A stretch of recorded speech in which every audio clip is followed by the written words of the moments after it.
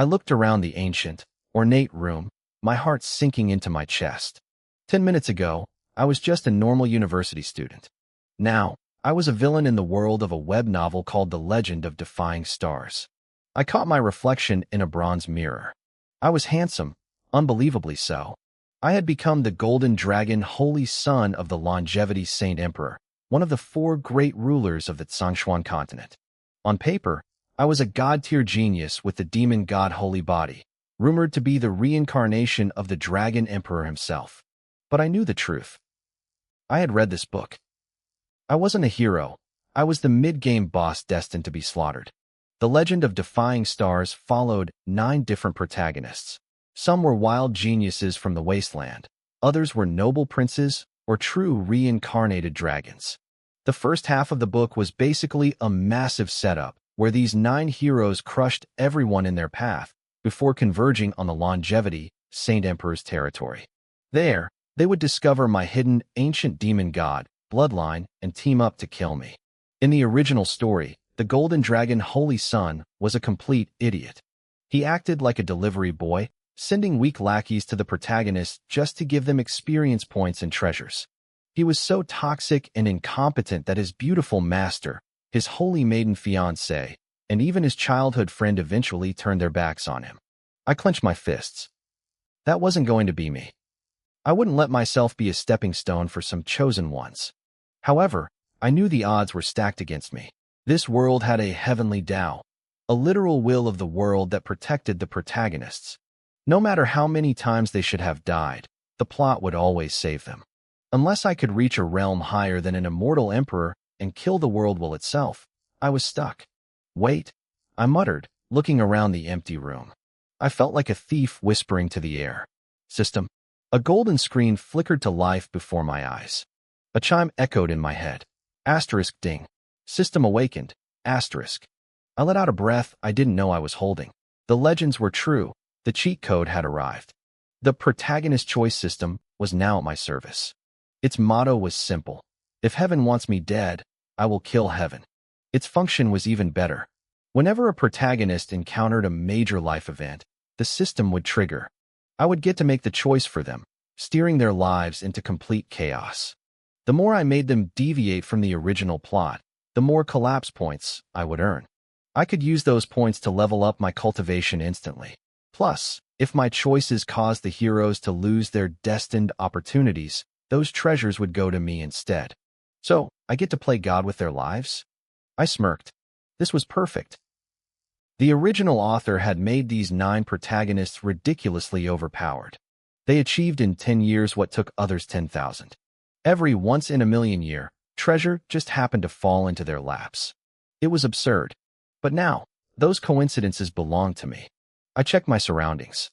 I was currently on Tianyan Mountain, part of the Holy Sun's private peaks. I was supposed to be in seclusion, absorbing a special dragon pattern incense because of a bet I made with the Holy Maiden. This was the very beginning of the novel. The first protagonist was about to make his debut. Asterisk ding. Fate event triggered. Protagonist number 1, Chu Tianzi. Asterisk. That was fast, I whispered, leaning in.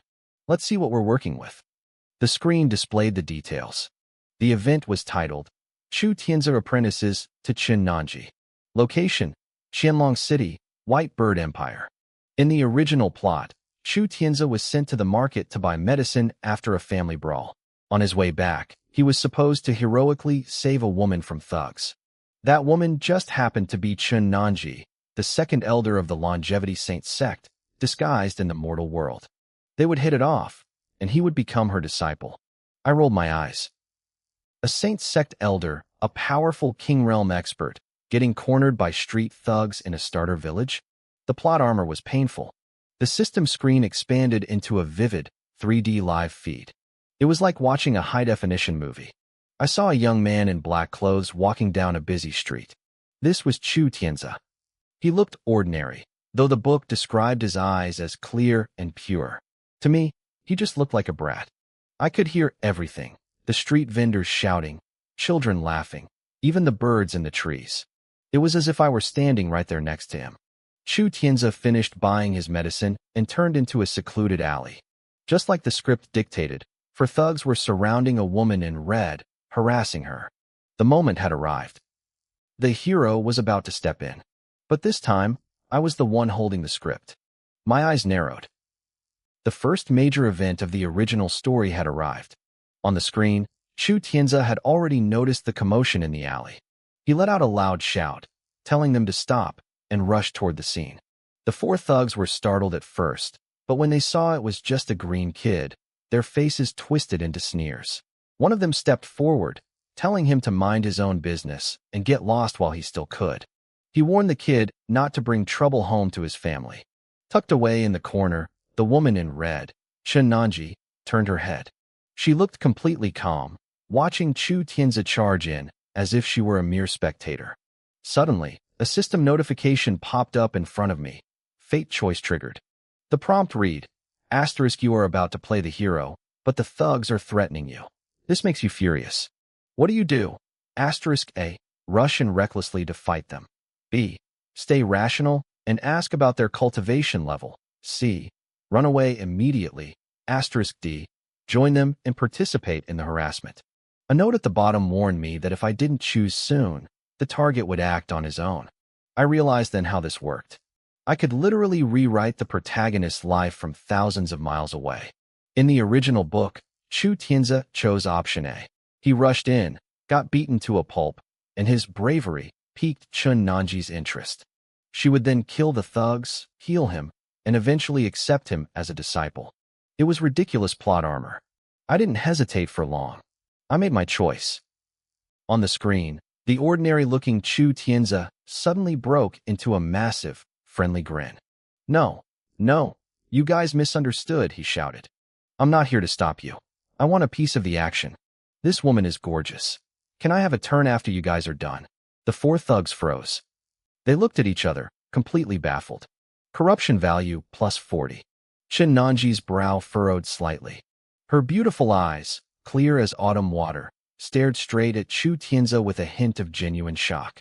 What are you talking about? One thug snapped, snapping out of his confusion. Get lost, kid. You're just trying to trick us so you can save her. Don't listen to him, brothers. If he won't leave, we'll kill him. One of the thugs lost his patience and lunged at Chu Tianzi like a leopard. Blood tiger punch, he roared. A faint, bloody shape of a tiger's head formed around his fist. Chu Tianzi's eyes widened, and he instinctively threw a punch to meet the attack. Boom. Both of them were knocked back 4 steps. Not bad, kid, the thug said, looking impressed. You actually blocked a punch from Zhang San. Another prompt appeared. You traded blows with a thug, and he praised your strength. You are secretly pleased. What do? A. Act arrogant and dismissive. B.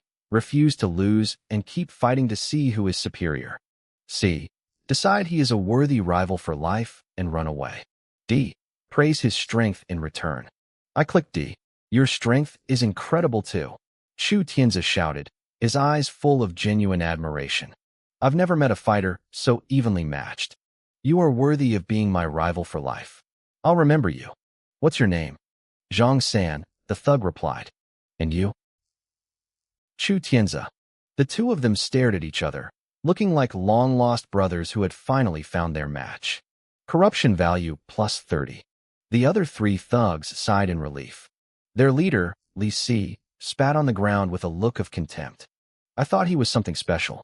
Turns out he's just at the 4th stage of the body refinement realm, just like Zhang San. Li Si stepped forward, dismissing the tension. All right, that's enough. That kind of strength isn't enough to beat us. Hey, kid, Tianzi, whatever. If you really want to turn, just sit there and watch quietly. When we're done, it's yours. Yes, thank you. Chu Tianzi nodded like a little chick pecking for grain. He sat down obediently against the far wall, looking on with pure anticipation. Zhang San and Li Si turned their lecherous gazes back toward the woman in red. In the dim alley, her skin seemed to glow. Her elegant figure was highlighted by her red robes, and her cold, phoenix-like eyes held a chilling frost. Even without jewelry, she carried an undeniable air of nobility. Enough, she said softly. Her voice was calm.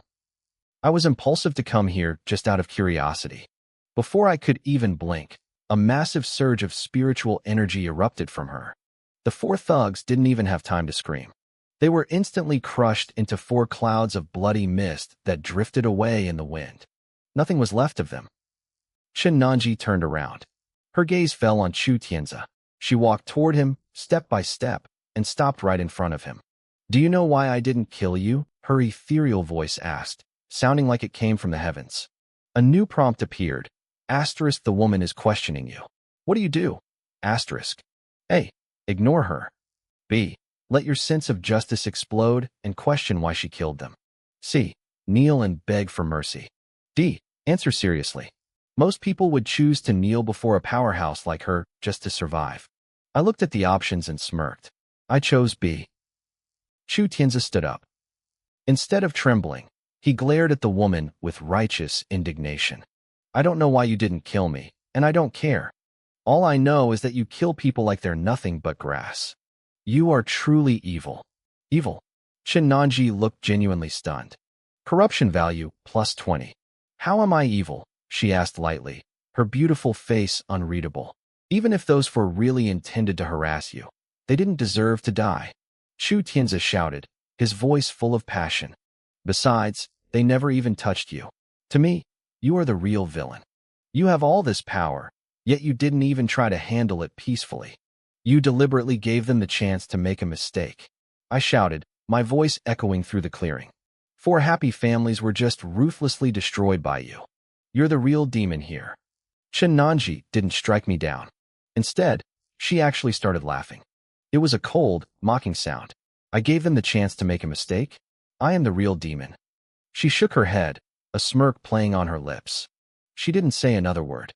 With a final, contemptuous look, she turned and vanished into thin air, leaving me standing alone in the clearing. A notification pinged in my mind. Event ended. Chu Tianzi's apprenticeship with Chunnanji has failed. Asterisk summary. You successfully sabotaged the first Destiny Lead's opportunity. His counterattack progress has been severely delayed. You have left a terrible first impression of Chu Tianzi in Chunnanji's mind. Reward, 60 corruption points. The holographic scene folded up like a scroll and vanished. I found myself back in my antique wooden room. I couldn't help but shake my head. TSK. He survived that? As expected of a protagonist. Still, I had achieved my goal. Breaking his chance to study under a powerhouse like her would definitely cripple his growth. I frowned slightly, wondering if some world correction force would try to push them back together later. It didn't matter. I had the system. If I could stop him once, I could stop him 1,000 times. I wondered if the rewards would always be this high, but I pushed the thought aside. I needed to see how much 180 corruption points could actually strengthen main. System, I called out internally. Do you have a status window? Host, I do, the voice replied. In the future, you only need to think it to call me. A blue virtual interface flickered into existence before my eyes, looking exactly like a character panel from a video game.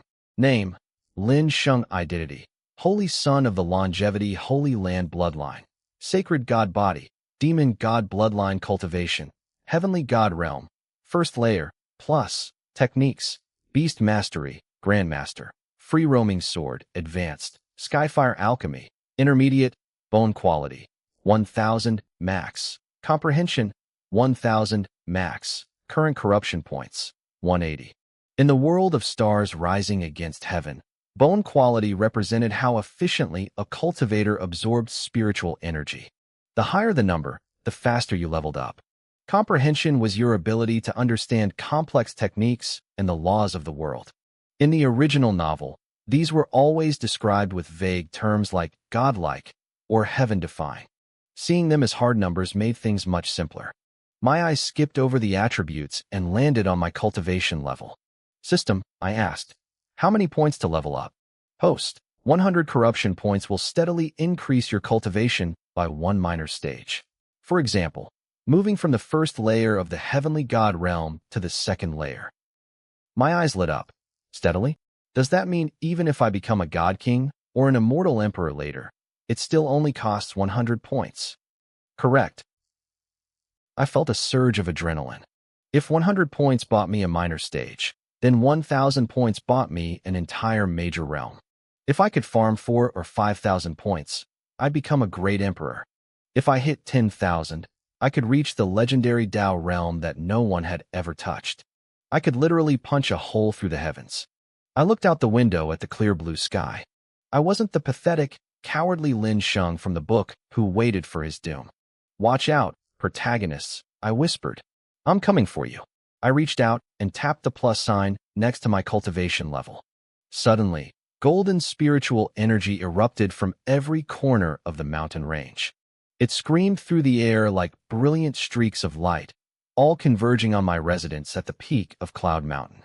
The spirit beasts in the forest looked up, their eyes filled with awe as the energy swirled toward the sacred peak.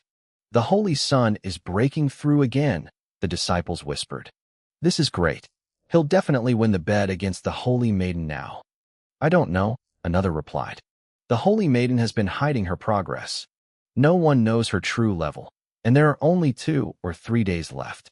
The Longevity Holy Land was one of the 4 great sects of the continent, famous for beast mastery. The disciples here would raise spirit beasts from eggs, bonding them with blood and energy until they reached human form. They were known for their absolute loyalty. I was called the Golden Dragon Holy Sun for one reason. My beast was a small golden dragon. "Congratulations on your breakthrough, Master," a voice called out. I sat cross-legged on my bed, feeling the heat of the new power settling in my veins. The wooden doors pushed open, and a beautiful woman dressed in black silk walked in. She knelt before me, a genuine smile on her face. Her bright golden eyes were fixed on me, filled with deep respect and a hint of hidden affection. Information about her flooded my mind instantly. This was Sheng Long. She had the true dragon bloodline. In the original story, the old Lin Sheng had found her as an abandoned egg in a ruined temple and raised her. Once she took human form, she took his name. She was stunning, elegant, and far more talented than her master. In the novel, she was fiercely loyal. Her ending was tragic. She died in Lin Sheng's arms, taking a fatal blow from the protagonist Chu Tianzi to save him, her feelings for him never voiced. "Longer," I said softly, beckoning her closer. "Come here." She blinked her beautiful eyes, looking slightly confused, but she stood up and walked to me. I reached out and patted her head. It felt strange. I was truly starting my life in this world now. "Master," she whispered. "It's nothing," I said. "I was just feeling a bit sentimental." "Don't worry," she said, her voice full of confidence. "I know you will defeat the Holy Maiden and win the bet." The bet. I had been so busy with the system that I'd almost forgotten. The former Holy Son of our sect had turned traitor, and the sect elders wanted the Holy Maiden, Mu Xianyan, to marry me, the new Holy Son, to keep the bloodlines pure. She hadn't refused, but since she didn't know me, she set a challenge. We had both entered seclusion for 1 month to see who could grow the most. The bet was set for 1 month. Whoever reached a higher cultivation realm would decide the wedding date.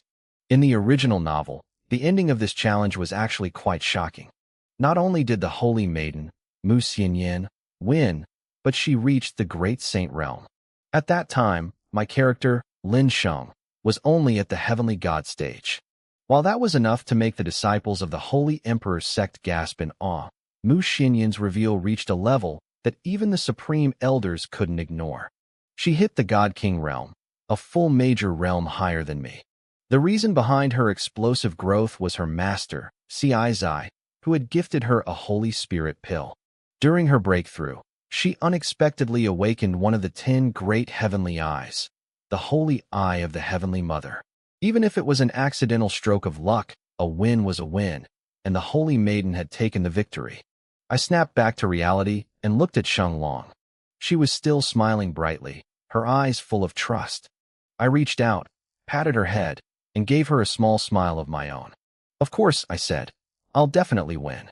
Meanwhile, in the city of Qianlong within the White Bird dynasty, a plain-looking young man in black clothes was walking down the street. It was Chu Tianzi. He was still replaying the events from earlier that day in his head. He had intended to play the hero and save a beauty, but once he got inside, his thoughts had taken a dark, twisted turn. He had wanted to force himself into the situation instead of stopping it. "Damn it, why did I act like that?" he wondered. A woman like that clearly only cared about cultivation and knew nothing of romance. He felt that with his silver tongue and charm, he should have been able to win her heart easily if given the chance. He felt like he'd been drunk, his logic completely gone, acting on every random impulse. Thinking back on it now made him shiver with fear. He had even declared some random guy named Zhang San as his lifelong enemy. It was ridiculous. He told himself that his cultivation would eventually leave that nobody in the dust. As he walked, the conversation of two cultivators at a tea stall caught his attention. "Hey, did you hear? The Jushan Sword sect is coming to Qianlong City to recruit disciples," one said. "Another one?" the other replied. "Ever since that vision of 9 dragons flying appeared over our city 3 days ago, all the big sects around here are convinced a top-tier genius has been born. Do you think there's actually a genius in our city? Even if there was, they might be gone by now. Why are they still coming here? I heard they can read the heavenly signs. They can tell if the genius is still here just by looking at the sky. It's incredible." Chu Tianzi froze in his tracks. 9 dragons flying? That was the phenomenon triggered by the dragon god transformation technique hidden inside his jade pendant. He had practiced it for a bit, and although it caused a massive spectacle, his cultivation hadn't improved at all. It had actually regressed. He'd been too scared to touch the technique again. But now, these great sects were looking for him because of it. He realized this was his chance. If he was chosen by a major sect, he'd have endless resources and plenty of women. The more he thought about it, the more excited he got. He didn't waste another second. He sat down right there in the middle of the street and began circulating his technique. Back in my secluded room, a notification pinged. *ding. Destiny protagonist number 1, Chu Tianzi, has triggered a life event. Shenglong had already gone outside to stand guard, so I could continue my meditation. As soon as she closed the door, the system interface floated in front of me. Event: Chu Tianzi acknowledges Chen Nanji as his master. Location: Qianlong City, White Bird Dynasty, Yunzhou, Songyuan Continent.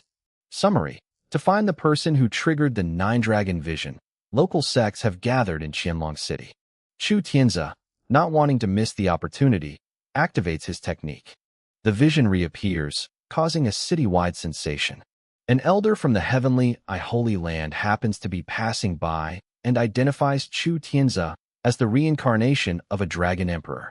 Chen Nanji, a female elder, initially doesn't want to get involved, but for the sake of the holy land, she decides to compete for him. Eventually, 2 powerful elders fight over Chu Tianzi. Before the battle begins, Chu Tianzi chooses Chen Nanji, gaining a beautiful master and being hailed as a hero by the city. I frowned as I read the summary. This wasn't in the original book. It seemed that now that I had deviated from the original plot, the will of heaven was starting to improvise. "You think you can just get a master without my permission?" I thought. I had already made up my mind. Since these protagonists couldn't truly die until I dealt with the will of heaven itself, I wouldn't waste my energy trying to kill them yet.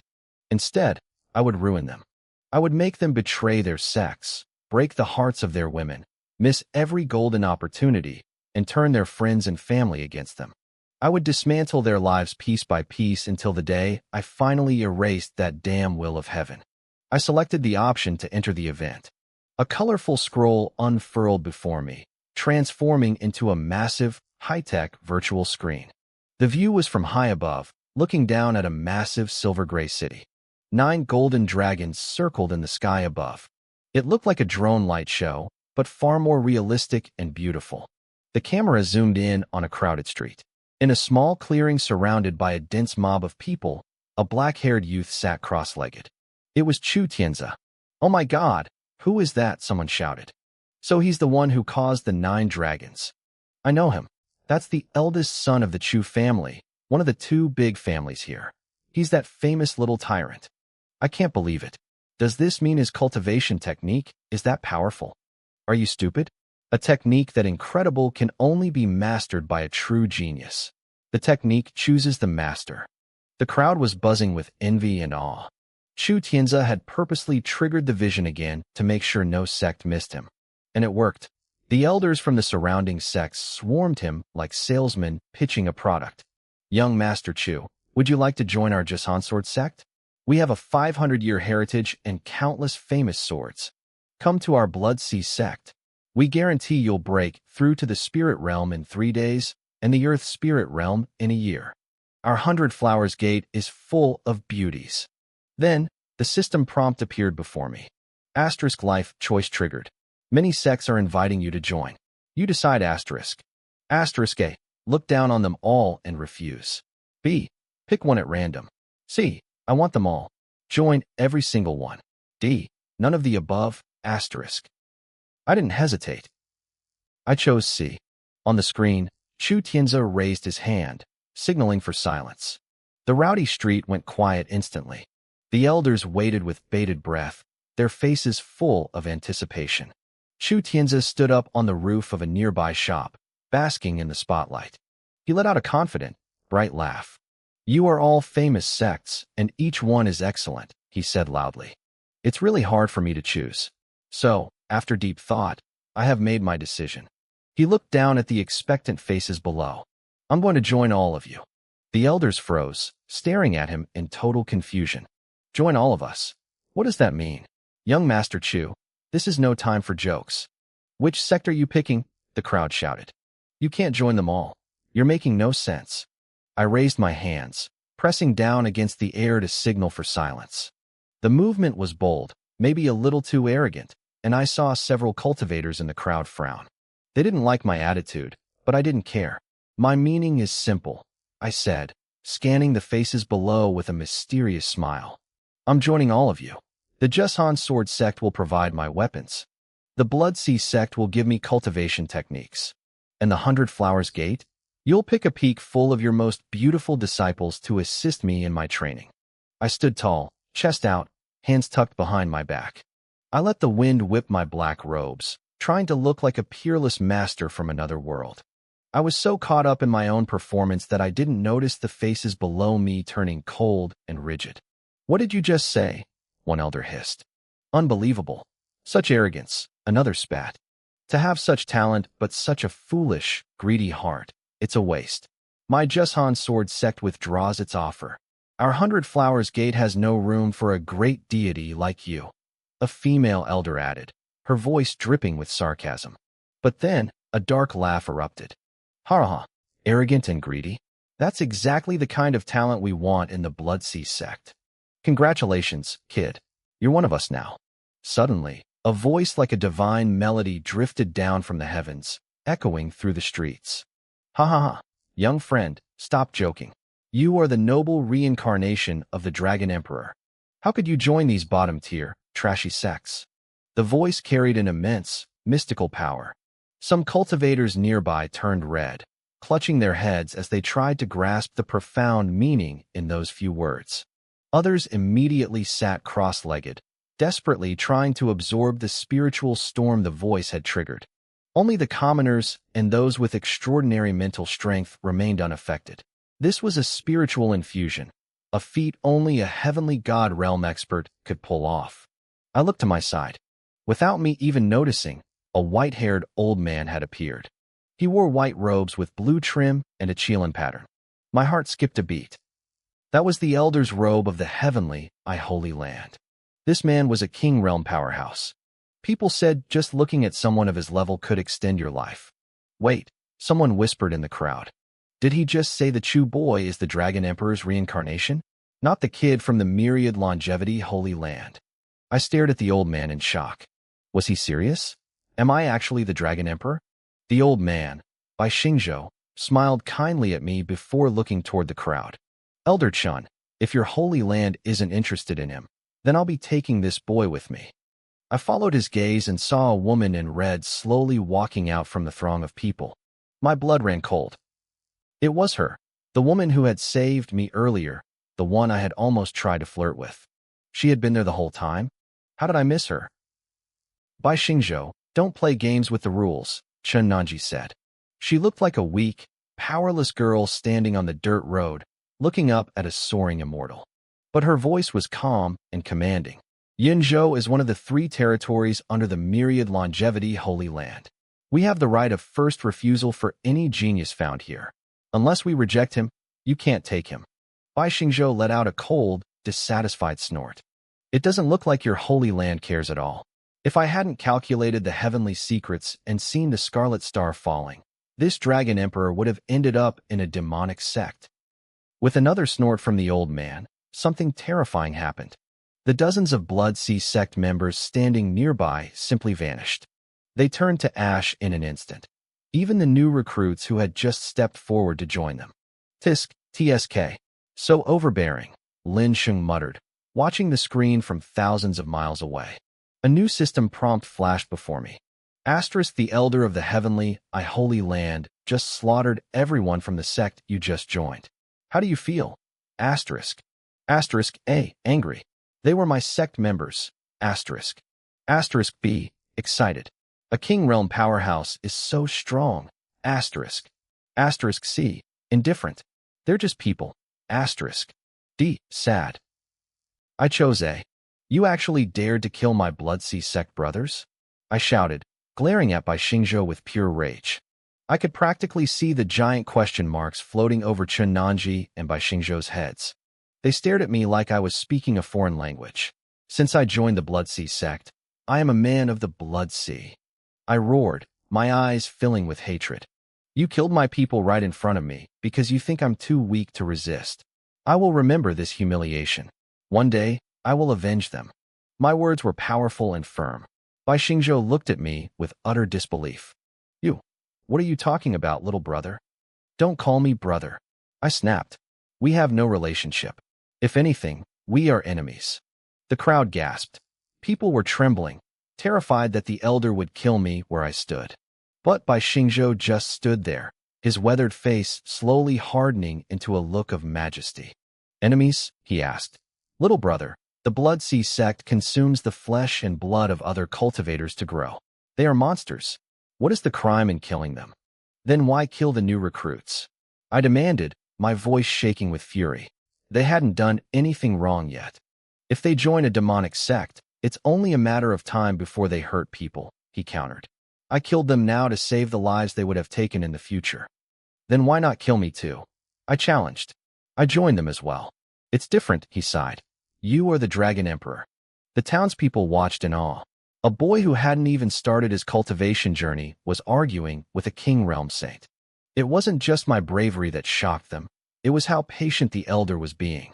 He treated me like a stubborn grandson. Chen Nanji had heard enough. She looked at the empty patch of ground where the sect members used to be and interrupted us.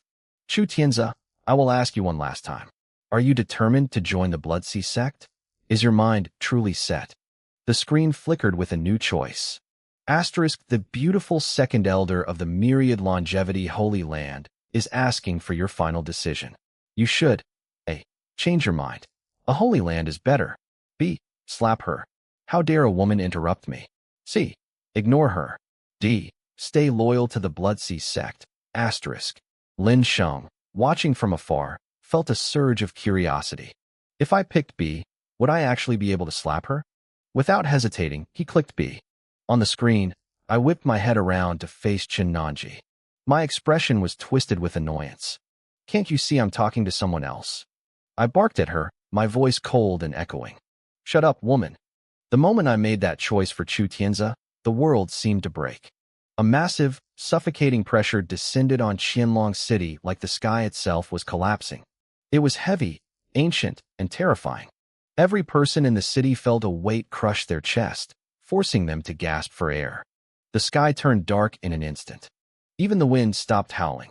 The entire city fell into a deathly, eerie silence. Chu Tianzi felt it the worst. To him, it was like falling into a bottomless, freezing abyss. Time seemed to stretch. A single second felt like 100 years of bone-chilling isolation. My system screen flashed a notification, collapse value +20. When he finally snapped out of it and looked up, Chen Nanji was standing right in front of him. Her eyes were cold, but before she could act, Bai Xingzhou stepped in. Elder Chen, why bother making things difficult for a child? Bai Xingzhou asked softly. As soon as he spoke, the crushing weight vanished. The sky cleared, returning to a beautiful, mocking blue. Chen Nanji didn't answer him. She just stared at the two of them with a neutral expression. I knew why she had traveled thousands of miles to this backwater city. The great elder of the myriad longevity Holy Land, Tianhai Longyue, had prophesied that she had a destiny to become a master to someone here. Tianhai Longyue was never wrong. But looking at the boy who had just insulted her, Chen Nanji clearly felt the prophecy had failed this time. She didn't say another word. She gave Chu Tianzi one last, lingering look before her body began to shimmer. She faded away like a dream, disappearing into thin air. It was the great dream wandering technique, a skill that allowed her to come and go as she pleased. Bai Xingzhou stroked his white beard, watching her leave with a hint of envy. Then, he turned back to Chu Tianzi. The boy was still glaring at him with pure, unadulterated hatred. Bai Xingzhou was baffled. He couldn't understand why the reincarnation of the great dragon emperor was acting so incredibly stupid. It was so irrational that he suspected the boy's mind had been tampered with. He placed his hand on Chu Tianzi's head, sending his divine sense deep into the boy's soul. After a long moment, he pulled back, his face grim. There was no outside influence, no possession, no curses. Every word and every insult had truly come from Chu Tianzi's own heart. Bai Xingzhou hesitated. Did he really want to bring this fool back to the Holy Land? If he did, he couldn't imagine the chaos that would follow. But he shook his head and sighed. Maybe with enough teaching, the boy's personality would change. With a wave of his sleeve, he and Chu Tianzi vanished from the city. A system chime rang in my ears. I had successfully sabotaged Chu Tianzi's second chance at finding a master. By forcing him into the hands of the heavenly, Holy Land, I had severed his fate with Chun Nanji forever. The rewards flooded in.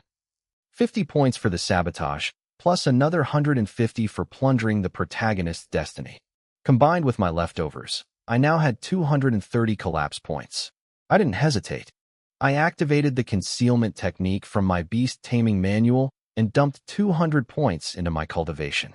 My power surged instantly. I broke through to the second level of the Empyrean God realm. Then the third. Then the fourth. I had jumped 3 levels in a single hour. I was feeling restless, so I pushed open the door of my room to get some air. My maid, Sheng Longer, was waiting outside. She tilted her head, looking at me with confusion. I was flying around the courtyard, testing my new strength and marveling at the misty mountains surrounding the sect. To her, I probably looked like a commoner who had suddenly struck it rich. She probably thought I'd lost my mind from breaking through too fast. Suddenly, a soft, elegant voice drifted from the horizon. Lin Sheng, what are you doing? Thousands of translucent fire butterflies materialized in the air, clustering together to form a woman in a crimson dress. Her black hair flowed like a waterfall, and red spiritual energy radiated from her body, staining the air like a sunset. It was my master, Chen Nanji. Even though she was an elder, my status as a saint's son meant we spoke as equals. I felt a bit suffocated. I replied, landing on the ground. I just wanted to clear my head. I was still amazed by her speed. She had been thousands of miles away in Qianlong City just moments ago, and now she was back at the Holy Land. In the original story, she was the ultimate guardian for Chu Tianzi, always appearing to save him at the last second. She looked at me with eyes like calm autumn water. If you've rested enough, go back inside. The dragon-scented incense in there is rare. Even our sect only has a few plants. I nodded and turned to leave, but she stopped me. She held out a pale, delicate hand. In her palm sat a glowing, golden pill. This is a supreme pill, she said. It can help a supreme realm expert gain a level. For someone at your level, it depends on your talent. If you're lucky, it might push you up 2 or 3 stages. My heart skipped a beat. I knew that pill. In the original story, Chen Nanji only had one, and she eventually gave it to Chu Tianzi, allowing him to jump 6 levels at once. Now, she was giving it to me. I realized then that everything had changed. The fates of Chu Tianzi, Chen Nanji, and myself were no longer bound by the original script. Why the smile? She asked. I just feel like my chances of winning are much better now, I said, taking the pill. I'm surprised you gave this to me, Master. I thought you valued fairness above all else. Chen Nanji cast her gaze toward the direction of the Saintess Peak and let out a cold snort. That old woman had given her own disciple a Saint Spirit pill. If I hadn't returned early, my disciple would have been the one suffering a disadvantage. Since she dared to hand out pills first, I as your master, certainly won't let you be bullied. Thank you, master, I said, taking the supreme pill. My choices had forced her back early, and because of that, this legendary treasure was now in my hands. I need to go refine the lamp flute pill now, she said, her voice calm but authoritative. Once you've rested, go back into seclusion immediately. The dragon-scented incense is precious. Wasting even an hour would be a pity. As soon as the words left her lips, Chen Nanji's body dissolved into a cloud of fiery red butterflies. They scattered and vanished before my eyes. Sheng Longer came skipping over to my side, her pale face flushed with excitement. This is amazing, master. With this, your chances of winning just skyrocketed. I smiled and nodded. I swallowed the supreme pill in one gulp and headed straight for the wooden cabin. Behind me, Sheng Longer caught on quickly. She slammed the wooden door shut and grabbed a handful of leaves, blowing on them to turn them into leaf spirits. She sent them scurrying off to stand guard around the cabin. Inside, a notification flared in my vision. Asterisk detected high-quality pill. Current cultivation level cannot fully absorb. Maximum absorption efficiency, 21%. Asterisk. Spend 10 collapse points to break the limit and increase efficiency to 100%. Current collapse points, 30. I stared at the screen, pleasantly surprised. I didn't realize collapse points could be used for things other than just leveling up. I wasn't about to let 79% of a supreme pill go to waste. Confirm, I whispered. In an instant, the world went silent. It felt as if the entire universe had suddenly stopped breathing. My heart became as still as a frozen lake, devoid of desire or distraction. I closed my eyes, a sense of profound peace washing over me. I didn't see the millions of golden light particles erupting from my body. They swirled around me in concentric circles, forming a protective barrier. Soon, the cabin was overflowing with golden light. It began to seep through the cracks in the wood, spilling out into the open air. Sheng Longer was the first to notice. She reached out a hand to touch a floating particle, but she froze. She felt the surrounding spiritual energy surging with a power that defied logic. Her mind suddenly cleared, as if a muddy lake had been turned into crystal water. Memories she had forgotten resurfaced. Cultivation techniques she had struggled to understand suddenly became simple. It felt like standing in a garden full of flowers, bathed in warm, brilliant sunlight. She closed her eyes, a sweet smile playing on her lips. When she finally opened them, the golden light had surrounded her completely. As far as she could see, the world was a golden ocean. Incredible, she whispered. She remembered hearing the elders talk in the main hall. They spoke of a state every cultivator dreamed of, sudden enlightenment. This was exactly what they had described. But this was even crazier. Just the stray light coming off me was enough to trigger an enlightenment for her. Whatever I was doing inside that cabin was far from simple. Not wanting to waste the opportunity one had inadvertently given her, she sat down cross-legged at the door and closed her eyes to meditate. Meanwhile, back at the red-yellow peak, Chen Nanji had just returned. Two beautiful female disciples rushed out to meet her, looking anxious. "Master, the Grand Elder is here again," one cried. "She's stealing your pills." Chen Nanji froze. Her face turned icy. In a flash, she vanished. The disciples weren't surprised. They just turned toward the alchemy room. "The Grand Elder is nearly 3,000 years old, yet she acts like a child," one sighed. "I think it's nice," the other replied. "Keeping that innocence is rare. Though, they're definitely going to fight again." Inside the alchemy room, Chen Nanji dismissed the other disciples. She walked toward a 3-meter-tall purple-gold furnace and made a swiping motion. The inner world of the furnace, a realm of celestial fire, appeared before her. She saw endless phoenix flames and scorched earth. She saw the spirit pills that were supposed to be soaring through this fire world. Instead, they looked like soldiers defeated on a battlefield. They were covered in bite marks. "My pills." Chen Nanji's heart ached. Very few things could rattle her, but seeing her hard work chewed on was one of them. She shifted her vision and spotted the culprit. In the middle of the raging fire, a silver-white dragon, 1,000 meters long, was fast asleep on the ground. Next to its head was a mountain-sized purple wine gourd, leaking a waterfall of spirit wine. Chen Nanji let out a cold laugh. "Fine. Since you want to sleep in my furnace, I'll just refine you into a peerless divine pill to help me break through to the 9th stage of the Earth realm. She surged her power, making the furnace flames roar with 10 times the intensity. The silver dragon woke up screaming, "Hot! Hot! Hot! Too hot!" A fist-sized ball of white light shot out of the furnace and transformed in front of Chenanji. It turned into a little girl with silver dragon horns. She looked about 10 years old, with a face like a porcelain doll. She wore a gray robe with silver dragon patterns that was clearly several sizes too large, trailing behind her on the floor like a child playing dress-up in an adult's clothes. The girl stopped screaming and saw Chenanji. Her drunken, flushed face suddenly went pale. Xiaoji, you're back," she stammered, trying to sneak toward the exit. "How was the trip? Did things go well?" Chenanji reached out and grabbed the girl by the back of her collar, lifting her off the ground.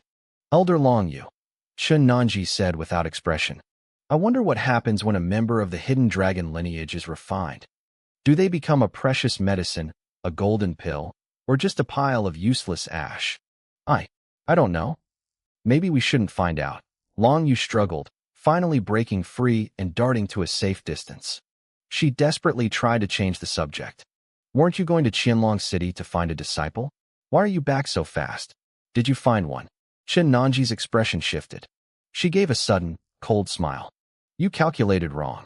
I didn't take a new disciple there." "What? Impossible."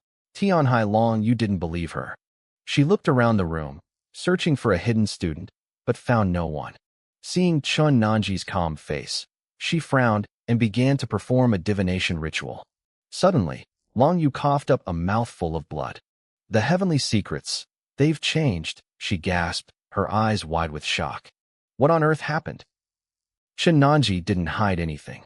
She gave a brief description of what happened in Qianlong City, the reincarnation of the Dragon Emperor, the Eye of Heaven, and the chaos that followed. Tianhai Longyue pouted, her eyes narrowing with suspicion as she stared at Chenanji. "Xiaoji, why didn't you bring him back? That's a major figure for our holy land. How could you just decide not to recruit him on your own? You aren't worried that his arrival would threaten your own disciple's position as the saint's son, are you?" Chenanji shook her head. She turned and walked to the threshold, her gaze drifting toward the distant, mist-shrouded mountains. "My judgment isn't wrong," she said softly. "That boy's resolve to join another sect was unshakable. If we had forced him here, his heart wouldn't be with us. We'd gain no benefits and likely just offend the dragon race in the process." Tianhai Longyue bit her lip, looking puzzled. "Strange. Very strange. I didn't think there was anyone left in this world who would refuse a holy land." Chenanji didn't respond. When she thought of the word youth, it wasn't the boy from Qianlong City who appeared in her mind. Instead, it was her own disciple, Lin Sheng. She had picked Lin Sheng up while traveling years ago.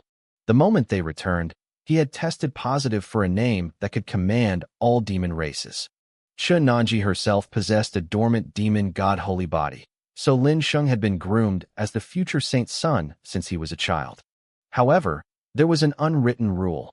The masters of Holy Land saint sons were usually at the Great Earth realm.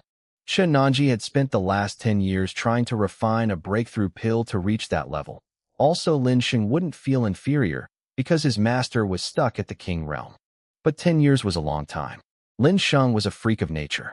While she was busy refining, he had mastered the beast-taming art, the carefree jade sword technique, and even her signature skyfire alchemy on his own. He didn't even need her to teach him anymore. Every time she saw him now, she felt a pang of guilt. She hadn't fulfilled her duties as a master at all. Beside her, Tianhai Longyue suddenly tilted her head. A small sound of confusion escaped her throat. Her bright eyes blinked rapidly as she hiked up her long robes and sprinted out of the alchemy room. She ran onto the grass outside, sniffing the air like a hound, before locking her gaze in one specific direction. "What is it?" Chenanji asked, stepping forward. "There's a very special fluctuation of spiritual energy in the sect," Longyue said urgently, looking back at her. "Can't you feel it?" Or rather, Chenanji wanted to deny it, but suddenly, a vast, mysterious aura swept in from the distance. It was domineering. It washed over her entire body like a tidal wave. In that instant, her body trembled. The bottleneck that had blocked her cultivation for over a decade actually showed signs of loosening. She stared at Manhwa, both of them frozen in shock. Opportunities like this didn't wait. Without a second thought, they bolted toward the source of the aura. In a single breath, they reached Tianyin Mountain, a peak near the Saint Sun's residence. Shin couldn't believe her eyes. Less than an hour had passed, but the place was unrecognizable. Under the sunlight, dense specks of gold had turned the mountain into a golden ocean. The once sparse landscape was now overflowing with lush, glowing forests. Some trees and flowers were already showing signs of gaining sentience. Even the wild spirit beasts of the mountain had gathered, sitting cross-legged like humans, attempting to cultivate. The blue sky had turned to shimmering gold. The small wooden shack in the center glowed like a literal palace of gold.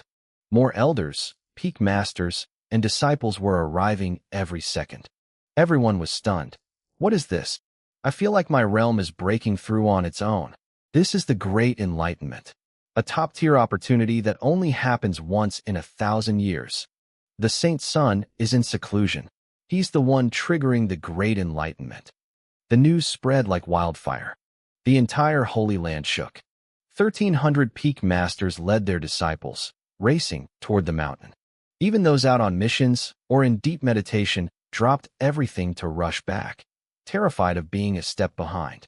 Within 15 minutes, Tianyin Mountain was a sea of people. The surrounding 10 miles were completely blocked. What happened? Why is everyone here? The Saint Sun reached great enlightenment. The heavens are pouring rewards onto the mountain. Holy crap, our sect is going to skyrocket.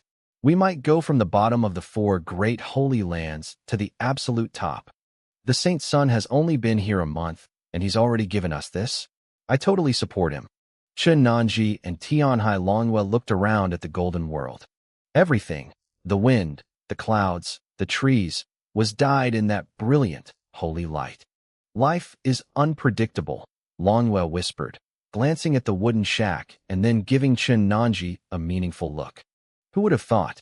The breakthrough you've been searching for was actually hidden in your own disciple. Without waiting for a reply, Longwa vanished, reappearing on the roof of the shack to sit and meditate. Chen Nanji's lips parted, a soft murmur escaping her. Shunger. She stepped forward, flickering across the distance to stand by the door of the shack. She sat down next to Longwa, facing the crowd. Whatever questions she had would have to wait. She couldn't let this chance for a breakthrough slip away. As the gold light intensified, stretching for 1,000 miles, the disciples opened their eyes to see legendary figures appearing on the slopes. Some were supreme elders who hadn't been seen in centuries. Others were powerful travelers who had just been passing by. Tianyin Mountain had become a holy site. There was no friction, no fighting. Everyone acted like a devout pilgrim, focused entirely on the divine rhythm of the world. It felt like a celestial court had descended to earth. 100 miles away, on the Saint Daughter's Peak, the palace was empty. Every disciple had already fled toward the light. Only one woman remained, standing at the palace gates in a pale blue silk dress. She had an elegant, stunning face and eyes as clear as mountain springs. Her snow-white skin seemed to glow as she stared toward Tianyin Mountain, her long, slender fingers resting against the cold stone. My gaze drifted toward the distance, soft and lingering. Sunlight filtered through the gaps in the spirit trees, dappling the stone path where flowers bloomed in every crevice. Around the crimson palace walls, the faint scent of incense lingered, and for a moment, everything was peaceful. In that quiet atmosphere, my shadow began to shift. It twisted and rose, taking the shape of a person, a mysterious figure draped in a pitch-black cloak. The cloaked figure knelt behind me, her voice low and melodic, like a clear stream flowing through a mountain forest. "Master," she whispered, "you could go to Tianyin Mountain. I will stay here and protect the Saint Daughter." I didn't answer. I just stood there, letting the silence stretch between us. "If you are unwilling to go." She looked up, the light catching the black demon mask covering her face. "Then, will you allow me to go instead?" I remained silent. After another long pause, I gave a slight, almost imperceptible nod. "Thank you, Master." She bowed her head deeply, her forehead hitting the ground before her silhouette blurred and vanished into the wind. The wind chimes on the four corners of the palace jingled softly in the breeze. Time blurred. Day turned to night, and night turned back to day. For a full 24 hours, the fog remained thick, but finally, the golden light bathing the world began to fade. Across the mountain, cultivators woke from their meditations, their faces glowing with joy. They turned toward my small wooden shack and bowed deeply from the bottom of their hearts. "I thank the Holy Sun for this opportunity," one shouted. "I will remember this debt and repay it in the future." "I have been blessed by the Holy Sun's grace," another added. "I owe him a great favor." One by one, the mysterious experts dispersed. The peak masters led their disciples away, and the supreme elders shared smiles of satisfaction before taking their leave. Soon, only a few elders close to Chun Nanji remained. "Haha, Elder Chun, you've certainly taken in a remarkable disciple." Elder by Yunha, the fourth elder, floated down in his white robes, looking like a true immortal. He held a fly whisk in one hand and a smile on his weathered face. "I thought I'd never take another step forward in this life," he admitted. "I'd practically given up on cultivation for centuries. Who would have thought a breakthrough would just deliver itself to my door? Replacing the Holy Sun last month was the best decision we ever made." Chun Nanji showed him great respect. "In our myriad longevity holy land, there are 9 elders, ranked not by power, but by their contribution." Bai Yunho wasn't just a great emperor-level powerhouse. He was also the senior brother of our sect leader. Even the first elder, Longyue, didn't dare joke around with him. "No need for such formality," Bai Yunho laughed, waving his hand. "Your disciple helped me break through to the 7th layer of the great emperor realm. If I don't repay this karma, my heart won't be at peace. I hear there are ancient ruins of a demon kingdom in the depths of the Eastern Sea. Since my title as elder is mostly for show anyway, I'll head there now and see if I can find any treasures he can use." Chun Nanji tried to decline politely, but he was already gone. He didn't seem to be moving fast, yet in the blink of an eye, he vanished past the horizon. Chun Nanji stared at the blue sky, looking a bit dazed. I could tell she felt a little defeated. She had worked so hard for years to reach the great emperor realm, and in the end, her breakthrough came because of me, her disciple. "What are you thinking about?" Longyue asked, stepping up beside her. Chun Nanji shook her head. Suddenly, both of them stiffened. They turned their eyes toward the shack. The wooden door creaked open. I stepped out, looking at them both with a calm smile. I was dressed in white, my expression poised like a young nobleman. Longyue stared at me for a long time, eventually letting out a faint sigh. He gave me a forced smile, bid us farewell, and left. Now, only Chun Nanji and I were left by the shack, along with Sheng Longer, who was still lost in a deep meditative trance. "Don't mind the first elder," Chun Nanji said, her voice soft and soothing. His disciple betrayed the sect. It was a heavy blow to him. He used to like drinking, but now he's worse. He stays drunk all day. I just caught him at the tavern earlier. I nodded. I knew exactly what she was talking about. Longyue only had one disciple, the former Holy Sun, Yi Lufeng. In the original story, he was the golden boy of the sect, always chasing after the saint daughter, Mu Xianyan. But he had accidentally discovered our sect leader, Wen Outyan, practicing a forbidden technique. To cover it up, the sect leader framed him, claiming Yi Lufeng was the one practicing the forbidden arts. Now, Yi Lufeng was a fugitive. If my memory served me right, Yi Lufeng had fled to the White Bird Empire in Yunzhou. He was currently being nursed back to health by the eldest princess there. He'd be waking up any day now. "It has nothing to do with you," Chun Nanji said, shaking her head. She looked past me into the shack. "Your realm just had a massive breakthrough. If you don't stabilize your cultivation quickly, you might risk falling back down. Come, I will help you." She reached out and took my hand, leading me back inside toward the bed. It had been years since we'd had any physical contact. When she let go, a faint blush crept onto her cheeks. She hadn't spent much time around men, and I could tell this felt strange to her. I watched her expression. She was staring at the bed, her eyes darting around nervously. I wondered what that special fate system reward actually did. Was it just to create more awkward moments like this? To break the tension, I climbed onto the bed first and sat cross-legged with my back to her. Let's begin. Shinanji hesitated. Was this too intimate? She had never helped a disciple stabilize their cultivation like this before. Usually, disciples helped each other. She bit her lower lip, her heart racing as she looked at me.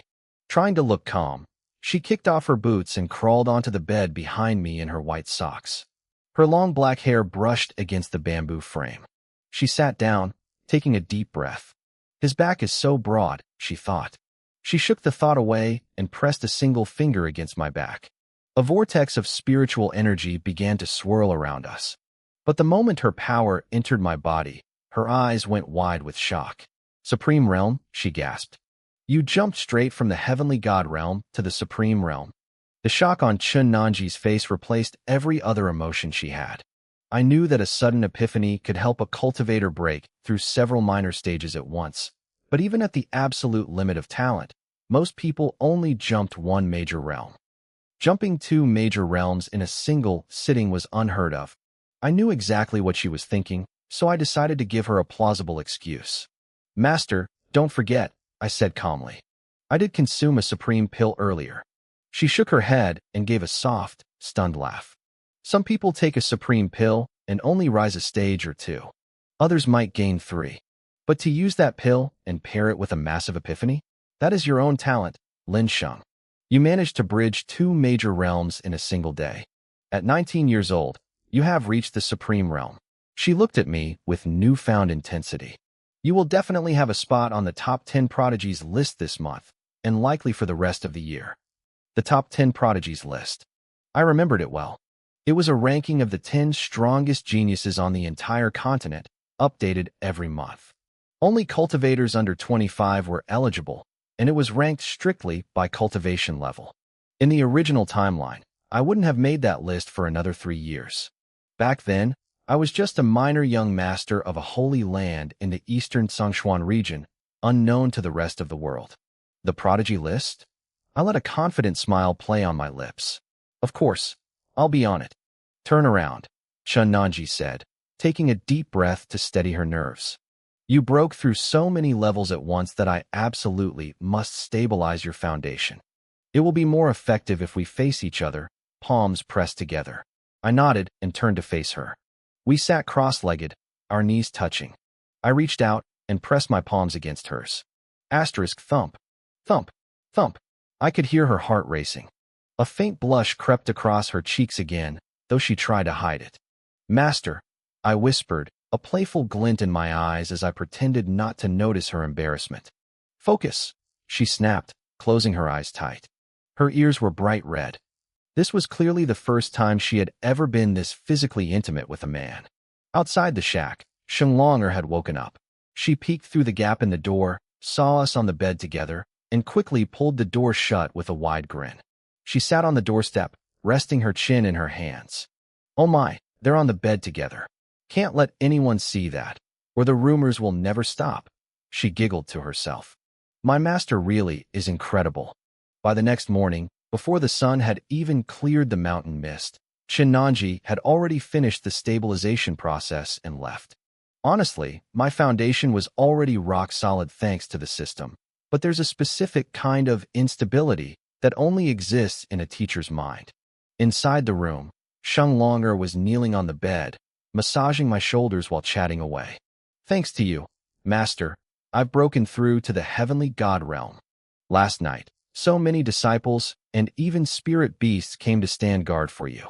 They've all been touched by your grace. And look, the dragon incense is almost burned out. I can't wait to see the saintess admit defeat. I patted her head affectionately. Just then, a system notification pinged in my vision. Ding! The second Destiny protagonist, Yi Lufeng, has triggered a life event. My eyes lit up. The second protagonist was finally making his move. I scanned the event details. Event name, Yi Liufeng's Royal Encounter. Location, the White Bird Imperial Palace, Yinzhou. Summary, Yi Lufeng, the former saint of the Myriad Longevity Holy Land, has woken up in the palace. He was rescued by the first princess. A legendary state teacher once prophesied that the princess's true match would be a saint from the Myriad Longevity Holy Land. The princess doesn't believe in fate, but she used precious divine medicines to save his life anyway. The report continued. The princess didn't like Yi Liufeng's playboy attitude, but her maid, Xiaolon, was smitten. That night, while the princess was bathing, the maid stole an ancestral necklace to give to Yi Liufeng as a parting gift. He tried to refuse it, but during the struggle, he discovered a hidden jade slip inside the jewelry. The jade slip contains the 7 commands of the demon god. My heart skipped a beat. In the original story, the beast-taming techniques Yi Liufeng used were just basic skills compared to this. The 7 commands were his ultimate moves. They were created by the first demon god of the primordial era and contained the laws of the Great Tao. If I had to rank the top 3 techniques I wanted from this world, the 7 commands would be right there. My demon god Holy Body was the perfect match for it. Event entering active phase. The scene began to unfold before me like a scroll. Longer. I need to meditate a bit longer, I said, patting her hand. Go outside for a while. Understood, master, she chirped and hurried out, closing the door behind her. I focused on the vision.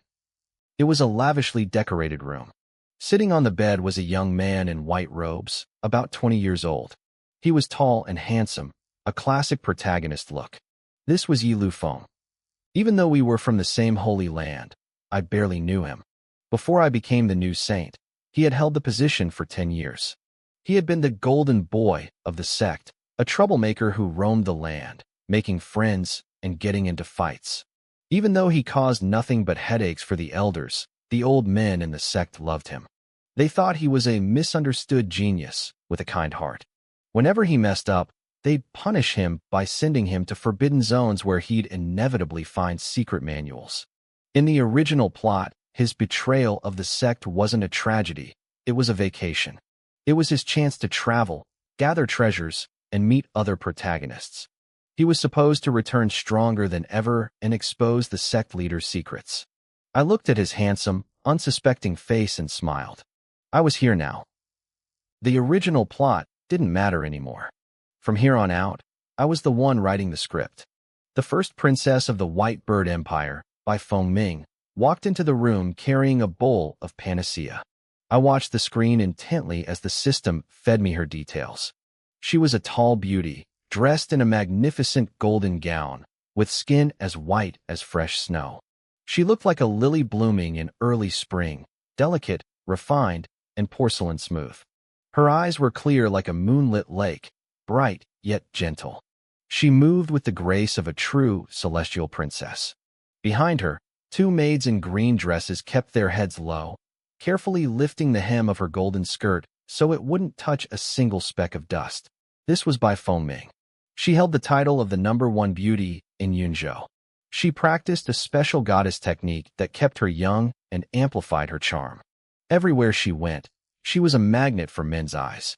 On the screen, a third maid stepped forward, holding a steaming bowl of red soup. She knelt politely by Yi Liufeng's bed. Saint, by Feng Ming said softly, this is a panacea I brewed personally. It will speed up your recovery and keep you immune to all poisons for a time. She gestured for the maid to feed him. Suddenly, a system prompt flashed in front of me. The princess of a great dynasty had personally made medicine for him, and the prompt suggested he should be moved. I had to choose his reaction. Option A was to let the maid feed him. Option B was to slap it away, refusing to drink from strangers. Option C was to make the maid kneel while feeding him. Option D was to suspect poison and force the maid to drink it. I wasn't about to let the protagonist have anything good. I chose B. Smack. Yi Liufeng swiped his hand, sending the bowl flying. It shattered against the floor, splashing hot red liquid everywhere. He looked at her with a cold, arrogant sneer.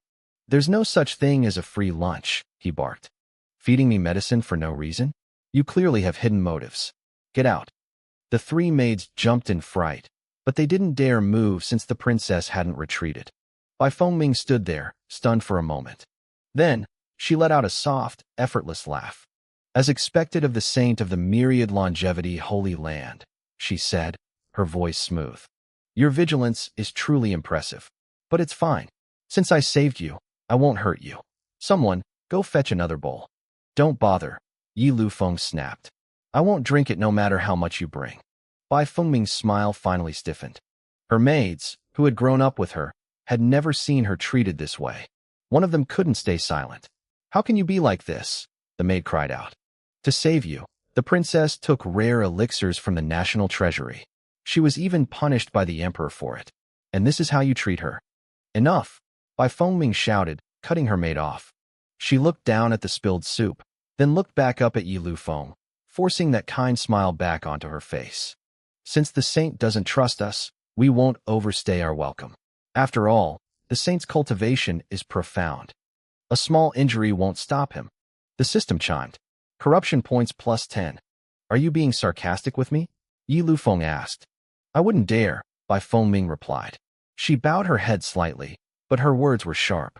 You are the noble saint of the Holy Land, a genius of our continent. A powerhouse at the second level of the God King realm at only 20 years old. And me? I'm just a princess of a tiny country in one of the 18 provinces. How could I dare be angry with you? The system warned me that she was venting through sarcasm, and if I let it continue, it might turn into playful bickering. I had to shut it down. I chose option D, make her sarcasm a reality. That's right, Yi Lufeng said, standing up. He let his gaze wander shamelessly over by Fengming and her 3 maids. At least you know your place. Compared to the holy maiden I like, you're just a wild pheasant. You aren't even fit to carry her shoes. Bai Fengming's smile froze completely. She stared at him, the spark of expectation in her eyes vanishing instantly. Corruption points +20. Yi Lufeng crossed his arms and began to circle the 4 women slowly. The more people lack something, the more they try to fake it, he sneered. The female cultivators in our holy land are all more noble than you, yet none of them need people to carry their skirts. Only royalty from tiny, pathetic countries care so much about useless etiquette. In the true empires of the immortal continent, the princesses are truly free. You're just a cheap imitation. Corruption points +10. Bai Fengming stood frozen, her mind a blank void. She had never been insulted like this in her life. But Yi Lufeng wasn't done. But it's fine, he said, beckoning them with a finger. Even though you're lowly, I am generous. I'll give you a chance to serve me today. Come here. Bai Fengming's face turned icy. One of the maids snapped. I don't think you're a saint at all, she hissed. You're just a bastard. The system popped up again. The maid had insulted me. I chose option A, slap her. Crack. Yi Lufeng struck the maid with a vicious backhand. Even without using spiritual energy, the sheer force sent her flying into the wall with a sickening thud. He leaned in, looking like a demon from the underworld, and let out a low, chilling laugh. Insulting a god king to his face? You must be tired of living. It's lucky for you I have a good temper. Any other cultivator would have made your entire royal family pay for those words. Xiaoqin, Bai Fengming rushed to the maid's side. The girl's beautiful face was a bloody mess, and she was on the brink of death. Bai Fengming's fingers trembled as she clenched her fists. Corruption points +20. She was drowning in regret. She regretted saving him. She regretted ignoring her father's warnings and wasting precious medicine on this monster. Watching this from 10,000 miles away on Tianyan Mountain, I frowned. The romantic encounter should have been destroyed by now, so why hadn't the event ended? The system gave me an explanation. Even after the choices ended, a child of destiny could still make unexpected moves to repair the relationship. The bond wasn't fully broken yet. I was stunned. But then again, these were protagonists. I'd seen stories where the hero abused the heroine for hundreds of chapters, and they still ended up having kids together. A few insults and a beaten maid were nothing to a protagonist's plot armor. He'd probably just save her from a monster later, and all would be forgiven. How do I fix this? I muttered. If I wanted to truly destroy their bond, I had to do something permanent. I had to make him hurt the people she cared about. Inside the screen, the palace guards heard the commotion and came rushing in. But Bai Fengming knew the terrifying gap in their strength. Bai Fengming was terrified that Yi Lufeng would lose his temper and slaughter everyone. She scrambled to order the imperial guards to retreat, shouting for them to bring the royal physicians instead. An old physician, looking to be at least 100 years old and dressed in flowing robes, arrived shortly after. He moved with surprising agility, practically stepping on the wind. He took one look at the maid, Xiaoqin, and let out a small sigh of relief. Her meridians were shattered, but she still had a lingering breath of life. As long as she was breathing, he could save her. He pulled a medicinal pill from his box and forced it into her mouth, his fingers forming seals as he chanted a spell. A silver-green light enveloped Xiaoqin, and her wounds began to knit back together right before our eyes. Seeing Xiaoqin stabilize, Bai Fengming finally relaxed. But then she turned around.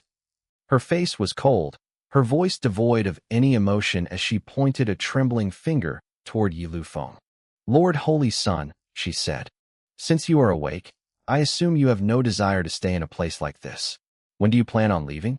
Yi Liufeng's eyes narrowed. "Are you kicking me out?" "I wouldn't dare," Bai Fengming replied.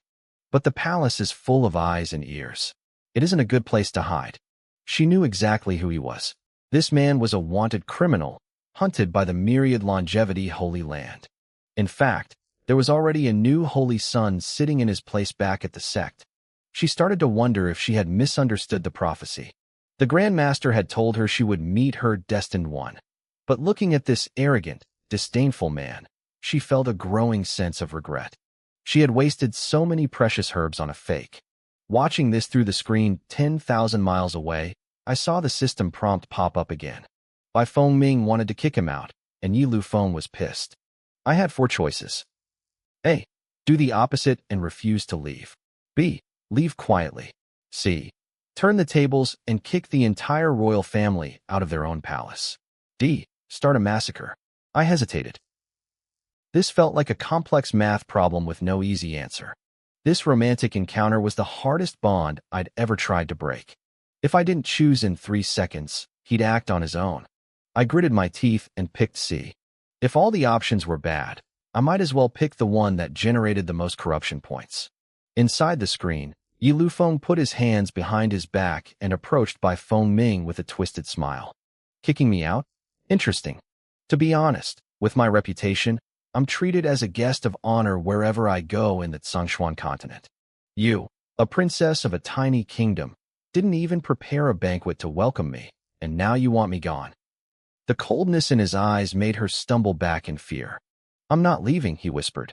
You are. Before she could process his words, Yi Lufeng erupted with power.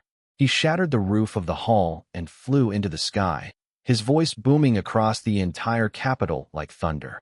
In 15 minutes, I don't want to see a single soul left in this palace. If anyone stays, I will kill them. Corruption points plus 30. He waved his sleeve, and a violent wave of spiritual energy leveled several palace buildings in an instant. The ground shook as structures collapsed into dust. I watched this and had a new idea. This guy was a fugitive. If I went there now and captured him myself, it would be perfect. There were still people back at the Holy Land who believed Yi Lufeng was the rightful Holy Sun and hoped he'd return. I needed to give those people a wake-up call. The palace was pure chaos.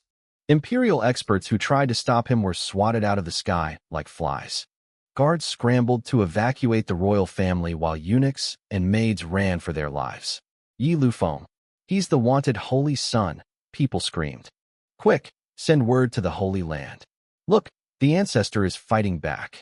Outside the palace gates, Bai Fengming stood next to her father, Emperor Bai Dongsu. The emperor's face was pitch black with rage.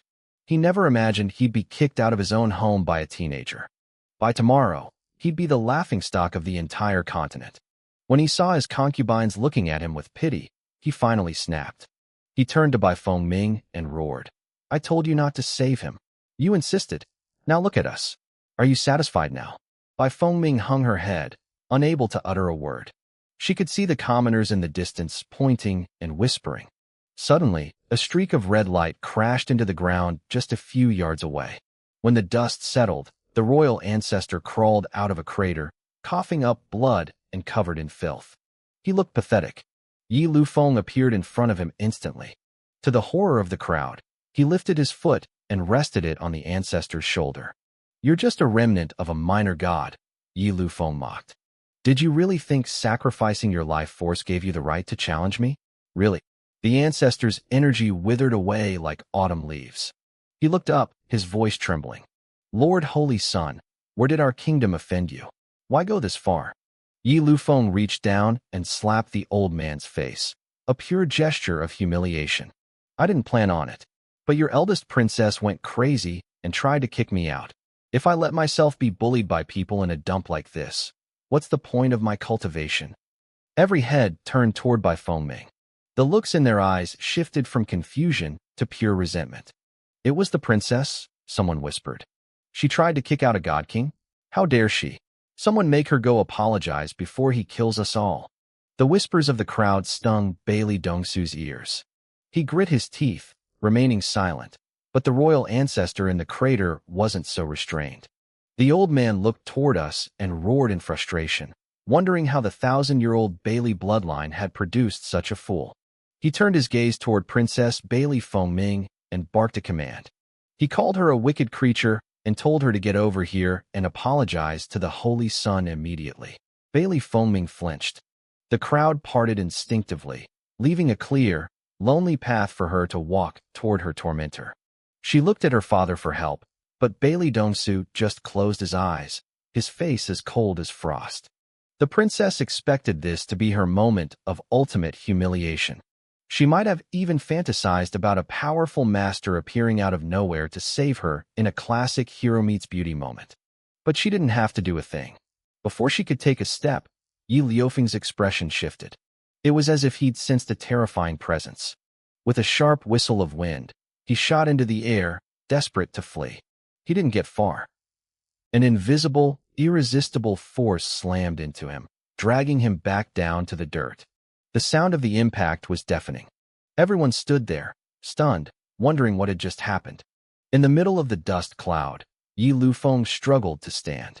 We could all see him straining, his face turning a deep, angry red as he gnashed his teeth. But no matter how hard he fought, that invisible pressure kept him pinned to the ground. Then, a warm, pleasant breeze drifted in from the north. It swept the clouds across the sky, drawing everyone's eyes upward. That's when I saw him. A young man in white robes stood high in the sky, his black hair and dark eyes radiating an effortless grace. He looked like an immortal who had stepped out of a painting, backed by the silent authority of the gods. The crowd gasped. They couldn't believe someone so young could possess such an overwhelming aura. They whispered about his strength, wondering if he was the one suppressing Yi Lufeng.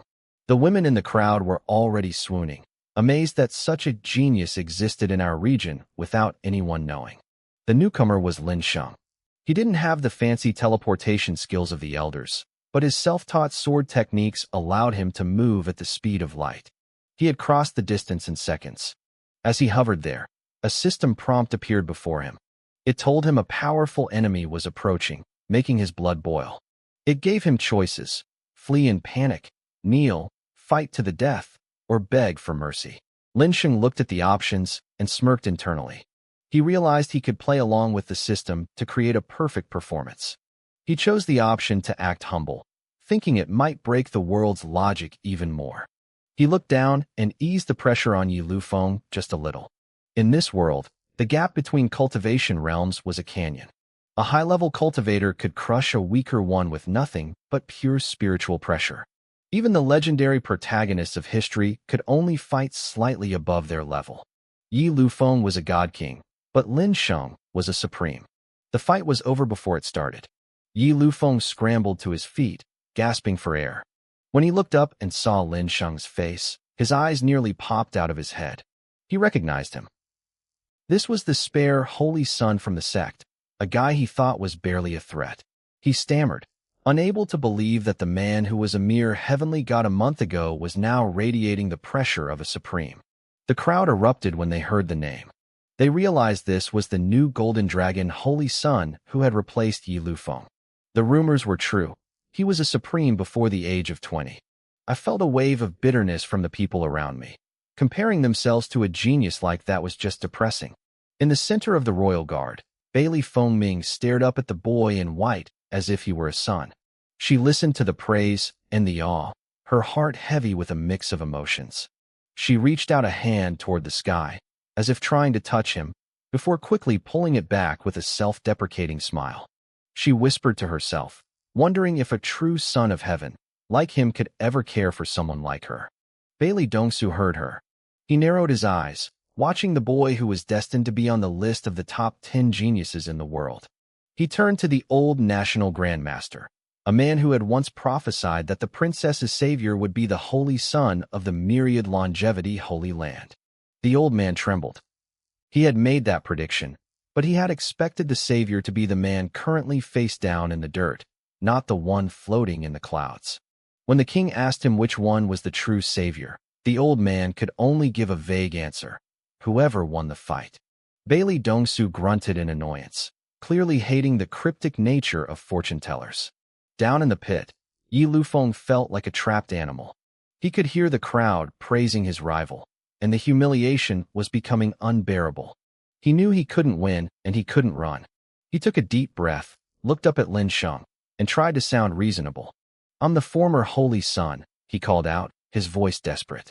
"Consider me your senior brother. I let my temper get the best of me today and shamed the sect. I'll make it up to them later. Just let me go this once, all right?" A notification flashed in Lin Sheng's mind. Asterisk corruption points plus 30. Event: Yi Liufeng's royal palace encounter has ended. Asterisk. My timely appearance changed everything. Bailey Fengming looked up at me, her eyes filled with a sudden, intense devotion. It was clear she had already decided I was her true son of heaven. Just like that, I had successfully sabotaged Yi Liufeng's chance for a royal romance. A notification chimed in my mind. Corruption points plus 80. I had ruined Yi Liufeng's reputation and stripped away his destiny. The system informed me that I'd successfully plundered the protagonist's opportunity, the 7 orders of the demon god. The reward would be delivered to me in due time. I realized the events surrounding Yi Liufeng's life choices had ended. It made sense. Bailey Fengming had already lost all respect for him. The only thing tying them together was that prophecy about her savior, and now that she believed I was the one, Yi Lufeng was nothing to her. Down in the pit, Yi Lufeng looked dazed. He glanced around, confused. I could tell the system's control over him had finally snapped. He was becoming normal again. I was curious to see how he'd react, but I kept my face like stone. "Let you go." I repeated his earlier plea, my voice cold. "You're dreaming. For the sake of great Elder Tianhai, I'll take you back to the Holy Land in one piece. But if you try anything else, don't expect me to remember we were ever fellow disciples." I spoke calmly, without any heat. To the crowd below, I looked like the perfect holy son, aloof, powerful, and utterly in control. I could hear them whispering about how cool I was. Being on my side clearly felt like the safest place in the world. Yi Liufeng's head finally cleared. He realized the mess he was in. His features twisted as he frowned, trying to figure out why he had acted so out of character moments ago. He shook his head, pushing the confusion aside, and looked up at me. His expression was complicated. I could see the bitterness in his eyes. He never expected that I, the man he considered a mere spare, would one day surpass him. My aura alone was enough to pin him down. He used to take pride in the fact that as long as he existed, I would never have a chance to shine. He straightened his back and stared at me, refusing to show fear. "Lin Sheng, don't push me too far," he shouted. "I didn't betray the Holy Land. There are details you don't understand." "I'll let you explain those details back at the Holy Land," I interrupted. My eyes turned sharp. Without warning, I released a pressure 100 times more terrifying than before. It slammed into Yi Lufeng like a collapsing mountain. He tried to muster his spiritual energy to fight back, but his own power seemed paralyzed by fear. Boom! The ground shattered, forming a massive crater. Yi Lufeng lay at the center, buried in the dirt, unconscious. I knew the golden rule: villains die because they talk too much. I wasn't going to give him another second to breathe or react. I pointed a finger at his body. Instantly, his form transformed into a ball of swirling fire. It flew toward my palm, shrinking rapidly until it was nothing more than a tiny, flickering spark. If you looked closely, you could see a miniature, unconscious Yi Lufeng trapped inside the flame. This was the soul capture technique from the heavenly fire alchemy, originally meant for harvesting massive herbs, but perfect for bagging a weakened rival. The crowd gasped. The former holy son had been defeated in a single breath. The gap between us was staggering. I was ready to leave, but I still needed to collect that demon god reward. Just as I turned toward Bailey Feng Ming, a massive black cloud rolled across the sky. A booming, raspy laugh echoed through the city. Ha ha, young man, why don't you leave that prisoner with me? A dark figure emerged from the mist. That man is a friend of mine. Give him to me, and I, old ghost Mingi, will owe you a favor. With my word, I'll follow you through fire and death if you ask. The faces of the commoners and the royals alike turned pale. It was old ghost Mingi. 5 years ago, he was already a level 6 Supreme Realm Blood Cultivator. People whispered that even a holy son might not be able to handle him. They wondered if Yi Lufeng had truly turned evil if he was friends with a monster like this. The black wind condensed into a tall, gaunt old man about 100 meters away from me. His skin was the color of old wax, and his hair looked like withered straw. He wore a necklace of human skulls, some still stained with dried blood. He grinned at me with blackened lips before turning his gaze toward the terrified crowd below. I kept my promise to the Changhong Sword Saint, the old man hissed. I stayed away for 10 years. But my friend is in trouble, so I must break my vow. It seems the world has forgotten my name in just 5 years. His dark energy flared. He was preparing to slaughter the crowd just to prove a point. I didn't hesitate. I threw a wave of golden sword charms, shattering his spell mid-cast. I'm standing right here, I said, my voice dropping to a dangerous low. And you think you can just ignore me? I couldn't let him kill the civilians. If I did, my reputation would be ruined. But more than that, I hated this old man. He was a liar, a murderer, and worst of all, he was Yi Liufeng's hidden hand, the muscle that helped the protagonist get away with his dirty work. Killing him would be like cutting off Yi Liufeng's right arm. You want to stop me? Old Ghost Mingi asked. He sounded amused, as if I were a toy. He was arrogant, still riding the high of nearly defeating a level 7 Supreme years ago. No, I replied, closing my fingers into a seal. I'm going to kill you. I felt the spiritual energy surge within me. Golden light erupted from my body, forming a massive curtain that stretched hundreds of meters across the sky. Then, a roar shook the very foundations of the city, a high-pitched, majestic dragon cry. A brilliant, golden dragon began to take shape behind me. A massive dragon, over 100 meters long and wreathed in brilliant golden flames, materialized within the golden curtain of light. As a practitioner of the beast-taming art, summoning was one of my greatest strengths. This creature was Sheng Longer, a saint dragon carrying the true bloodline of the dragon race. The golden dragon circled me, its roars shaking the very foundations of the heavens. I stepped forward, landing firmly on the dragon's head. I looked down at old Ghost Mingi like he was an ant. If you had stayed hidden in your river of the underworld, you might have lived, I declared, my voice cold and final. But you were foolish enough to come after me. In front of this holy sun, you don't even know the height of the heavens. Old Ghost Mingi actually laughed, though it sounded strained. I don't know the height of the heavens? Kid, look at our cultivation levels. Do you really think? He didn't get to finish. I didn't care about his monologue. The golden dragon roared and charged, a mountain of flame tearing through the sky at a speed that defied logic. Mingi's eyes bulged. He didn't have time to speak. He flickered out of existence, teleporting 1,000 meters away to dodge the initial impact. He looked ready to scream about my lack of martial honor, but I didn't give him the chance. I moved with overwhelming dominance. Before he could even process that I had reacted to his movement, I appeared right in front of his face. His eyes widened. My fist was already there. Boom. It looked like a meteor streaking across the sky. He crashed into the wild mountains outside the capital city with a sound that deafened everyone below. The earth groaned. In the city, people screamed as they saw the distant peaks collapse. The mountains are falling. Run. Run where? If the Supremes are fighting out there, the city is the only safe place. The Holy Sun is merciful. He took the fight outside so we wouldn't die. I hope he kills that old monster. I didn't stop to listen to the praise. My divine sense locked onto Mingi instantly.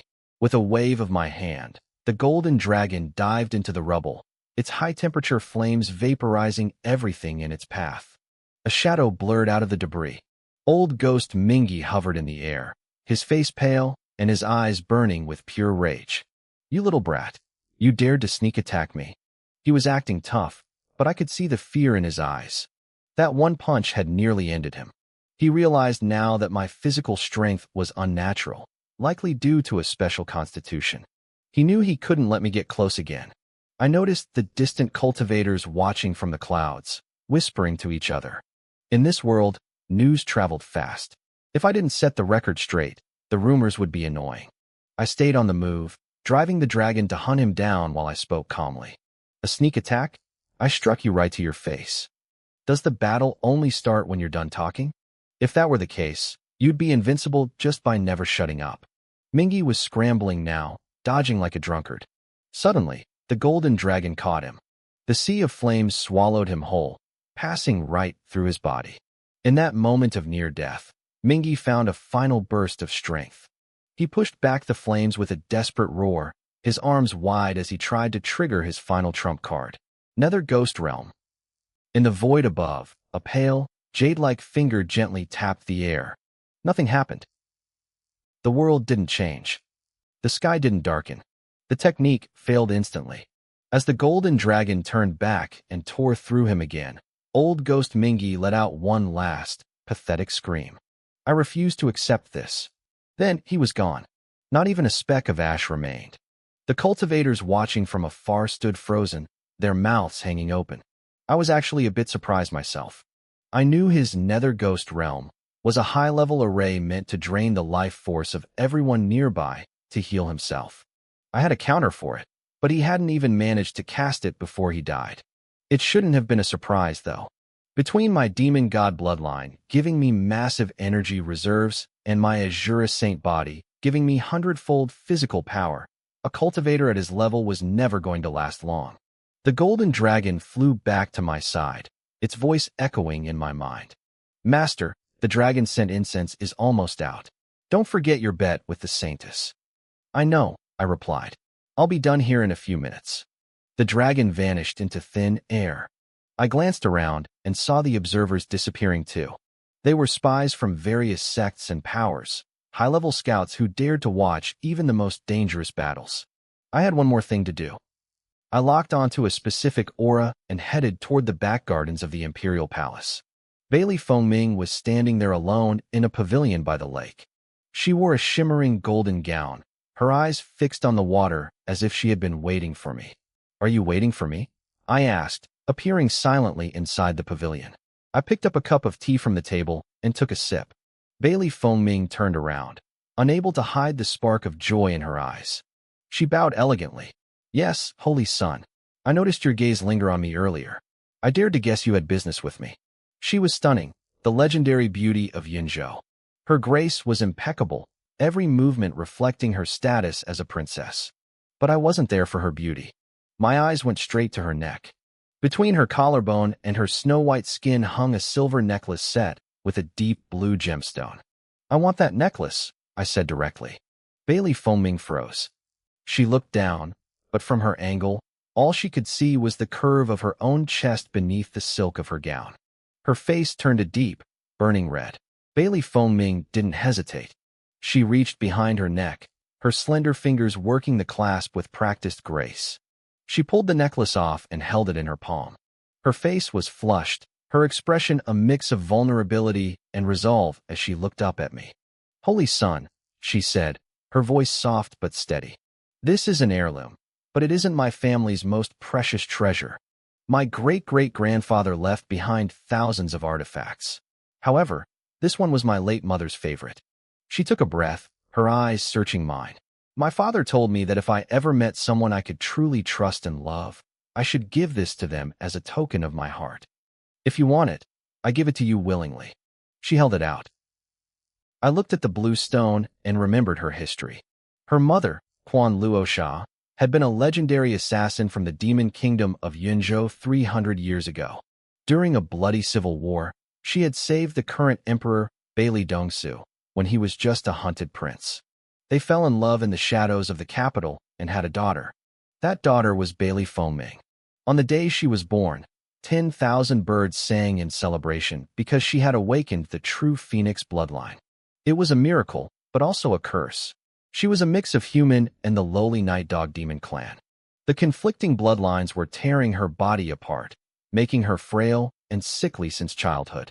Her mother had died trying to find a cure in the Eastern Sea, eventually sealing the secret of a demon god command inside this very necklace. I reached out and took the jewelry.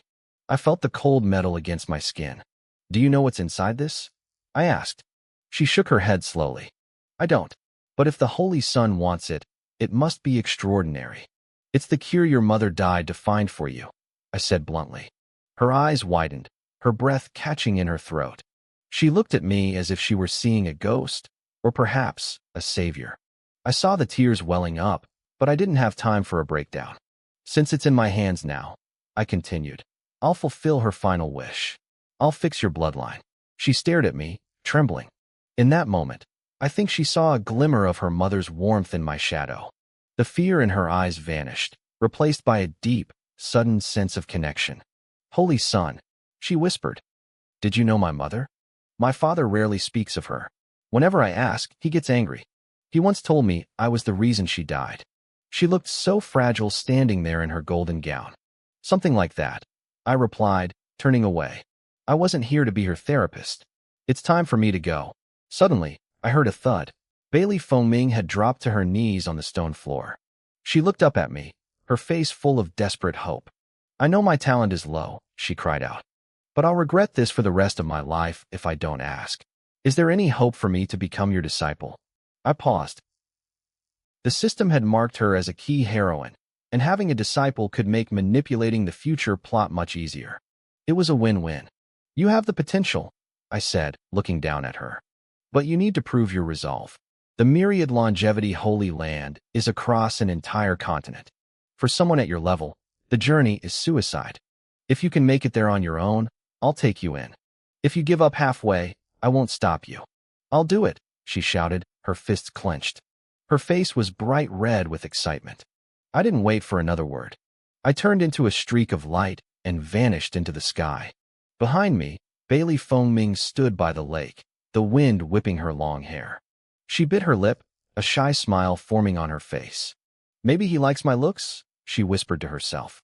Then she shook her head. "No, he's the Holy Sun. He must see something in my talent. Just wait for me. I'll make it to the Holy Land." Meanwhile, far away at the myriad longevity Holy Land, the atmosphere was far less romantic. In the courtyard of the Great Elder, when Outyin, a man was panicking. The ninth elder, a fat monk named Mo Luo, came rushing in, his blood-red prayer beads clattering against his chest. "Master, it's bad," Mo Luo shouted. "The Holy Sun. He captured the former Holy Sun and brought him back." When Outyin sat under a Bodhi tree, his eyes closed. He looked middle-aged, but his aura felt thousands of years old. He slowly opened his eyes, looking at the sweating monk. "Don't panic," Wen Outyin said calmly. "But Elder Tianhai has already gone to the main hall," Mo Luo stammered. "I tried to intervene. I was going to mask my identity and snatch him away, but I felt Elder Qin's presence. He's reached the Great Earth Realm. I couldn't risk exposing us." Wen Outyin sighed. "It's a good thing you didn't move. He would have known exactly what you were trying to do." I looked at Mo Luo, the fat monk, who was still trembling from his close call with Qin Nanji. I couldn't help but shake my head. This man was truly an idiot. "Master, what should we do next?" Mo Luo asked, his voice shaking. "Yi Lufeng is likely to talk. If he reveals that we've been practicing forbidden arts, we're finished." "Is he awake?" I asked calmly. "No, the new Holy Sun took him out in one hit. He's still unconscious," Mo Luo replied.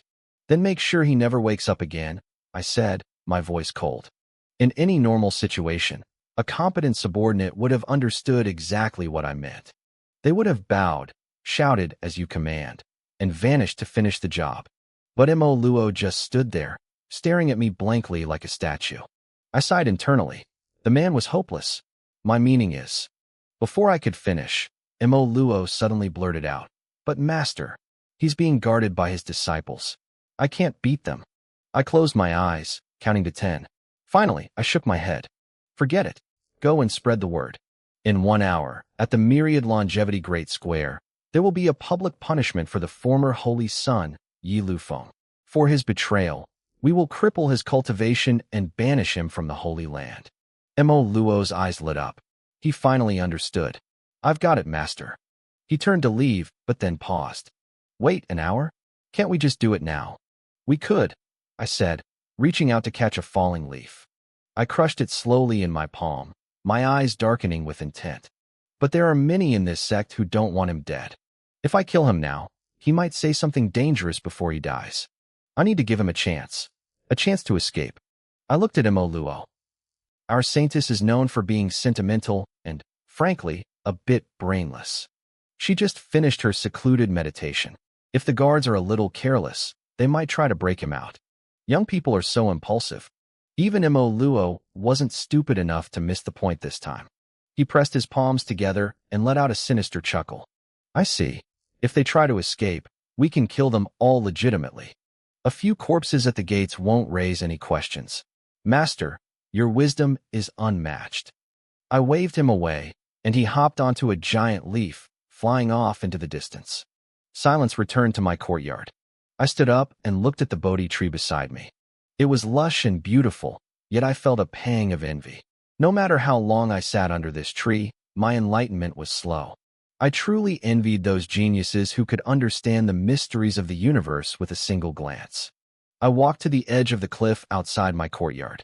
Below me was a drop of 1,000 meters, with the peaks of the Holy Land poking through a sea of clouds.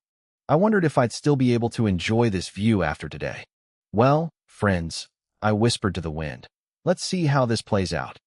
Deep within the mist below, the massive silhouette of a mountain-sized spirit turtle began to emerge. Meanwhile, in the Palace of Compassion, the third elder, Cai Zhai Jingren, sat in meditation. Even in silence, she was breathtaking. Her blue silk robes clung to her elegant figure, and her long black hair spilled across the floor like a dark river. She looked like a goddess who didn't belong to the mortal world. Kneeling before her was her disciple, Mu Xianyan, the White Phoenix Saintess. She was widely considered the most beautiful woman in the 4 great holy lands. When she first arrived at the sect, every male disciple had tripped over themselves to help her. Within a week, her powerful White Phoenix bloodline was discovered. She was taken as a disciple by the third elder, and she had even bonded with a divine White Phoenix beast. The saintess position, vacant for decades, had naturally fallen to her. Master, Mu Xianyan pleaded, her voice soft and desperate. Please, let me go to the main hall. Yi Lufeng saved my life once. I promised I would return the favor. If I don't go, I'll be breaking my word. Cai Zhai Jingren opened her eyes. They were as clear as the ocean, seemingly able to pierce through any lie. She looked at her frantic disciple and sighed, closing her eyes again. If you made a promise, you must keep it. She opened them once more, her voice steady. I will give you my shadow to protect you. The guards at the hall are your senior brothers. They won't stop you. Go. Thank you, master. Mu Xianyan cried, rushing out. As she left, the third elder's shadow detached from the floor, forming a dark, hooded figure. Protect her, she commanded. The shadow vanished instantly. Back at my small wooden hut on Tianyan Mountain, I received the news of the upcoming public punishment. I couldn't help but smirk. Master, do you think someone will actually try to rescue him? Shenlonger asked. She was sitting at the table, swinging her bare feet and popping grapes into her mouth. Without a doubt, I said, walking to the door. I looked out at the forest that had grown unnaturally lush since my last breakthrough. They might strip his cultivation, but they won't kill him, not yet. Someone will definitely make a move before the executioner strikes. Shenlonger nodded thoughtfully. Then aren't you going to the square? Everyone is waiting to see who wins between you and the saintess. No rush, I said, walking back to my bed and sitting cross-legged. I need to meditate on one more technique. I'll guard you, she chirped, licking her fingers and darting outside. A moment later, I heard her shouting at the trees. Master is resting. You lot better keep a sharp eye out and guard this hut. I heard the leaves rustling in response. It seemed the trees around here had developed a mind of their own. I didn't dwell on it. I pulled out my necklace and sent my divine sense deep into the spirit stone. It was time to get to work. I began to sense the power of the demon god Qilin within the stone. As I sat with my eyes closed, my expression shifted rapidly. At first, I felt a wave of tension, but that quickly turned into pure shock. My heart hammered against my ribs for a few seconds as I processed the ancient power. Then, a grin spread across my face. I was ecstatic, but the joy didn't last long. I let out a small sigh, and my face grew tense again. I cycled through it all: worry, hesitation, delight, and confusion. My emotions were a roller coaster as I delved deeper into the technique. While I was lost in meditation, things were moving fast at the myriad longevity Holy Land. Mu Xianyan had reached the main hall. She found the former saint, Yi Lufeng, tied up like a human Zongzi, unconscious on the floor. The hall was eerily empty, but she didn't waste time wondering why. She blurred across the room, whispered a counterspell to break his bindings, and shook him awake. Yi Lufeng opened his eyes and blinked at the familiar ceiling. The Holy Land? I'm back. Yes, Mu Xianyan said urgently. I'm getting you out of here before anyone notices. Yi Lufeng looked confused. You aren't coming with me? I'm doing this to repay you for saving my life years ago, she said, her voice firm. Nothing more. I fulfilled my debt by letting you go today. I always keep my word. She looked at his dazed expression and added, I'm staying. I have a bet with Lin Sheng. Regardless of how it ends, I am already his fiancée. Fine, fine. Just get me out, Yi Lufeng stammered. He had spent his whole life crushing opponents. He had never known defeat until I swept him aside in a single move. That loss had changed him. For the first time, he smelled the scent of death. He finally realized how terrifying a higher-level cultivator could be. The thought of the sect leader wanting him dead sent a wave of uncontrollable panic through his chest. He didn't want anything else. He just wanted to live. They turned to leave, but the air suddenly turned heavy. A massive, suffocating dragon pressure crashed down on Yi Lufeng. It felt like his body weight had increased 1,000 times. His spell was cut off instantly, and his knees slammed into the floor. I am very disappointed, a cold, ethereal voice echoed from above. Yi Lufeng tried to lift his head, but even that small movement felt impossible under the crushing weight. A small figure slid down from the rafters, landing like a cannonball right in front of them. As the dust cleared, a girl stood there with her arms crossed. It was Yi Liufeng's master, the Grand Elder Tianhai Lanhua. She was still wearing that oversized silver-gray coat that made her look like a child, but her aura was terrifying. She looked like a cold, indifferent god who could decide their lives with a single breath. Master, Yi Lufeng groaned in pain. Tianhai Lanhua's heart softened slightly. She snorted and retracted the pressure.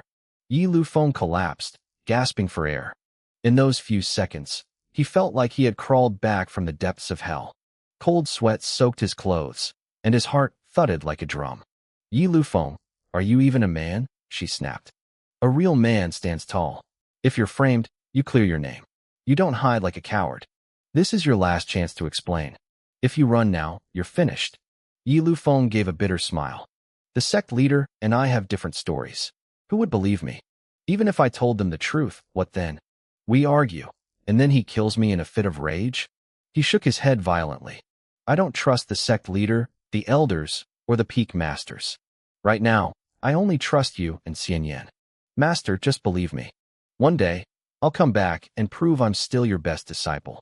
Tianhai Lanhua was a straightforward person. Hearing this didn't calm her down.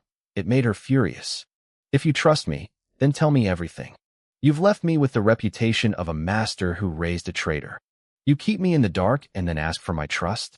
Based on what? Just as she finished, she felt a sudden threat from behind. She spun around, delivering a fluid, powerful kick in midair. Pop! It sounded like a giant balloon bursting. A thick, pitch-black fog exploded, filling the entire hall until she couldn't see her own hand. Go!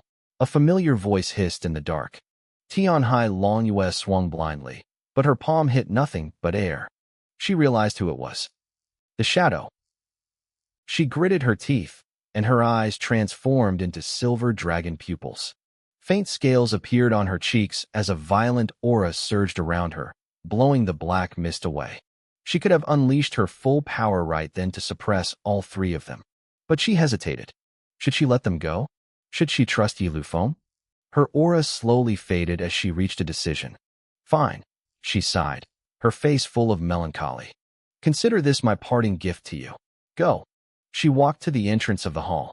The disciples on guard duty were all lying on the ground, faking unconsciousness. She could even hear some of them whispering, but she pretended not to notice. She looked out over the sprawling palaces and pavilions, her gaze eventually landing on the Saintess Peak. She whispered to herself, surprised that the third elder would take such a risk for a disciple.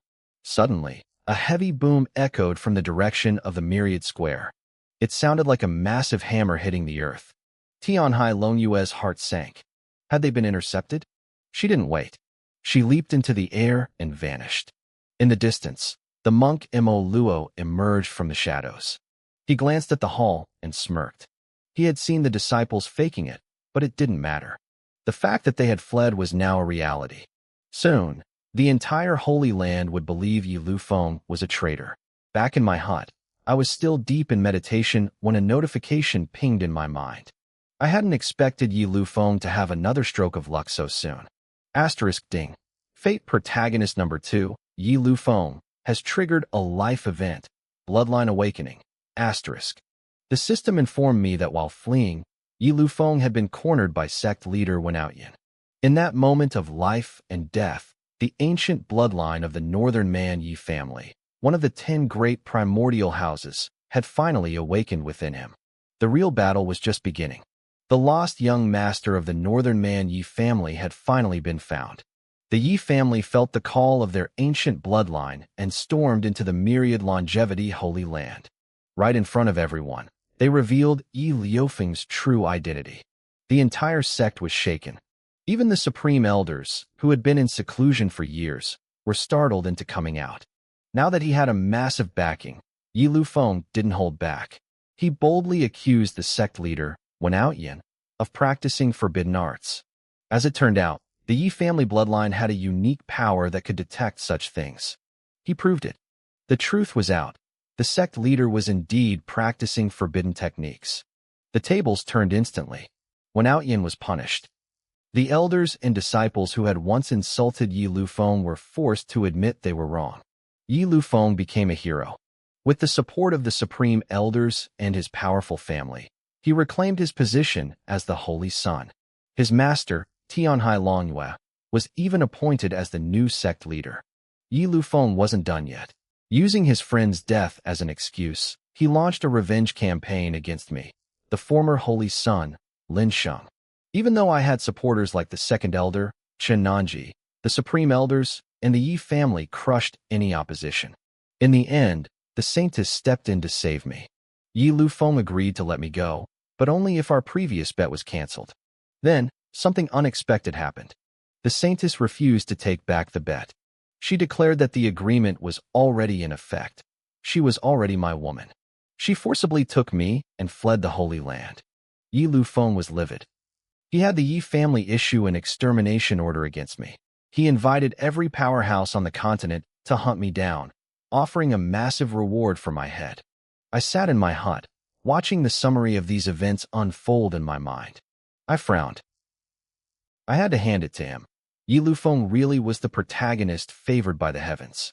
No matter how dire the situation, he could always pull a miracle out of his ear, show off, and take back everything he lost. The Yi family? I scoffed. I stopped my meditation on the demon god's command. If I didn't have this system, I'd be facing divine retribution for messing with a protagonist's destiny. I would have lost everything and been hunted like a dog. But I was a transmigrator. I had the system. To hell with the will of heaven. I was going to break every single person the heavens favored. The system's light screen expanded in front of me, showing the center of the Holy Land, the Myriad Square. On the massive Dragon Phoenix platform, Yi Lufeng and the Saintess, Mu Xianyan, stood side by side. They looked up warily at a figure standing atop a giant black tortoise floating in the sky. Thousands of disciples were gathered around, whispering and pointing at them. It was total chaos. The system narration kicked in. After the Saintess left seclusion, she broke Yi Lufeng out of the hall. But they were intercepted halfway by sect leader Wen Outyin. Just as Wen Outyin attacked, A mysterious figure in black robes saved them, but took a heavy hit in the process. I realized who the black-robed figure was. It was a clone of the third elder, Wenqin. No wonder the scene was at a stalemate. Wen Outyin must have been feeling incredibly conflicted. The narration filled in the blanks for me. The third elder's real name was Wenqin, a pure-blooded demon. 2,000 years ago, her parents took in an orphan who named himself Outyin. He took their surname and became Wen Outyin. As they grew up, Wenqin's parents taught them powerful, heaven-defying techniques. But 1,000 years ago, the three great immortal dynasties blacklisted those specific techniques as forbidden. Anyone caught practicing them was labeled a demon and hunted down. The siblings hid their secrets and eventually settled in the myriad longevity Holy Land. One became an elder, the other the sect leader. The crowd thought the sect leader was being merciful by not attacking again, but the truth was he was stuck. If he kept attacking the black-robed figure, he risked exposing Wenqin's forbidden twin shadow soul technique. But with so many people watching, he couldn't just let them walk away. I shook my head. Wenqin and Mu Xianyan were sacrificing everything for a guy like Yi Lufeng. More elders arrived, drawn by the commotion. In the sky, the first elder, Tianhai Longyue, and the second elder, Chen Nanji, appeared almost simultaneously. The disciples below were buzzing with excitement. They were gossiping about how Yi Lufeng had been brought back in the first place. Did you hear? Our new golden dragon, Holy Sun, caught him. One disciple laughed. Yi Lufeng was causing trouble in some palace, and the Holy Sun just flew over and snatched him up like a little chicken. Yeah, I heard he even killed that infamous old ghost, Minghe, while he was at it. Wow, the new Holy Sun is that strong? I wonder who won the bet between him and the Saintess. Is that even a question? It has to be the Holy Sun, but has anyone actually seen him? He's been in seclusion since the day he took the title. Listening to the chatter, the expressions of the elders, and even Mu Xianyan changed.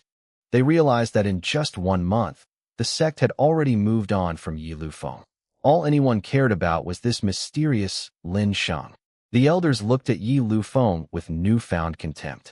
To be caught by your successor, then need a woman to break you out, only to get caught again during the escape? It was pathetic. High above on the giant tortoise, Wen Outyin stood with his robes fluttering in the wind, looking every bit the immortal master. He looked toward Tianhai Longyue. First elder, he said coldly. You volunteered to guard Yi Lufeng. Now he's standing here. What do you have to say for yourself? Everyone knew the truth. If Tianhai Longyue hadn't let him go on purpose, there was no way Yi Lufeng could have escaped. Tianhai Longyue lowered her head. It was my negligence. I will go to the Hall of Punishment and accept my sentence later. Wen Outyin nodded slightly. He shifted his gaze to the Saintess. Saintess Mu, he asked calmly, don't you have a bet with the Golden Dragon Holy Sun? What are you doing right now? Running away? Wen Outyin realized that his sister, Wenqin, was the main obstacle, and she only cared about this Saintess. If he could convince Mu Xianyan to stop protecting Yi Lufeng, the problem would be solved. Mu Xianyan took a brave step forward, looking up at the elders.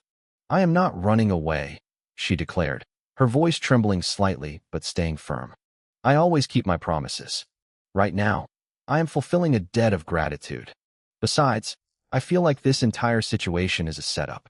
I believe Yi Lufeng has been framed. High above, Wen Outyin watched Mu Xianyan defend me. He felt a surge of joy. He had assumed the Saintess was firmly on my side, but now he realized it was just her overactive sense of justice at play. He knew he'd handled the situation poorly, causing unnecessary suspicion. But if Lin Sheng showed up and won the bet, a person with Mu Xianyan's personality would likely switch sides immediately. This mess could still be fixed. Wen Outyin turned toward the second elder, Chen Nanji. Remembering she was Lin Sheng's master, his voice softened instinctively.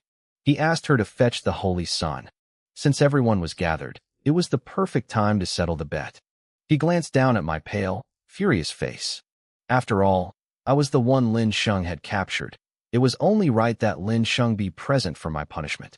The surrounding disciples buzzed with excitement before Chen Nanji could even respond. They were dying to see the Holy Sun.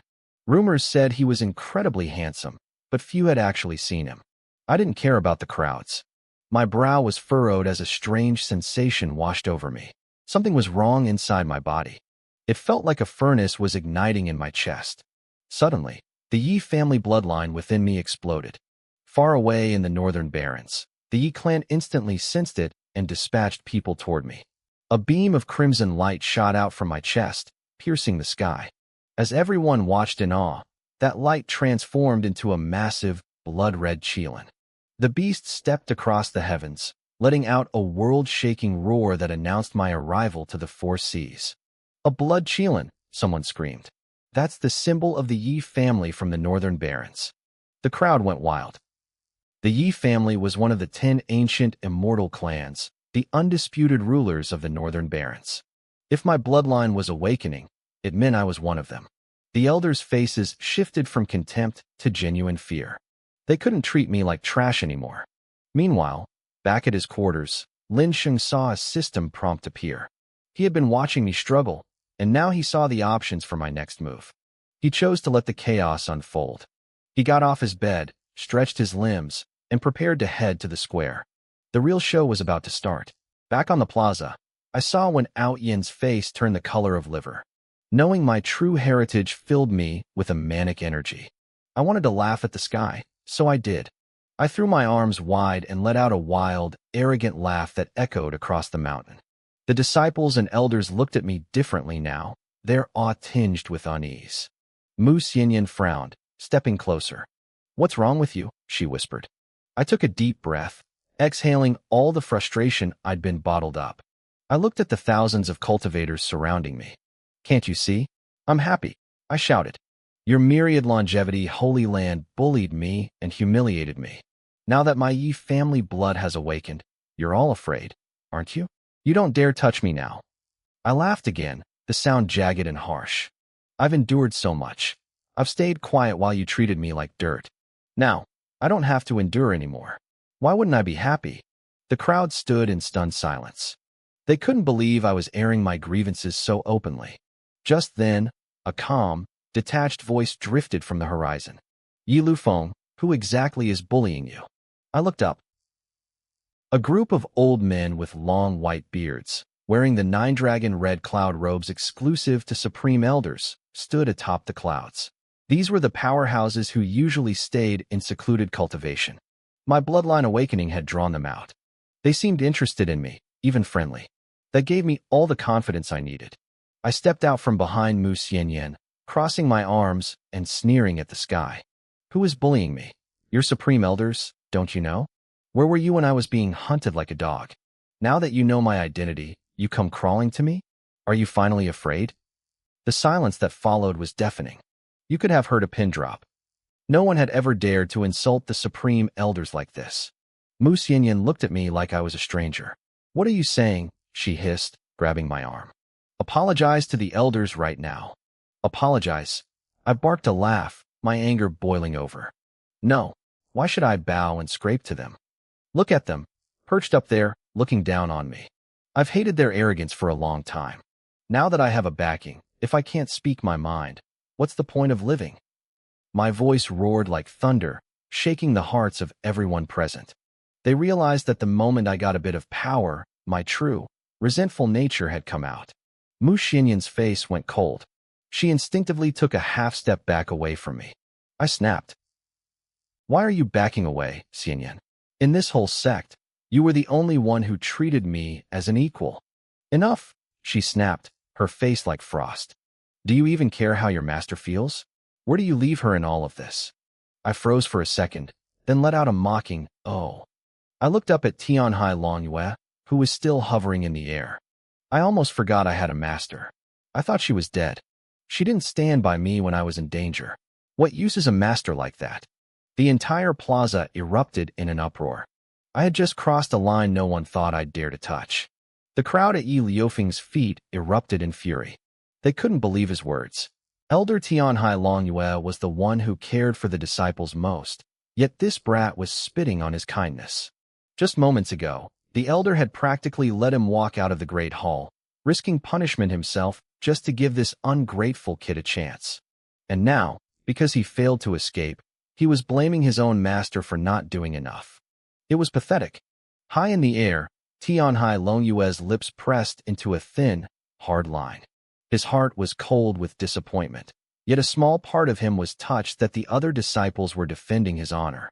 Standing beside him, when Outyin hid a smirk behind a mask of cold authority, he looked down at the scene and shouted, "So, this is your true nature, Yi Lufeng?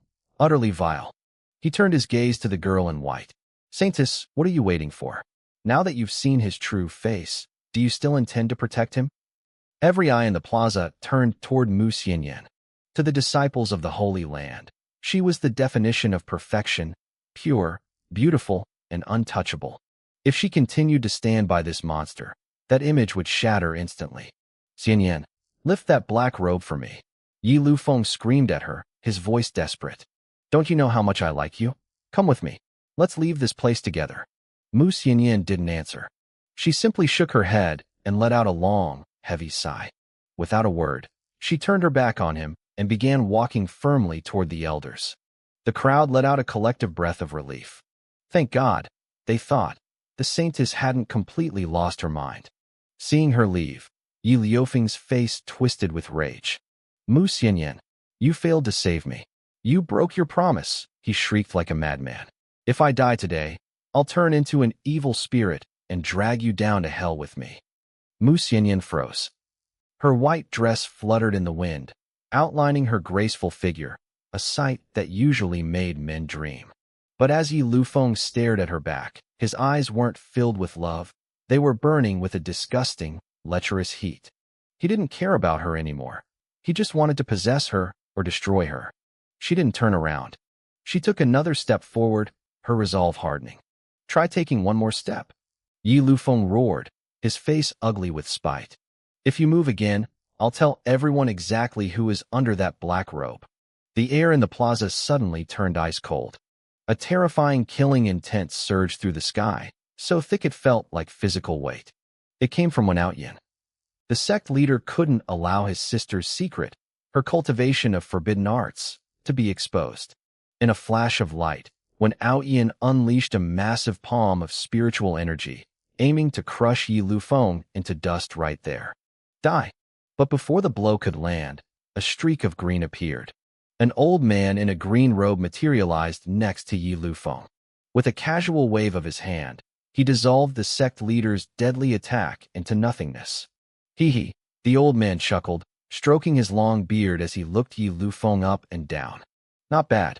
Second level of the God King realm at such a young age. Truly a worthy son of our Yi family." He ignored everyone else, reaching out to pat Yi Liufeng's head with a kind smile. "Child, you've suffered here, haven't you? Don't be afraid. The Yi family is here now." As he spoke, dozens of green-robed figures blurred into existence all over the plaza. Some sat at stone tables peeling seeds, some flickered into the crowds of female disciples, and one even stood next to an elder, waving playfully. "Yi Haishao, this is not your Yi family estate." A thunderous voice boomed from the clouds as the supreme elders released their pressure, pinning the green-robed intruders to the ground, all except the old man standing by Yi Lufeng. Yi Haishao looked up, feigning shock. "Wow, over a dozen immortals. As expected of a holy land, your foundation is deep. However, this young brother has activated the Yi family bloodline. That makes him one of us. Whoever harms him declares war on the entire Northern Baron Yi family." Silence fell. The myriad longevity Holy Land was powerful, one of the 16 great sects, but the Northern Baron Yi family was one of the 10 great clans.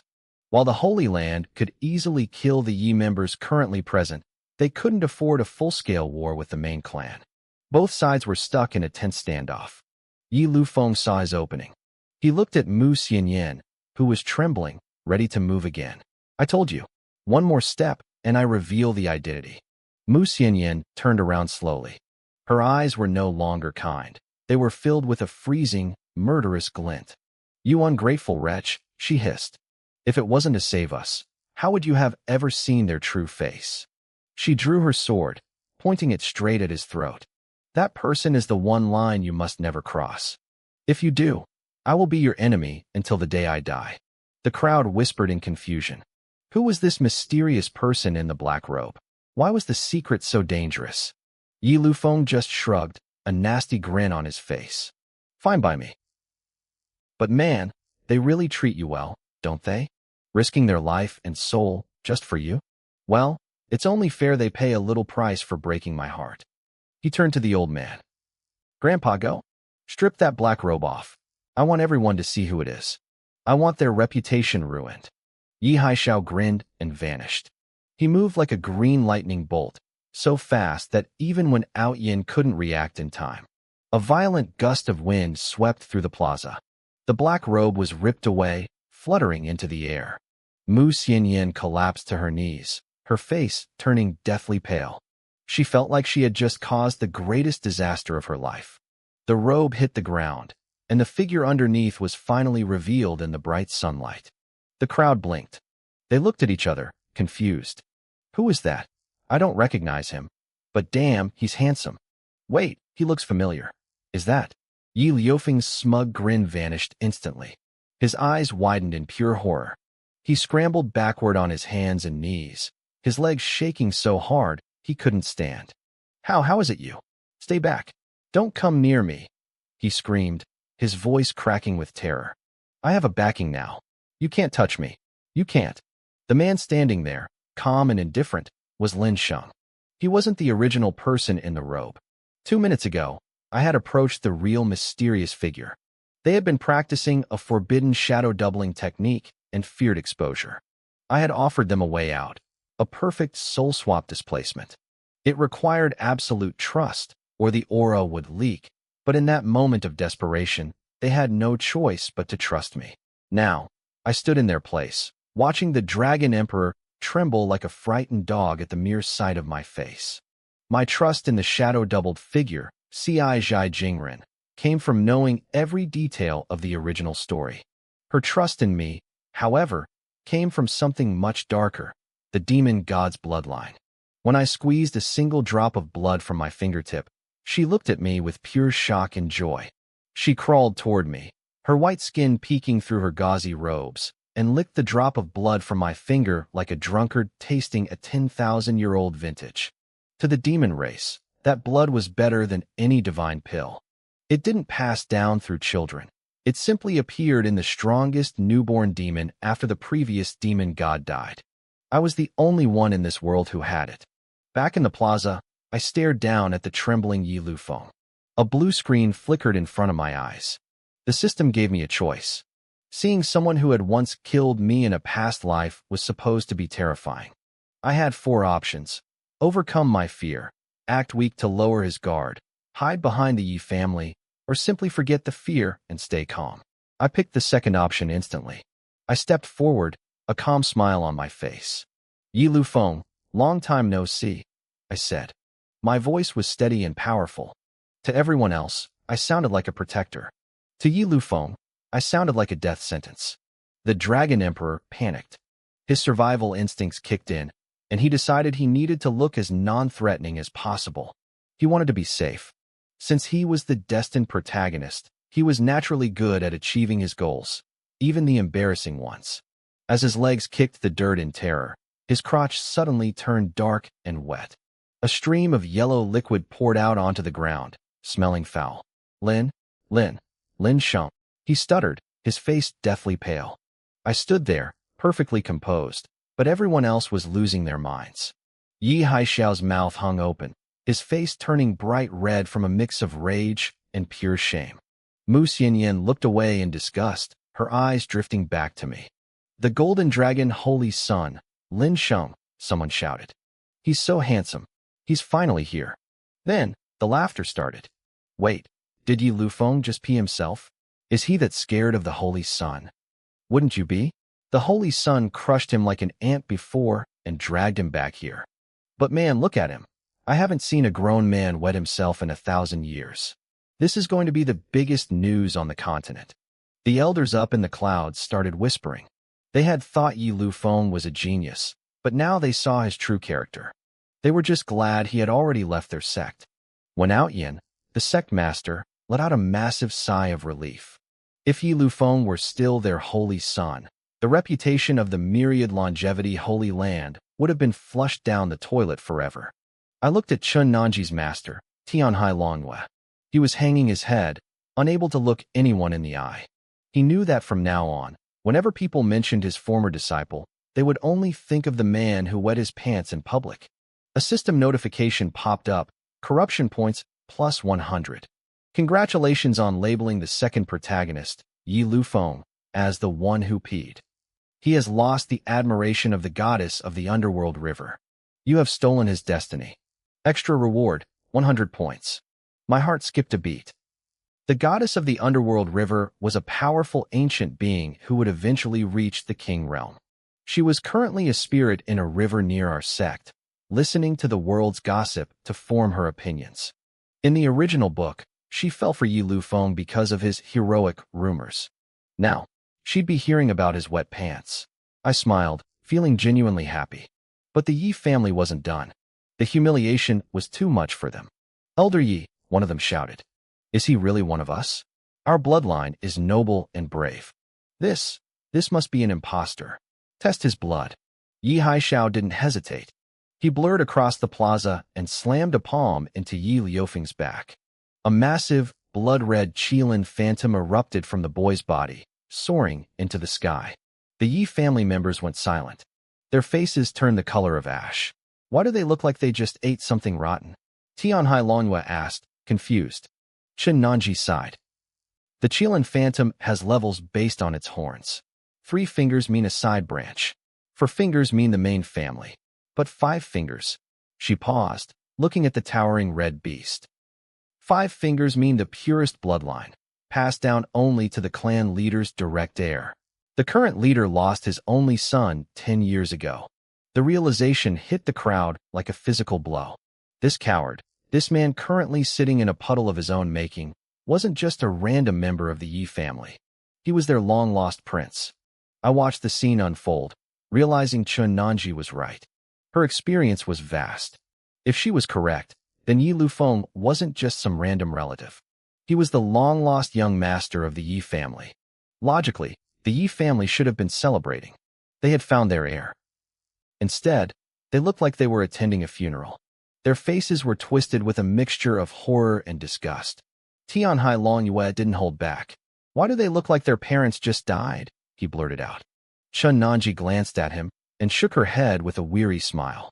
She explained that in the 10 great families, bloodline was everything. It wasn't just about pride, it was the law. Those with lower bloodlines were bound by ancient decrees to serve and obey those with higher bloodlines.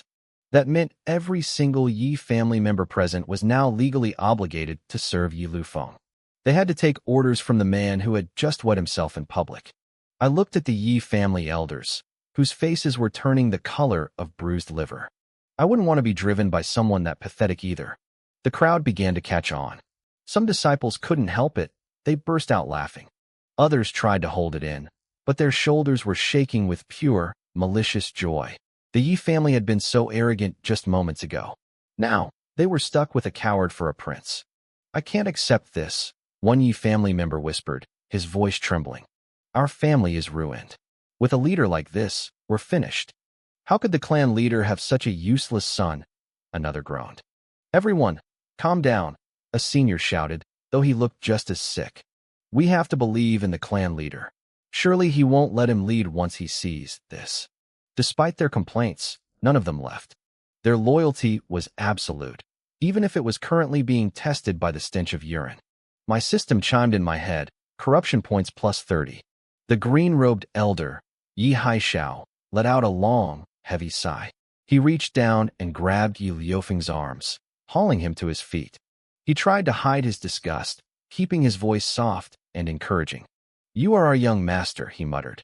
Don't let them laugh at you anymore.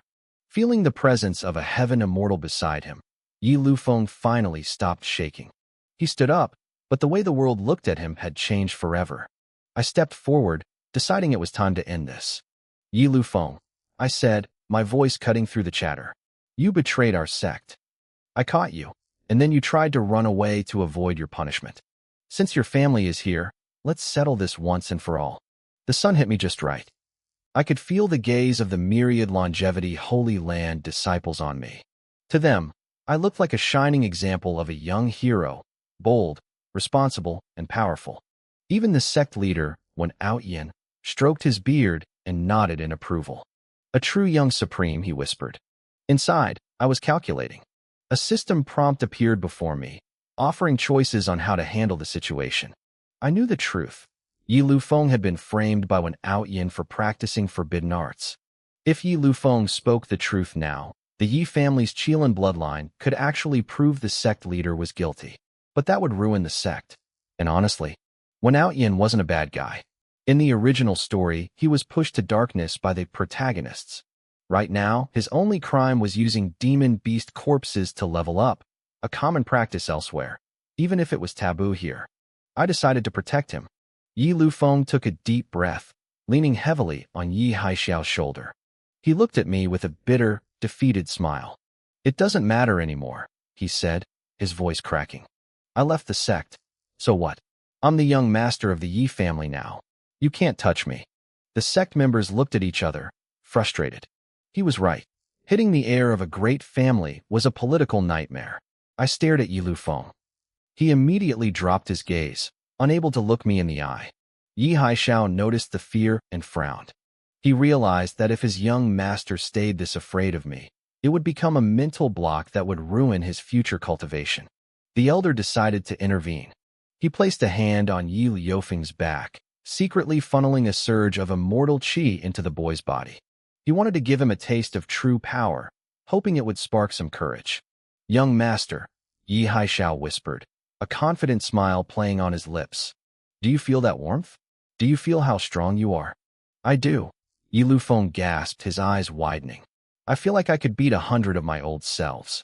Good, Yi Haixiao shouted, pointing a finger directly at me. Then do you have the confidence to kill him right now? The elder expected a roar of defiance. Instead, Yi Liufeng's face went pale. No, he screamed. Before anyone could react, Yi Lufeng threw himself onto his knees, his forehead slamming into the dirt as he kowtowed to me frantically. I'm sorry. I'm so sorry, he wailed, his voice thick with terror. I don't want to be strong. Even if there were a billion of me, I wouldn't be your match.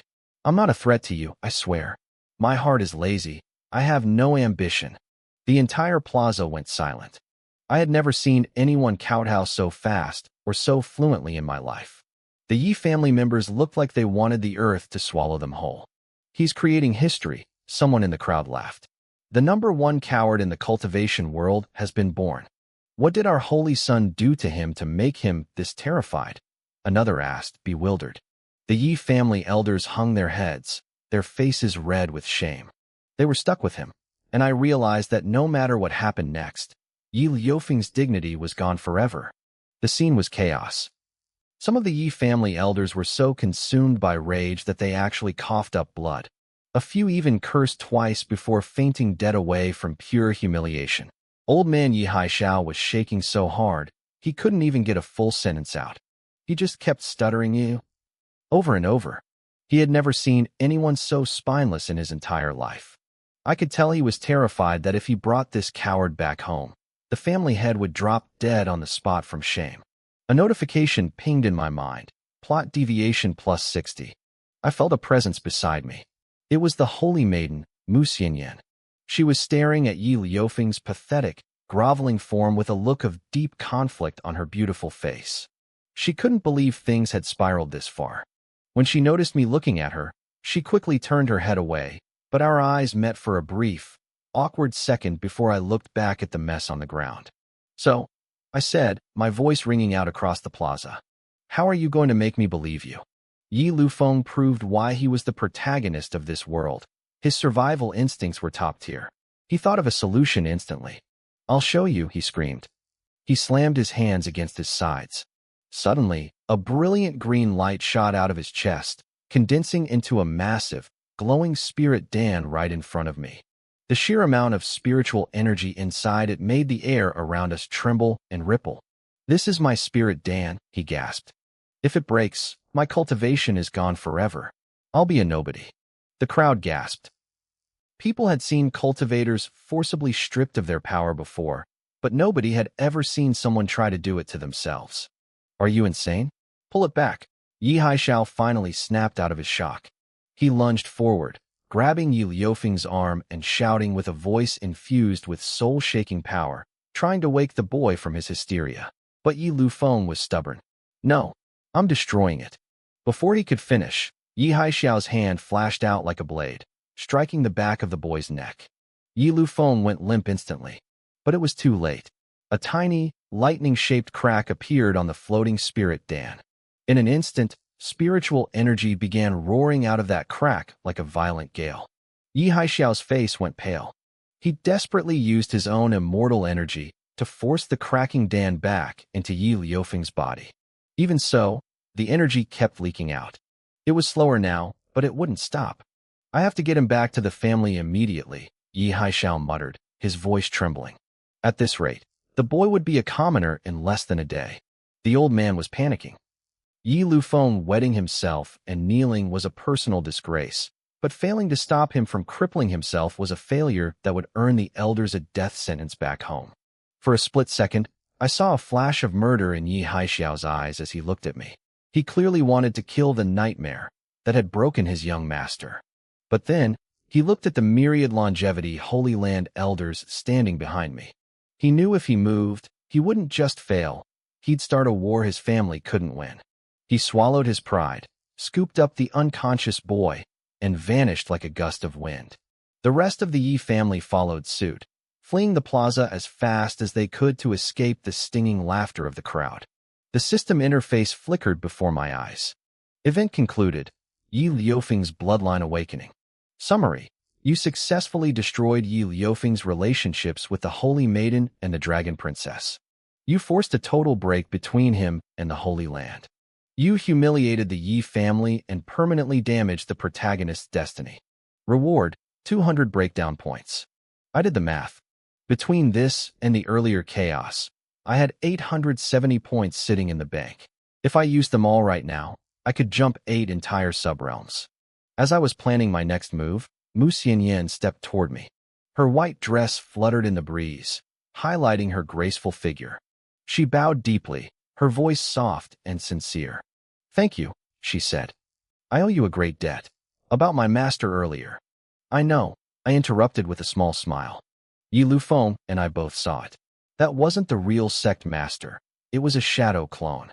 She looked up at me, her eyes filled with a new kind of curiosity.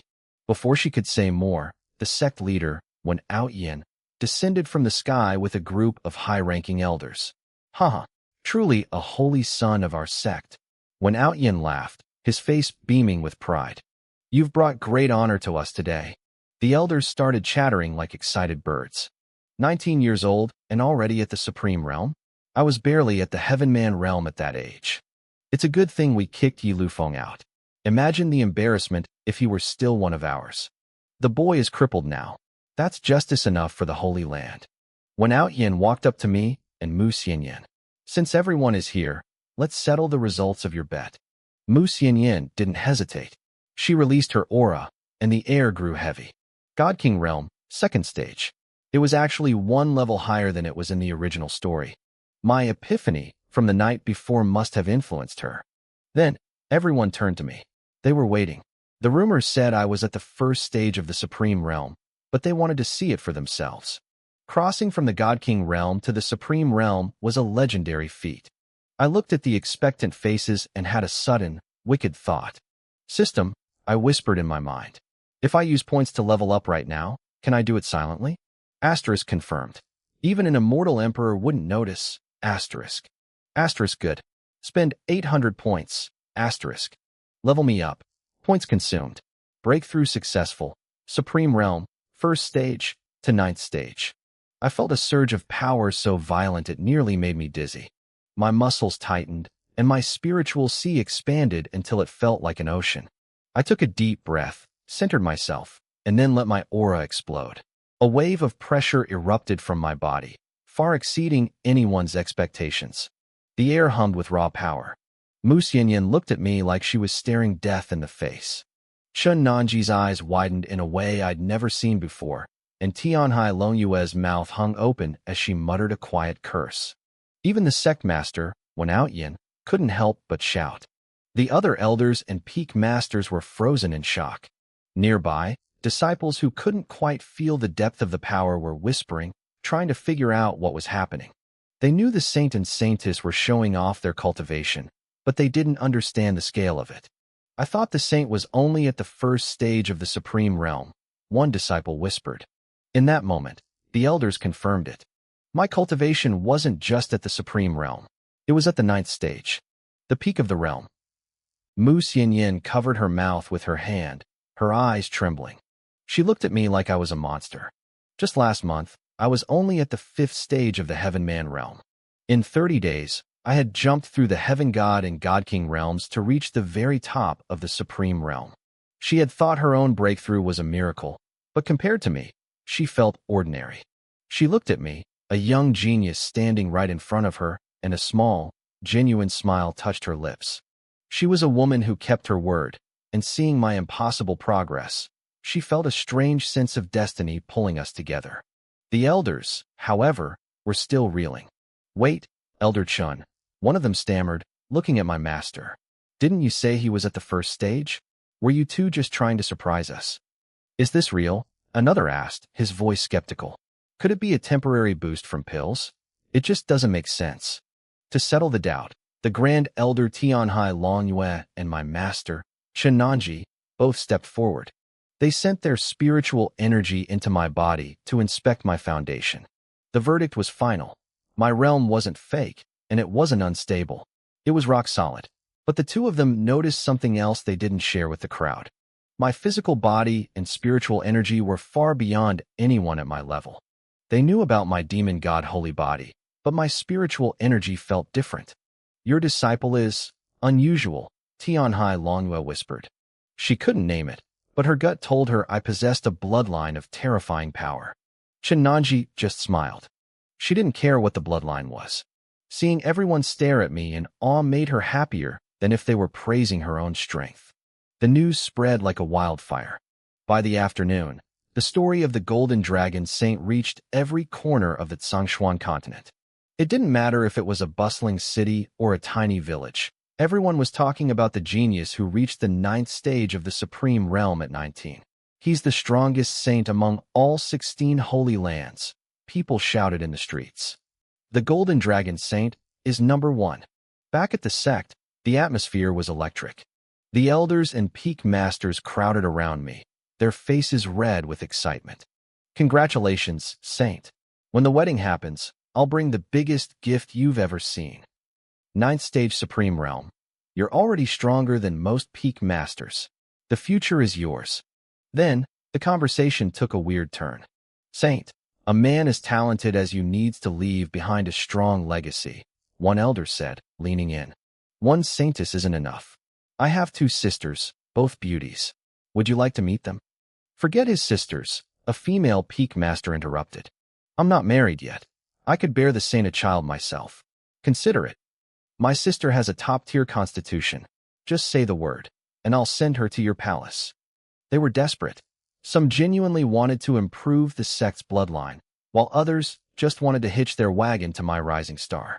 With the speed I was growing, I'd be an immortal king before they knew it. If they didn't suck up to me now, it would be too late. Outside the circle of worshippers, Tianhai Longyue watched me with a heavy sigh. She thought of Yi Lufeng, the disciple she had just lost. He used to be troublesome but loyal. Today, he had acted like a coward and a traitor. She couldn't tell if he had always been that way or if he had just lost his mind. Either way, he had declared his departure from the sect in front of everyone. He had to pay for that. She looked at Chen Nanji, who was beaming with pride. Congratulations, she said softly. You really do have a good disciple. Chen Nanji started to offer some comfort, but Tianhai Longyue cut her off. Just let me go sit in your alchemy room for a while. I need the quiet. Not a chance, Chen Nanji teased. While they talked, Mu Xianyin received a telepathic message from her own master. She pushed through the crowd and stood before me. My master wants to see you in the palace, she said. I blinked, then let a smirk play on my lips. Lead the way.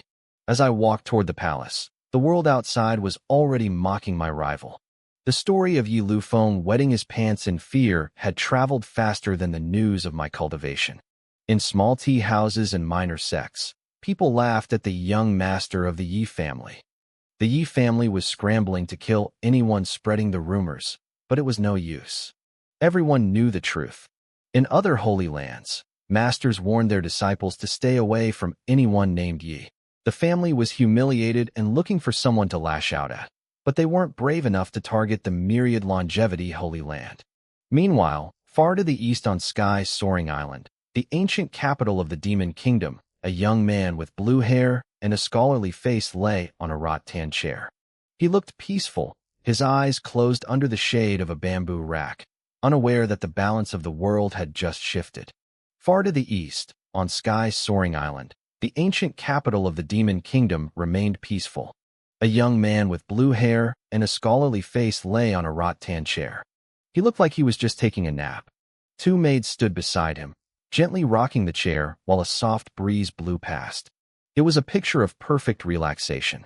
Suddenly, a servant dressed in plain clothes rushed in. He leaned down and whispered something into the young man's ear. The blue-haired youth looked elegant, almost like a poet, but his face paled before the servant even finished. The maid saw his expression and stopped rocking the chair immediately.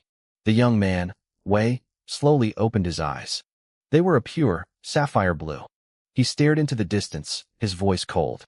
"Brother Lu Feng, I can't even imagine what kind of torture you went through to turn from a high-spirited youth into a laughingstock." He gripped the arms of his chair. "But don't worry.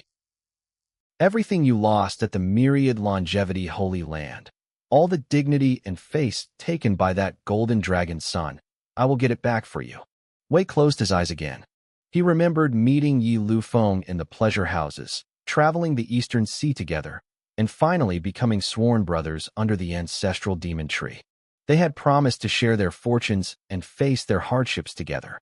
Life or death, they wouldn't abandon each other. Now that Yi Lu Feng was in trouble, it was time for Wei to step up. He turned his head slightly, and the servant bowed instantly. "Investigate everything that happened to Yi Lu Feng recently. I want files on the myriad longevity Holy Land and the golden dragon son. The more detail, the better." "As you command," the servant replied. Meanwhile, inside the Palace of Tranquility, the air was thick with the scent of heavenly incense. It was calming, the kind of smell that made you want to close your eyes and forget the world. I sat across from the third elder, C.I. Zajingren, at a small tea table. From behind a screen to my right, I could hear the sounds of women laughing and splashing in water. I tried to keep my cool. What was this woman playing at? Was she trying to tempt me with beautiful women on my first day? I knew there were hot springs in this palace, but stumbling upon the maids bathing felt like a setup. We were only separated by a screen decorated with 9 phoenixes and a single dragon. "Drink some tea," C.I. Zajingren said softly. She poured me a cup with a hand as white as jade. I nodded and downed it in one go. She slowly refilled it, filling the cup exactly 80% full. She picked up her own cup, blew on it gently, and took a small sip with her eyes half closed. The sunlight hit the stone wall behind her, illuminating a carving of birds paying homage to a phoenix. She looked incredibly elegant. "Do you like it here?" she asked. Her voice was like a clear stream flowing through a forest after the rain. She looked up, her gaze soft and nurturing. "It's all right," I replied. "If you like it, come often. My palace is always open to you." She smiled. She set her cup down, though it was still half full. She turned her gaze toward the screen, looking toward the splashing water. "Aside from Xianyan, the other 8 girls are my most loyal servants. We can speak freely. For instance, how did you know I practiced forbidden arts? And how did you know I have demon blood?" I didn't answer right away. Instead, I smirked. "Shouldn't you thank me first, third elder?" Before I could finish, she stood up. She folded her hands over her stomach and bowed deeply to me. "Thank you for helping me demonstrate the forbidden arts. I always repay my debts, and I will certainly reward you later." She bowed so low that her waist was at a 90-degree angle. I couldn't tell if she was being sincere or just trying to distract me with the view. After she finished, she sat back down as if nothing had happened, waiting for my answer with a curious look. "Fine," I said, finishing my tea. "I'll tell you. I have another identity." Her eyes sparkled with even more curiosity. "Oh, I am a natural-born saint," I said, my lips curling into a half-smile. In the original story, the fourth protagonist to appear was a natural-born saint. They could see the essence and laws of all things with a single glance. They were the brains and the encyclopedia of the protagonist group. I wasn't actually one, but since I had read the whole book, I was technically even better. A natural-born saint? She poured me more tea, looking thoughtful. If I remember correctly, that's a hereditary trait of the Li family, the head of the 10 great families. Is your real name Li? Who says only they can have it? I shook my head, acting mysterious as I downed another cup. She wasn't easy to fool. She gave me a gentle, knowing smile. I feel like you're messing with me. But fine, if you don't want to say, I won't pry. She leaned in closer, resting her chin on her hand. In private, what do you want me to call you? Your name? Or, little demon god? I shrugged. Doesn't matter. I just have the bloodline. It doesn't mean all demons are my subordinates. But if the demons ever united, you're the only one qualified to be their king, aren't you? She arched an eyebrow, her eyes full of warmth. You can't deny that many demons are still looking for a leader with the demon god bloodline. If you revealed yourself, you could gather an army and rule your own territory. Doesn't that tempt you? I shook my head firmly. In the original book, the Golden Dragon's son became the main villain largely because of this bloodline. I knew exactly what happened when it went public. 10,000 years ago, the demons were powerful, but they were betrayed from within and hunted to near extinction by humans. Now, only a few were left, hiding in the shadows. Compared to the human powerhouses, they were nothing. Not even a little, I said. I don't have that kind of ambition. Wenqin didn't show any obvious emotion. She just sat there, her beautiful eyes narrowing into crescent moons, filled with a playful smile. She asked me to guess whether she was a supporter of the demon god bloodline or something else entirely. I didn't hesitate. I told her she was definitely a supporter. She laughed, calling me decisive, but I knew the truth. Her parents had been die-hard loyalists to the demon god, and she had inherited that conviction. If I hadn't been sure of that, I never would have revealed my bloodline to her in the first place. She reached out her pale, slender hand toward me, a soft smile spreading across her face. She formally introduced herself as Wenqin.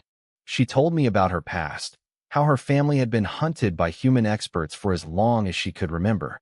They spent their lives hiding in the shadows. Her parents' greatest regret before they died was that they never found the successor to the demon god bloodline. I asked her why they were so desperate to find one. Her answer was simple: power and revenge. It was common knowledge among demons that consuming the blood of the demon god could heal any wound, improve one's natural talent, and skyrocket a person's cultivation level. She looked at me, her gaze intensifying. She mentioned the drop of blood I had leaked recently. Even with her high-level cultivation, she hadn't been able to resist the primal urge it triggered. As she spoke, she unconsciously licked her lips, staring at me like she wanted to swallow me whole. She even let out an audible gulp before quickly taking a sip of tea to hide her embarrassment. She set the teacup down with a clatter. To prevent me from getting hurt and accidentally exposing my bloodline again, she offered me a cultivation manual. She pulled a yellow-covered book from her robes titled the Honyang Immortal Scripture. My eyes nearly popped out of my head. In the original story, this was the signature technique of the Golden Dragon's son, the ultimate villain.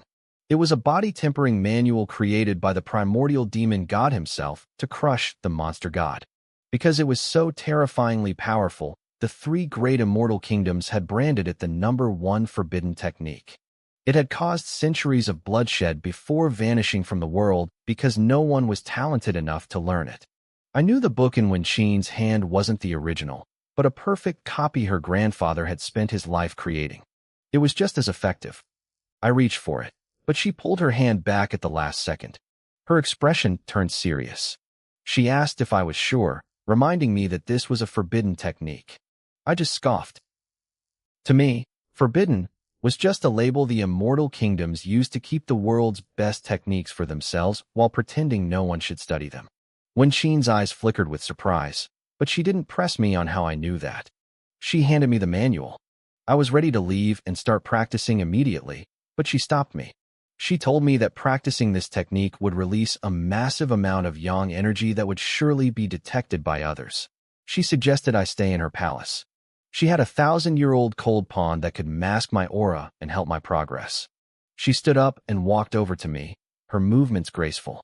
She wrapped her arms around my neck, leaning her body against mine and bringing her face inches from mine. She smelled incredible.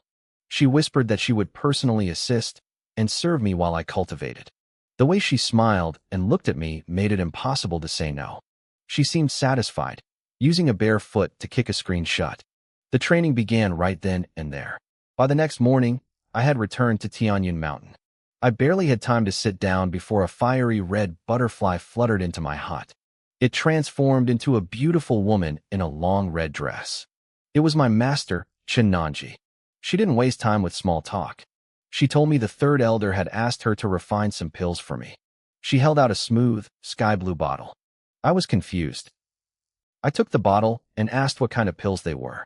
Chinanji hesitated for a moment, her face remaining calm as she told me they were bare root yang strengthening pills. I froze. My mind went blank. In the corner, my pet dragon, Sheng Longer, snapped her eyes open, looking at me with pure shock. I could practically hear her wondering if I had some kind of performance issue. The silence in the room was deafening. Even Chinanji couldn't keep her cool, a faint blush creeping onto her cheeks. She hurriedly explained that she was just the alchemist and didn't know the details. She told me to ask Wen Qin if I had questions before turning to leave.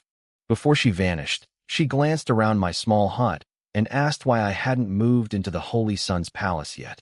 I told her I preferred the peace and quiet here. The Holy Sun's peak felt like it still belonged to the man who lived there for 10 years, and I wasn't interested in his leftovers. But I still had a problem with that palace.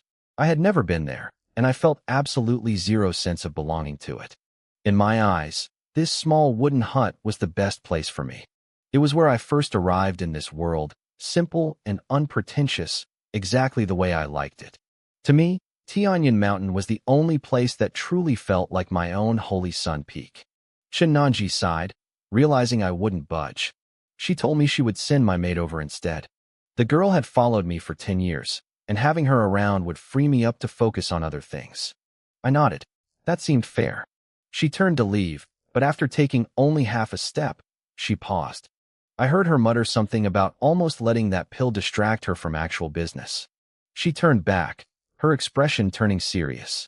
She told me the sect master had just held an elders' meeting to discuss the contribution my great enlightenment had brought to the Holy Land. They had decided to reward me with an enlightenment tree. My eyebrows shot up. I was genuinely shocked. I knew our Holy Land only possessed 2 of those legendary trees. One was in the Myriad Demon Graveyard, and the other was kept personally by the sect master. Chinanji confirmed it. The sect master felt that keeping it for himself was a waste of a heavenly gift. He wanted me to have it, saying that if it helped me achieve even one more enlightenment in the future, it would be worth it. I thanked her, and since I was staying at Tianyin Mountain, she promised to have the tree brought here later. She stood there for a long time, watching me. I gave her a confused look, and she bit her lip, appearing to weigh her words carefully. Finally, she asked if I wanted to go out. I was surprised. She explained that the main topic of the elders' meeting was the 10,000th birthday celebration of Li Qinquan, the head of the Li family in the East Sea. The Holy Land had received an invitation, and they wanted her to lead a group there. The East Sea Li family was the head of the 10 great immortal families, famous throughout the entire cultivation world. She tucked a stray hair behind her ear and looked away, acting casual.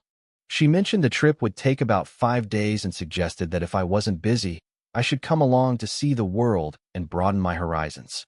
I rubbed my chin. If I remembered the original story correctly, shouldn't the great elder, Tianhai Longyue, be the one going? I asked her why the great elder wasn't handling this like usual. Chinanji let out a frustrated laugh. She told me that early this morning, the great elder received a message from his clan. Apparently, the reincarnation of the Dragon Emperor was in danger. The Dragon Clan chief was summoning everyone to back him up, demanding at least one representative from every dragon lineage. Since the Great Elder was the most prominent figure of the Azure Mist Sky Dragon line, he had to rush back. She remembered the boy, the one who insisted on joining the Bloodsea sect before being hauled away by the heavens, Holy Land.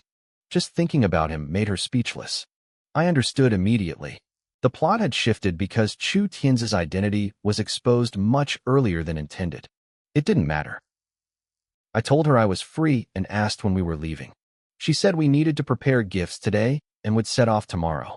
With that, she vanished. I leaned back, feeling a surge of anticipation. If we were going to that banquet, I was going to meet two new Destiny protagonists, Li Fei and Lan Ao. I wondered how many breakdown points I could farm off them. On the bed nearby, Sheng Longer finally stopped pretending to sleep. She stretched and yawned, walking over to me with fake curiosity. She pointed at the blue bottle and asked what it was. I just laughed and set the pills aside. The next morning, the sun climbed over the peaks, turning the dew-covered grass into a field of gold. In the thickets, I could see spirit rabbits chasing each other. Sheng Longer and I sat in chairs outside the hut, soaking in the peace. Suddenly, a system notification flashed before my eyes. The first protagonist, Chu Tianzi, had triggered a life event. Trapped in the Holy Land, the dragons descend. The summary was wild. After being forcibly taken to the heavens' Holy Land, Chu Tianzi kept screaming about being a man of the Blood Sea sect and vowing revenge. To make him see reason, the heavens' Holy Land sent experts to completely wipe out the remains of the Blood Sea sect. They showed him their power and luxury, hoping he would bow to reality. Instead, it made him hate them even more. The disciples grew resentful of his attitude, so the elders decided to throw him into a forbidden confinement room. In his rage, Chu Tianzi used his bloodline power to call out to the dragon clan. When the dragons arrived in force, the Holy Land was forced to release him. To show their support, the dragons gave him a dragon god jade right in front of the main hall. Under the jade's influence, Chu Tianzi's bloodline evolved into the Fortune Golden Dragon. It turned out his previous life was a 5-clawed golden dragon, but he had sacrificed everything to experiment with an ancient method of reincarnation to reach this legendary state. He succeeded. The Fortune Golden Dragon represented supreme luck, a treasure every sect craved. He was instantly declared the new Dragon Emperor. When the Heavens' Holy Land tried to apologize, he refused, citing the destruction of his sect as an unforgivable debt. He ordered the dragons to attack. The Holy Land was destroyed. The news shook the world. Every major power started sucking up to him, calling him the Heavenly Dragon of Destiny. I clicked my tongue. Reading this as a story was one thing, but living in this world made me realize how absurd these protagonists were. They could fail at everything, lose everything, and still find a way to flip the board and win. The system didn't let me complain for long. The screen expanded, and my vision blurred, pulling me across the sea of clouds. I saw a magnificent palace of azure stone glowing in the morning light. Inside the hall, 10 elders in white and blue robes stood in 2 rows, all staring at the resentful boy in the center. Outside, crowds of disciples whispered. The Heavens' Holy Land believed in following the natural flow of fate, but right now, fate looked very, very angry. The elders allowed the disciples to crowd around the hall, their whispers filling the air like a swarm of bees. I stood in the center, listening to their resentment. They complained about how many people begged to join the Heavens' Holy Land, yet I, a mere boy, had the audacity to refuse. They felt the sect was losing its dignity by begging me to stay. They didn't understand. To them, I was just a lucky reincarnation of the Dragon Emperor. They didn't realize that the dragon race was already at their gates, and their precious sect was on the verge of collapse. At the front of the hall stood Tian Wenzi, the sect master. He looked like a small boy, but he was nearly 5,000 years old. His face was cold as he stood before his throne. He had just received word that the dragons were gathering at the foot of the mountain. One wrong move, and the Holy Land would be wiped off the map. Humans were powerful, but the dragons were the 4th great race, independent and fierce. They had once led the monsters before the humans tricked them into breaking away to weaken the alliance. Now, they were a force of nature. Suddenly, a manager rushed into the hall, his face pale with terror. He gasped out that the dragons couldn't wait any longer. They were storming the mountain. The 10 elders exploded in rage. They couldn't believe these savage dragons would dare to trespass on their elegant grounds. They argued that if I was allowed to leave like this, the sect would lose all face. They wanted me to stay, or at least leave on their terms, not be taken by force. Tian Wenzi let out a heavy, cold snort. The hall went silent instantly. He looked at the elders, his eyes questioning if they had failed to foresee this day. Then, he turned his gaze to me. I stared back, showing no fear. He told me I was special. He said his senior brother had sacrificed his entire lifespan, burning his soul to peer into my destiny, because no one else could calculate it without suffering a backlash. The result of that sacrifice was a single, terrifying prophecy. Today, the heavens' holy land faced a 10-direction death trap. The words hit the hall like a physical blow. Elders and disciples alike turned pale, dripping with cold sweat. Panic erupted. Some disciples fainted on the spot. A 10-direction death trap meant there was no escape.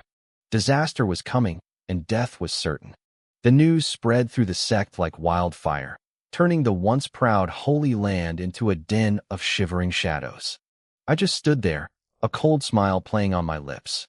Tian Wenzi looked at me, his irritation finally showing through his calm facade. He asked if I had anything to say since the dragons were here for me. I told him I had nothing to say. I asked him if he remembered how the Blood Sea sect felt when he destroyed them. I told him that when my dragon kin arrived, I would have my revenge. Bai Xingzhou, the elder who had kidnapped me, barked back that the Blood Sea sect was an evil cult that sacrificed civilians. He claimed the Holy Land would never regret wiping them out. I started clapping. It was a slow, mocking sound that echoed in the tense silence. One of the elders snapped. He lunged at me with a gaze full of killing intent. A cultivator at the Heaven God realm can kill with their mind alone. I was only at the 4th level of the Chi path, yet I didn't flinch. I didn't feel a thing. The elder gasped, unable to believe I was unharmed. He unleashed a wave of spiritual pressure that felt like a crashing ocean, but I stood my ground, completely unaffected. Everyone was losing their minds, wondering how a weakling like me could withstand such power. Then, a voice boomed from the sky, calm but saturated with supreme authority. It mocked the humans for always bullying the weak and acting like thieves. A violent wind tore through the hall, knocking the disciples off their feet. A man in magnificent white and gold robes walked in. He had a human body but the head of a dragon. He was 3 meters tall, and the space around him shimmered and cracked as if the world itself couldn't contain his power. His golden pupils scanned the room. Tian Wenzi screamed for everyone to look away, but it was too late. Several elders met the dragon's gaze out of curiosity. A second later, they screamed, clutching their eyes as blood poured through their fingers. Their spiritual energy began to leak out rapidly. The dragon immortal walked up behind me, looking at the fallen elders with pure disdain. He asked what kind of trash thought they were worthy of looking him in the eye. The realization hit the crowd like a hammer. This wasn't just a dragon. He was an immortal master. In the hierarchy of power, broken immortal, mysterious immortal, earth immortal, heaven immortal, true immortal, an immortal master was at the top. The strongest ancestor of the Holy Land was only a true immortal. This single dragon could erase the entire sect with a casual thought. There was no escape. No one could hide. Tian Wenzi's face darkened, his youthful appearance masking the absolute despair of a man watching his world end. No one dared to ignore him. This was Bai Xianrui, the patriarch of the Dragon Clan and the master of the previous Dragon Emperor. Tian Wenzi, the sect leader of the heavenly Holy Land, knew he couldn't show cowardice. He clasped his hands behind his back and stepped forward, his voice steady despite the pressure. He told the dragon that while their Holy Land was only one part of the eastern Sichuan continent, they weren't pushovers. He claimed they had friends across the world, including great immortal masters and even immortal monarchs. He demanded respect, reminding the dragon that this was their central hall. Bai Xianrui crossed his massive arms and looked down at me. His voice was slow and heavy. He said his attitude depended entirely on how I, his reincarnated disciple, felt about them. If I didn't want to hurt them, he would take me and leave. But if I wanted them dead, he wouldn't hesitate to wipe them out. The faces of the Holy Land disciples turned ash white. Their lives were in my hands. Every eye in the room fixed on me, waiting for my judgment. Suddenly, the system interface flickered in my mind. I realized this 3-meter-tall dragon immortal was actually my master from my previous life. The system gave me a choice. I could use his power to get revenge for the Bloodsea sect, or I could leave with him to grow stronger. But there was a third option: slap him for taking so long to find me. Lin Sheng, the one controlling my choices from behind the scenes, didn't hesitate. He chose the most chaotic path. He knew my greatest advantage was my identity as the Dragon Emperor. If he could ruin my relationship with the Dragon Clan and stop my evolution into the Golden Dragon of Fortune, I would be powerless. I turned around and looked up at the Dragon Immortal. Bai Shaxianrui looked at me with pure joy and affection. He suppressed the killing intent in his gaze so it wouldn't hurt me. He asked me in a soft, trembling voice if I remembered him. Before he could even finish his sentence, I lunged forward. I jumped up and swung my palm as hard as I could across his face. To a being like him, my movements were incredibly slow and clear. He could have dodged easily, but he didn't. He was too shocked to move. He probably thought I was trying to communicate some secret message from my past life. Slap. The sound echoed through the silent hall. My strength was only at the 4th layer of the disciple realm. To him, it felt like a mosquito bite. But the disrespect was monumental. Bai Shaxianrui's expression darkened. He asked me why I did that. His voice was calm, but it felt like the eerie silence before a hurricane. I narrowed my eyes and shouted at him. I told him I had been trapped for so long, and he was only showing up now. I mocked the Dragon Clan's intelligence, pointing out that my identity had been exposed for days. I accused them of being late on purpose just to watch me suffer. My voice rang out with bitter resentment. The people in the hall were terrified to even breathe. A low-level cultivator had just slapped an immortal master. It was a feat no one would ever believe. Outside the hall, the other members of the Dragon Clan arrived just in time to see the slap. They stood there, mouths agape, looking at each other in total confusion. Hidden among them was Tianhai Longyue, the second elder of the Myriad Longevity Holy Land. He was disguised in a plain gray robe to avoid trouble. He watched the scene with wide eyes, stifling a laugh. He couldn't believe how bold the younger generation had become. Bai Shaxianrui stood there with his mouth open, unable to speak. He looked confused, angry, and helpless all at once. He didn't know how to react to such blatant disrespect from his own master. The system chimed again. It told me I had taken the moral high ground. Now, I had to double down. I looked up at the 3-meter-tall dragon man and felt annoyed by how much higher he stood than me. I told him to kneel. The silence that followed was deafening. The air felt like it had frozen solid. The elders of the heavenly, holy land stared at each other, wondering if they had misheard. I told you to kneel, I repeated, my voice dripping with impatience. Didn't you hear me? Bai Shaxianrui looked down at me, the warmth in his eyes completely gone. He told me to say that again, his voice as cold as a winter wasteland. Instead of backing down, I got even more annoyed. I asked him if his ears were broken or if he was just too old for the job. I told him he should retire and give younger dragons a chance. I accused him of trying to make me angry on purpose by pretending not to hear me. He stood perfectly still, like a stone statue. Somewhere far away, Lin Sheng was laughing, amazed that a tiny ant was talking back to a god. This was a legendary moment that would be remembered forever. Finally, Bai Shaxianrui moved. He didn't explode in rage. Instead, he sighed, looking like a disappointed parent. He muttered that something must have gone wrong during my reincarnation to change my personality so much. He decided he would just force me back to their ancestral lands to fix me. The Holy Land elders were thrilled. If the dragons left, their sect was safe. But I wasn't having it. I snapped at him, asking what made him any different from the people who kidnapped me. I called them all a bunch of hypocrites and said the Dragon Clan was just as rotten as the rest. Bai Shaxianrui finally let out a cold, sharp laugh. He looked me in the eye and asked, "Then who was it that used their bloodline power to call for our help in the first place?" I looked at Bai Shaxianrui with total disgust. I told him I had called them here to support me, not to watch them put on a show of authority. I was the Dragon Emperor. I demanded to know why he hadn't knelt yet. If he didn't show me respect, how could I maintain my dignity? At this rate, people would think he was the one in charge, not me. The system chimed in my head. My corruption value jumped by 30 points. Bai Shaxianrui was visibly fuming now. He glanced at the people from the heavenly, holy land, then turned his icy gaze back to me. He said they had felt my desperate, pathetic cry for help and assumed I was being tortured. But after seeing my behavior, he realized the Holy Land had actually been very respectful to the Dragon Clan by letting someone as arrogant as me stay in one piece. I opened my mouth to snap back, but he didn't give me the chance. He let out a powerful snort. The sound hit me like a physical blow, vibrating through my skull until the world turned black. I collapsed instantly. He called me a fool who was embarrassing the clan and ordered his men to take me away. He flicked his sleeve and transformed into a streak of golden light. As he flew off, the sky erupted in a series of terrifying thunderclaps, as if the heavens themselves were trembling at his anger. The other dragons didn't waste any time.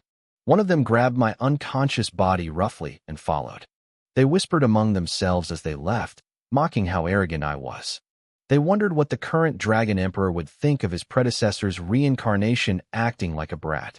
By the time they vanished into the clouds, they had already decided to stick with the new emperor instead of me. Back at the Holy Land, the silence was heavy.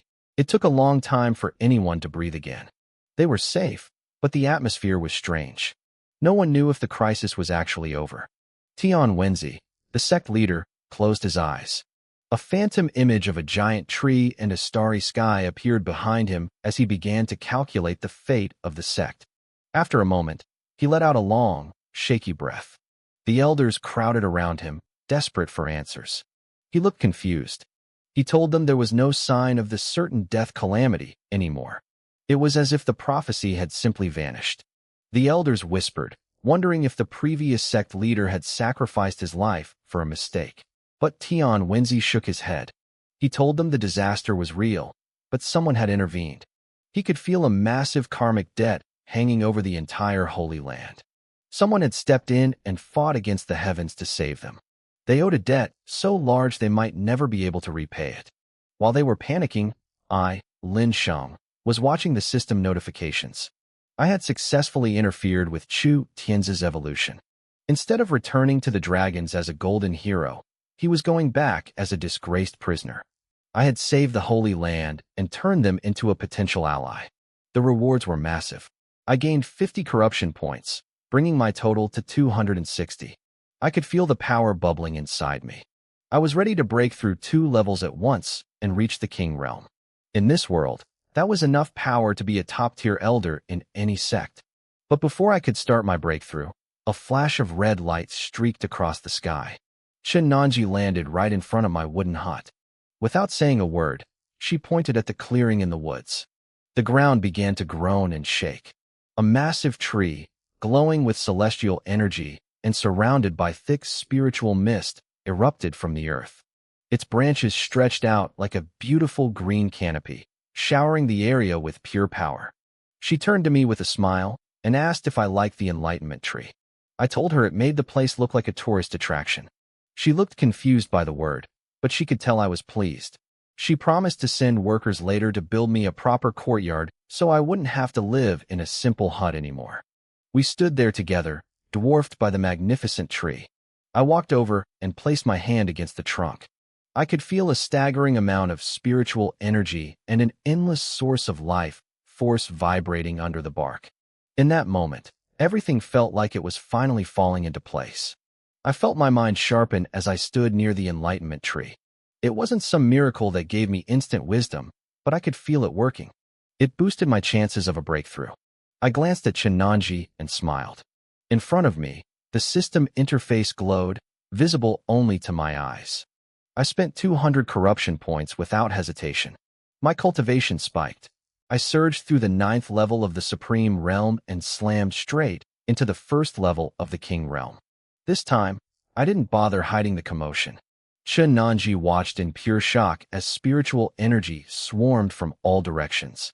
It looked like millions of green fireflies coming home, thick and suffocating, before they all funneled directly into my body. A massive, familiar aura exploded from me. It shot into the sky, thousands of meters up, and triggered a vision. A golden sea formed in the clouds, heavy and vast, looking like it might pour down at any moment and drown the entire world. Chen Nanji's eyes went wide. She looked like she was losing her mind. She couldn't believe it, but the facts were right in front of her. Last month, I was only at the 5th level of the Heaven Man realm. In just 30 days, I had crossed through the Heavenly God, God King, and Supreme realms. I was now a king. She probably thought I had another epiphany just by looking at the tree. To her, I was a monster straight out of the ancient history books. The Golden Sea vision echoed across the entire Holy Land. Disciples and peak masters looked up, their faces filled with awe. They wondered who was breaking through to cause such a disturbance. Some had lived for 8,000 years and had never seen anything like it. Deep within the myriad monsters' graveyard, the supreme elders who had lived for tens of thousands of years were also watching. The wind howled through the desolate tombs as their voices drifted through the air. They realized it was me. They noted that I wasn't even 20 years old yet. Their greatest genius in history, Ji Hongchun, had been 39 when he reached the king realm. I had shattered that record. They debated if I needed protection, but ultimately decided that someone this heaven-defying couldn't be held back. I was the greatest talent the Holy Land had ever seen. Back on heavenly Cloud Mountain, the morning sun filtered through the branches of the enlightenment tree. I stood there, steadying my new power, dressed in my white robes. Chen Nanji opened her mouth to speak, but the words seemed to fail her. When I walked toward her, she finally forced a smile. She congratulated me and told me I'd dominate the top 10 geniuses list this month. But her smile didn't last. She turned away and let out a soft sigh. I asked her what was wrong. She looked back at me, her eyes deep and swirling like a spring.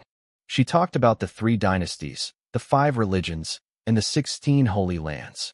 To the world, we were powerful, but to the top-tier sects in the central immortal continent, we were nothing. She feared that once the genius rankings came out, the big sects would come for me.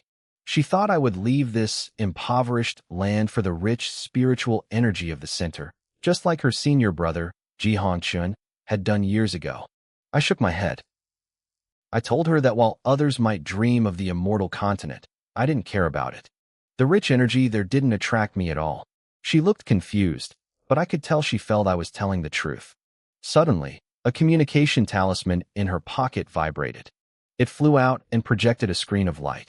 The Grand Elder, Tianhai Longyue, appeared on the screen. He was walking along a distant coastline. He looked happy until he saw me standing there. Then he quickly greeted me. He told Chen Nanji he had news that would make her jaw drop. He started rambling about the Li family banquet. He talked about a boy named Chu who had caused a massive scene, insulting the Dragon King and making powerful masters look like fools. I acted surprised, though I knew exactly what had happened. It was all part of the plan.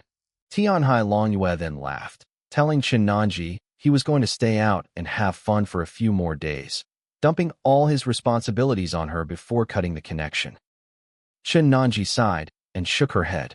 She had to prepare a gift for the Li family, so she didn't stay long. She turned and flew off toward the main peaks. Meanwhile, far to the east on Tianao Island, the air was tense.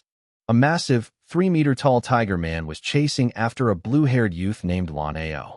Lan Ao was heading for a ship, his face set in a grim expression. The tiger man, Hu Xiong, tried to stop him, but Lan Ao wouldn't listen. He had found out what happened to his sworn brother, Chu Tianzi, and he wasn't going to let it slide. He was going to get revenge, no matter who stood in his way. Lan Ao's voice was steady, but I could feel the iron resolve behind it. He was the leader of the 10,000 Demon Alliance, the man tasked with reviving a fallen kingdom, and his subordinates were terrified he was throwing it all away for a grudge. Hu Xiong, a massive tiger man, blocked his path, begging him to reconsider the danger. Lan Ao just stepped forward and patted the tiger man's stomach. He looked up, his eyes burning with a cold light. He told Hu Xiong he wasn't going to show his face directly. He had a better plan. The Li family, the most powerful of the 10 great immortal families, had a massive secret, a weakness Lan Ao held over their heads. He was going to use the Li family's influence to drag the myriad longevity Holy Land through the mud. He wanted the world to see the Holy Land isolated and humiliated. He wanted them to realize that without his brother, Chu Tianzi, their sect was nothing but a sinking ship. He was going to make them regret every choice they made. Seeing his determination, Hu Xiong finally sighed and stepped aside. He was still worried about Lan Ao going alone, but Lan Ao just gave a mysterious smile. He pointed toward the deep blue ocean. Beneath the waves, a massive shadow nearly 300 meters long lay waiting. It was the Alliance's top general. With a guardian like that, even the Tiger Man felt at ease. By the next morning, the news hit the streets like a lightning bolt. People were whispering in every corner. The Li family had suddenly announced they were rescinding the invitation they sent to the Myriad Longevity Holy Land for their upcoming banquet. It was a slap in the face.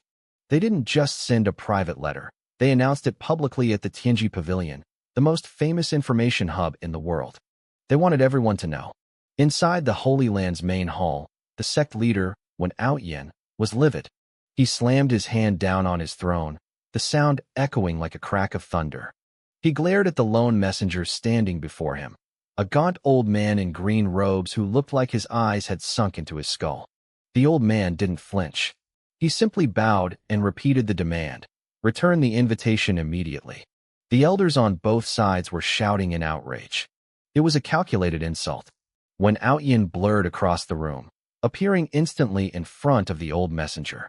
His aura felt like a volcano about to erupt. He demanded to know why. The messenger just replied that the reason would be revealed at noon at the Tianji Pavilion.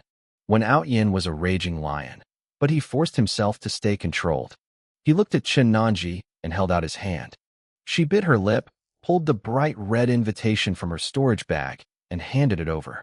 The old messenger reached for it, thinking his job was done, but his face went pale when Outyen grabbed the paper and ripped it right down the middle. Get out! When Outyen roared. The sound wave hit the messenger so hard he coughed up blood. The old man didn't wait around for a second strike. He scrambled out of the hall and vanished. The atmosphere in the hall turned heavy. The elders started debating, wondering why the Li family was suddenly picking a fight. They knew this wasn't just a misunderstanding. It was a declaration of war. When Outyen told everyone to prepare for the worst. Back at Tianyan Mountain, I had just opened my door to stretch in the morning sun when I saw Chen Nanji waiting for me. She looked worried. She told me about the Li family and how when Outyen had torn up the invitation. I couldn't help but smirk. Good for him. She told me the Li family was going to spill the tea at the Tianji Pavilion at noon. I knew exactly what that place was. It was the premier intelligence exchange in the cultivation world, backed by legendary figures like the Divine Calculator and the Wine Demon. If you wanted to start a fire in this world, that was the place you brought the matches. Chen Nanji sighed, looking out over the misty mountains. She knew that whatever the Li family was going to say, it wouldn't be good. It meant the Holy Land was about to be surrounded by enemies.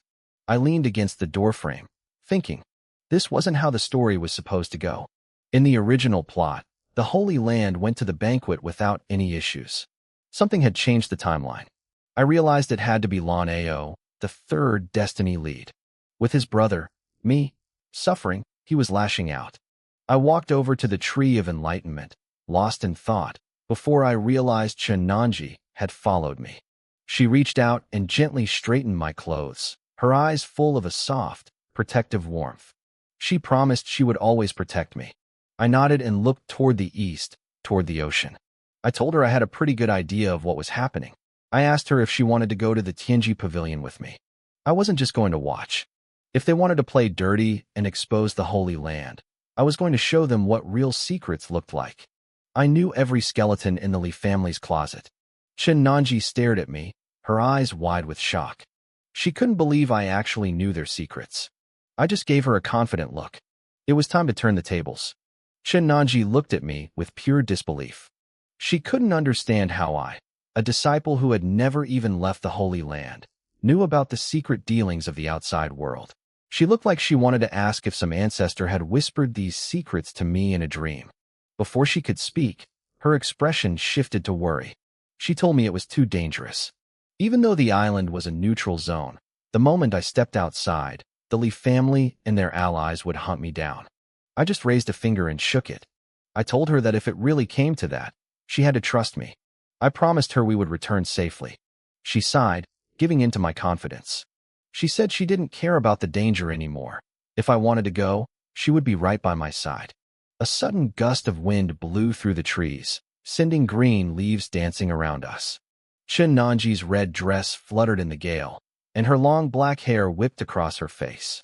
She reached up, tucking a stray strand behind her ear, and gave me a bright, gentle smile that could melt ice. We set off for the divine Tortoise Island, located in the White Bird Empire of Yinzhou. As we flew toward the empire, I thought about my potential disciple, Bailey Fengming.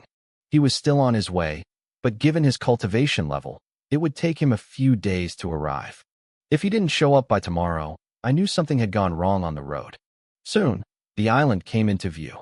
I looked down and saw a massive, 5,000-meter-long tortoise swimming slowly through a pitch-black river. It was an incredible sight. I told Shin-Nanji it was the biggest turtle I'd ever seen, second only to one named Outyin back in my old memories. She explained that the Black River below was a branch of the myriad-mile Bright River, and the tortoise was a spirit water black tortoise, the same species as our sect's guardian beast. My eyes flickered. I knew that in the near future, the goddess of the Bright River would be born from the main branch of that water. When that happened, she would have an immortal king as her backer. If I played my cards right, our holy land wouldn't be bullied so easily anymore. We descended toward the town built on the tortoise's back. I wasn't interested in sightseeing, so we bought 2 masks at the coast to hide our faces and headed straight for the highest point of the island, the Tianji platform. Aside from the towering Tianji Pavilion, the area was packed with shops and cultivators from every major power. We didn't wander. We picked an inn directly across from the pavilion and booked a private room with a perfect view of the entrance. Inside, we took off our masks and sat across from each other. The waiter brought out a spread of local delicacies. As the sun climbed higher in the sky, we ate slowly, looking like 2 tourists without a care in the world. Suddenly, a notification pinged in my mind. The 4th Destiny lead, Li Fei, had just triggered a life event. My chopsticks froze midair. Shin-Nanji noticed immediately and asked what was wrong. I looked toward the Tianji Pavilion and let a wide smirk spread across my face. I told her that today, we wouldn't have to take any big risks after all. The system screen floated before my eyes. The event was titled, Li Fei Gains the Appreciation of the Demonic Wine Immortal. The summary explained everything. Lan Ao, the 3rd Destiny lead, was using the Li family's secrets to blackmail them into canceling their alliance with the Myriad Longevity Holy Land. To maximize the drama, he had them announce the reason publicly at noon. The Li family sent their heir, Li Fei, to the pavilion to deliver the news. But there was a twist. The demonic wine immortal, who loved a good show, happened to be there. He took a liking to Li Fei and gave him a jar of eternal tears, a secret brew that forced anyone who drank it to speak their absolute truth. If Li Fei passed the test, he would become a disciple. In the original timeline, Li Fei passed easily. During his drunken honesty, he accidentally revealed he had saved a lady from the Qin family years ago, winning her heart and her family's support. He even used his natural saint abilities to point out the hidden illnesses of powerful experts, gaining massive fame. The wine immortal took him in, his reputation soared, and he publicly shamed the Holy Land, claiming they were only being targeted because the genius Yi Lufeng had left them. It was a perfect win for the protagonists. Lan Ao got his revenge, Li Fei got the girl and the master, and the Holy Land was left isolated and dying. I realized the system descriptions were getting more detailed. The stakes were rising. Lan Ao was definitely the one pulling the strings from the shadows, trying to ruin me through the Holy Land. I rubbed my temples. If I didn't intervene, the heavenly way would ensure these protagonists always came out on top. The fight against destiny was getting intense, and honestly, I was starting to enjoy it. A soft scent filled the air. Shin-Nanji had walked behind me and started gently massaging my head. She whispered in my ear, asking what was bothering me so much that I had a headache. Her voice was soft and teasing. I tilted my head to look at her beautiful profile and told her that while the enemy was cunning, I had already won. The system event officially started. Shin-Nanji didn't quite understand, but she didn't push for answers. She kept massaging my temples, but before she straightened up, she leaned down and let her tongue brush against my earlobe. I stiffened, completely caught off guard by her boldness. I had to force my mind back to the task at hand. I told her the Li family had arrived, and I needed to focus. She nodded and turned her gaze toward the Tianji pavilion, her eyes turning cold and sharp. The pavilion had two types of guests, those with a Tianji plate, friends or favorites of the masters who could drink and eat inside, and everyone else, like us, who had to watch from the outside. The show was about to begin. Those who entered the pavilion without a special status could only buy or sell information. They weren't allowed to do anything else. They couldn't sit down, and they definitely couldn't linger. If they tried, they were kicked out immediately and blacklisted for life. That was exactly why Lin Sheng and I didn't bother going inside. Instead, we stayed in a private room at a nearby inn, watching the spectacle from a distance. Li Jiaran entered the building and headed straight for the 5th floor. Suddenly, all the main lanterns on the exterior of the 5th floor lit up. It was a signal. They had purchased the Level 5 information promotion service. This meant Li Jiaran could announce news from the 5th floor balcony for the whole world to hear. More importantly, the pavilion's agents would spread this news across the 4 great continents within a single day. The Tianji Pavilion had agents everywhere, and when someone paid enough, they turned from information gatherers into a massive propaganda machine. The doors opened, and a group of people escorted a young man out. He wore green robes and had a face as smooth as jade. He held a white fan that radiated a subtle, divine glow. He had a gentle, warm smile that made everyone feel at ease. This was Li Fei, the next head of the Li family and a natural-born saint. Outside, the 333 dining tables were usually half empty. Today they were packed. People from every major sect and power were squeezed together, even standing in the aisles. Most were just there for the gossip. They wanted to know what kind of grudge the Li family had with the myriad longevity Holy Land. Some joked that a Holy Land member had cuckolded a Li family man. Others whispered about the piss-pants saint from the Holy Land. Quiet. The immortal venerable is coming out, someone shouted. Lin Sheng watched closely. It was his first time seeing an immortal venerable, a figure just below the level of an immortal emperor. He expected something earth-shattering, thunder, lightning, or maybe a presence so profound it felt like a normal human. Instead, the old man flew out looking like a low-level eccentric. He stared at Li Fei with an expression that said he'd found a lost treasure. So like him, so similar, the old man muttered. He looked at Li Fei and grinned. Young friend, I feel a connection with you. Do you dare to drink with me? Li Fei's eyes widened. You are the demon wine immortal venerable? The old man didn't put on any airs. He hurriedly pulled out a jar of wine. This is my secret brew, aged for 1,000 years. I used to call it drunken life, dreamy death, but everyone uses that name now. I renamed it Tears of Eternity. Drink this, and you'll recover all your memories, even from your past life, if you had one. He paused, a mischievous glint in his eye. But there's a catch. After drinking it, you'll be drunk for a while. You won't be able to think, and you'll only be able to speak the absolute truth from your heart. So do you dare? If you do, I'll consider taking you as my registered disciple. The crowd went wild. The demon wine immortal venerable never took disciples. If Li Fei became his student, the Li family would skyrocket in status. Even the 3 great immortal nests would have to treat them with respect. In a nearby inn, a woman named Qin Ruo leaned against a window. She was wrapped in white silk, her golden fox ears twitching in the sunlight. Her long, slender legs were draped over a couch, silk ribbons winding around them like snakes.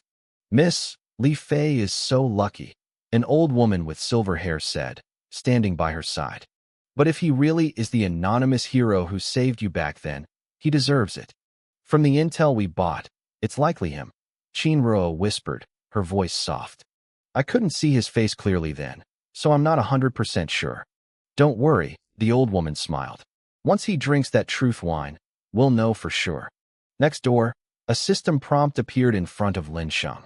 It gave him 4 choices on how to handle the immortal venerable's offer. Lin Sheng knew the truth. The old man only liked Li Fei because he looked exactly like a best friend who died 100,000 years ago. But the old man knew Li Fei wasn't a reincarnation. He was just a lookalike. Lin Sheng chose option C, push his luck. On the balcony, Li Fei took the wine jar. He breathed deeply. Below him, his family manager, Li Yuan, was praying silently for him to drink. The news had already been sent back to the family head. Li Fei stood before the microphone-like spiritual tool that projected his voice across the entire island. He hesitated, then finally spoke. "I don't want to drink this wine that forces me to tell the truth," Li Fei said, his voice echoing clearly. "But I still want to be your disciple. Would that be all right?" The crowd went silent. He had just refused an immortal venerable's condition while still demanding the reward. The entire island fell into a deafening silence. It was as if every person there had suddenly lost their hearing. They stared at me, their faces twisted in shock and disbelief, whispering among themselves about the sheer audacity of my words. I heard them calling me crazy. They couldn't believe I was bargaining with an immortal venerable. To them, drinking that wine was a golden ticket, a shortcut to the heavens that anyone else would die for. Yet, here I was, refusing to drink while making even bigger demands. Some looked at me with suspicion, wondering if I held a dark secret that would ruin me if revealed. Others were just waiting for me to fail so they could laugh at my downfall for the next 3 days. The demon wine immortal venerable narrowed his eyes. He repeated my words slowly, a cold edge creeping into his voice. He asked if I really wanted to be his disciple without drinking. I didn't flinch. I told him I wanted to be a formal disciple, not just a named one. I stared him straight in the eyes. He gave me one last chance to take it back.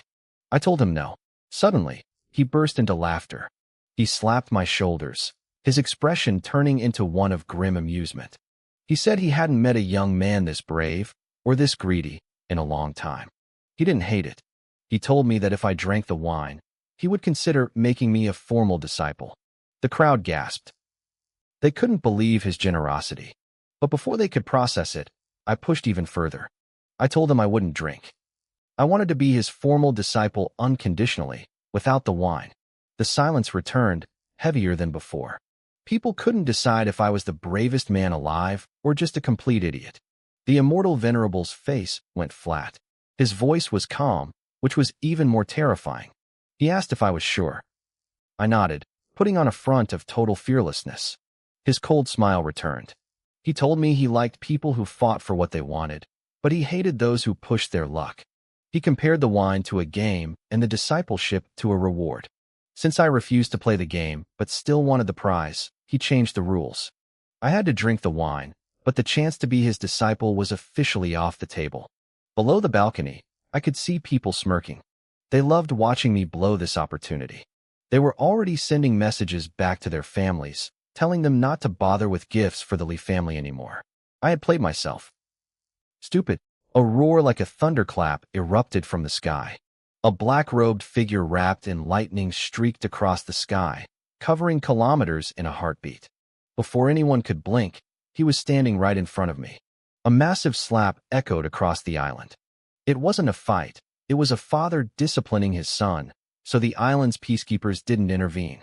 My father, Li Qiankuan, slammed his hand onto my shoulder, forcing me to my knees in front of the immortal venerable. He called me a rebellious son and screamed at me for being greedy. Then, he threw himself to the ground next to me, his face pale with terror. He begged the immortal venerable for mercy, offering everything the Li family owned to settle his anger. The immortal venerable sighed. The anger had already left him. He looked at my father and reminded him that he was the guest of honor for the upcoming birthday feast. He said he wouldn't pursue the insult, but there was one condition. I had to drink the eternal tears. He walked to the railing and looked back at us with a faint, curious smile. He wanted to know what secret was so important that I'd risk offending him just to keep it hidden. He looked at my father and asked if he would interfere. My father shook his head violently. He stood up and beat his chest, declaring that the Lee family had nothing to hide. He was actually furious. He knew I had done plenty of good deeds and had no dark history, so he couldn't understand why I was acting so stubborn. He wanted the world to see that his son was honorable. I tried to protest one last time, but my father's hand moved like lightning, slapping me again. He grabbed the wine jar himself. He declared that he was in charge now. Under the watchful eyes of the entire crowd, he forced my jaw open. 2 maids tilted the heavy jar, and the liquid burned down my throat. Gulp after gulp, they forced the entire thing into me. When my father finally let go, I stumbled back, my vision swimming and my head spinning. I couldn't even stand straight. The immortal venerable adjusted his patched robes, looking like a simple old man again. He spoke casually, reminding us that his shop valued honesty. Since the service was paid for, it was time for me to reveal the message I had come to deliver. Every scout and sect member on the island leaned in. They were dying to know why the Lee family had revoked the invitation to the myriad longevity Holy Land. With the wine in my system, they knew I could only tell the truth. I leaned against the railing, looking up at the sky with a drunken, lopsided grin. I felt the words bubbling up, forced out by the power of the wine and the system's hidden choice. I let out a long, melancholy laugh that echoed over the water. You want to know why? I slurred, shaking my head. There isn't some deep, dark reason. It's simple. We heard the golden dragon son of the myriad longevity Holy Land was planning to show up. And honestly, the guy is just too damn bright. If he showed up, he'd outshine every other genius here so badly they'd probably wet themselves in shame. We didn't want him ruining the party for everyone else. It was all about face. We had already sent the invitation to the myriad longevity Holy Land, but then we heard the golden dragon son was actually planning to show up. The entire Lee family panicked. How could he come? The kid was not even 20 years old, and he was already a 9th-level sovereign. If he stepped foot in that banquet, he wouldn't just be competing, he'd be treating every other genius there like a toddler. Even Yi Lu Feng, the young master of the Yi family, would probably wet his pants in fear. He'd be on his knees begging for mercy. We couldn't have a crowd of top-tier geniuses kneeling and crying at our celebration. It would ruin the banquet, and we wouldn't be able to explain it to the other powers. Besides, his aura alone would make the Lee family's own talents look like dim candles next to the sun. We didn't want him stealing our spotlight. So, we just didn't let him come. That was the simple, ugly truth. My voice echoed across the entire island. Aside from Lin Sheng and my stunned father, Li Qingquan, everyone else was caught completely off guard. The crowd started buzzing. They never expected the reason to be this petty. They were shocked that the Golden Dragon Son was that powerful. A 9th-level sovereign under 20? It sounded like a myth. People started nodding, thinking it made perfect sense for the Lee family to protect their reputation as the top clan. They thought there was a deep grudge, but it was really just fear. Up in the private room, Chen Nanji stared at her disciple, Lin Sheng, her eyes wide with realization. She thought she had pieced it all together.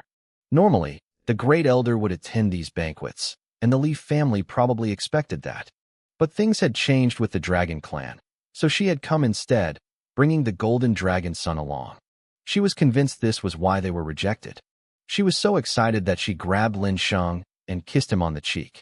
She immediately pulled out a jade slip to send the news back to the Holy Land. They weren't enemies. Their saint was just too good for the world to handle. Back on the platform, my father finally snapped out of his trance. He saw the crowd believing my drunken rambling and felt a surge of pure terror. If people believed this, he couldn't fulfill his deal with Lan Ao, and the secret of the Lee family's born saint would be exposed. He roared at me, his face twisted in rage. He told me I was talking nonsense. He shouted to the crowd that the invitation was revoked because of Yi Lu Feng. He claimed the Holy Land had kicked Yi Lu Feng out, and the Lee family was just getting revenge. He wanted everyone to hear his version, but the immortal venerable, Emo Jiuxianzun, just looked at him with a cold, unreadable expression. The old man asked if my father was questioning the honesty of his wine. Li Qingquan froze. He was terrified of the secret being out, but he was even more terrified of the immortal. If that old man got angry, he could wipe out the Lee family in a heartbeat. My father forced a smile and nodded frantically. He admitted I was telling the truth, even though his eyes were full of desperation. Nobody believed his sudden change of story anyway. The Lee family never cared about outsiders like Yi Lu Feng. The immortal venerable ignored him and turned back to me. He was curious. He asked why I had risked everything just to avoid drinking his wine. Everyone leaned in, dying to know what secret was worth defying a legend. The system prompt flickered in my mind, and I chose the most destructive path available. I let out a long, cold laugh, my head swaying from the alcohol. I told them I did it for the family. I said that if I drank the eternal tears, I wouldn't be able to stop myself from telling the truth. I'd end up exposing the evil method the Li family used to steal the Born Saint ability. As soon as those words left my mouth, the air went cold. Li Qingquan screamed. He lunged at me, his hand raised to strike me unconscious before I could say another word. But the immortal venerable wasn't about to let the show end. With a single, sharp snort, he sent a wave of pressure that knocked my father flat on the ground. My father went limp, out cold. The immortal looked at me, his eyes gleaming with excitement. He told me to keep going. He wanted to know exactly what this evil method was. The crowd erupted. The idea that the Li family's legendary status was built on something stolen and sinister sent them into a frenzy. They realized there was no such thing as a hereditary saint ability. If the Li family could take it, maybe they could too. The scouts were frantically sending messages back to their sects. The top family's reputation was crumbling in real time. But as the pressure built, I felt a surge of resistance. I shook my head, slurring that I wouldn't say another word. I told them I had to protect the secret, no matter what. The secret of the Li family's Born Saint was officially out in the open. The eternal tears forced me to speak the truth, but they didn't technically force me to answer every question. If I refused to talk, and if these people didn't use a little extra persuasion, they weren't going to get another word out of me. You don't want to answer? Immortal Venerable Wine let out a booming laugh, looking at me like I was the funniest thing he'd ever seen. I am the master of the Heavenly Mystery Pavilion. Do you really think you get to decide whether you talk or not? Do you even know what we do for a living? The members of his pavilion were experts at pulling information out of people. They had methods for every occasion. He started listing them off, his voice dripping with casual cruelty. He asked if I wanted to try the truth-telling curse, the memory exposure technique, or maybe a soul-losing collar. He even offered me a self-talking pill. My eyes were blurry from the alcohol, and I felt a wave of helplessness wash over me. I shook my head, a self-deprecating smile twitching on my flushed face. I hesitated for a moment, then shook my head violently. I told him I'd rather die than speak. I didn't even finish the sentence. The immortal venerable slapped a glowing symbol onto my back. It was the truth-telling curse. Speak, he commanded. The crowd went silent, leaning in. Some cultivators even pulled out recording treasures to capture every word. I looked around, feeling the weight of their gaze. I realized that since everyone had gone to this much trouble, it would be rude not to share. The system flickered, and I chose to reveal the darkest truth of my lineage. I let out a long, tired sigh and started talking. I told them the Li family's Born Saint status wasn't some gift passed down through our bloodline. It was a stolen power called the Saint's Pupil. It all started back in the ancient era when the 10 great immortal families teamed up to destroy the demon kingdom of the East Sea. The world thought the Li family captured the invincible demon emperor through sheer strength. They didn't know we used the holy mother of the demon pool as a hostage to force his surrender. The demon pool was the birthplace of their race, their most sacred site, and the holy mother was their living totem. Nobody expected that a simple lie from a Li ancestor could trick such a kind, divine being into capture. I got lost in the story, my voice growing melancholy. The Holy Mother had unique, beautiful eyes that could see through anything in the world, except for the darkness in human hearts. We discovered her blood had miraculous properties. So, we locked her away at the bottom of a 10,000-year frost basin. Every few years, we drained her blood. Once we had enough, we used forbidden arts to perform blood transfusions on Li family newborns. That was how our blood became extraordinary. A small number of us even developed those world-seeing eyes. We called them the Saint's Pupils. For tens of thousands of years, the name Born Saint became synonymous with the Li family. To keep the secret safe, we moved our entire clan to the edge of that frost basin, claiming we were there to guard the East Sea. The ancestors who knew the truth were slaughtered by the family head. Now, only the current head knows. I only found out by accident. The crowd erupted in a fury I had never seen. People were screaming that the Li family didn't deserve to lead the 10 great families. They called us a disgrace. They realized the Born Saint was a title built on blood and torture. The demon pool was the source of all ancient demons, and the Holy Mother was their creator. The rage of the demon race was not something one family could survive. Messengers were frantically sent out to tell Sex to cut all ties with the Li family immediately. Up in the private booth, Lin Sheng watched the chaos with a smirk. The system notified him that the corruption value had spiked by 100 points. By exposing the Li family's secret, he had shattered their reputation and stripped away their future luck. It was a massive harvest. Chen Nanji finished sending the news back to her holy land, her face a mix of shock and joy. She couldn't believe the Li family had been so evil, keeping the Holy Mother trapped for millennia. She looked at Lin Sheng, calling him the lucky star of their sect.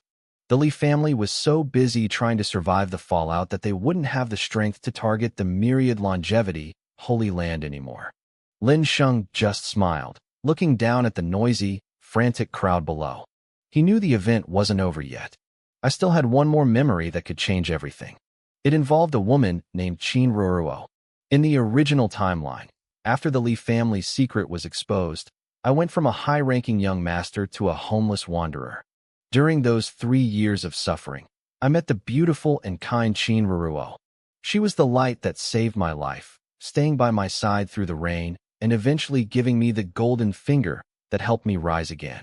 Lin Sheng realized that if I met her here, under these circumstances, things might play out similarly to the original story, even if I'd lost the chance to become the Immortal's disciple. He wasn't in a hurry. He watched the cultivators below, shaking his head at how easily they lost their composure. Chen Nanji leaned into him, whispering that these people spent too much time in solitary meditation, so they craved the excitement of a crowd. Lin Sheng nodded. It made sense, but he was just waiting for the Qin family to make their move. On the 5th floor of the Heavenly Mystery Restaurant, Elder Mo Jio stroked his short white beard. He looked like he was lost in thought.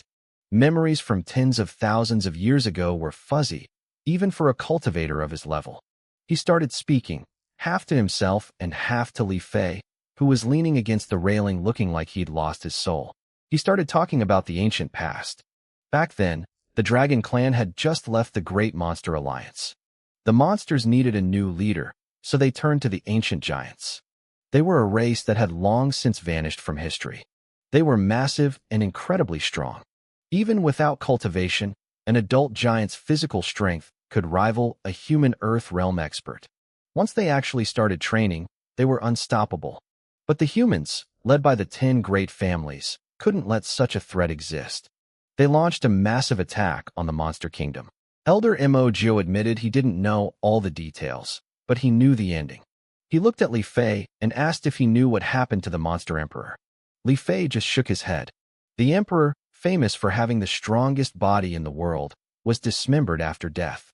The 10 families were so terrified of him that they tore his corpse apart just to feel safe. Elder Mo Jio sighed, then let out a small, bitter laugh. He finally understood how that invincible emperor had been defeated.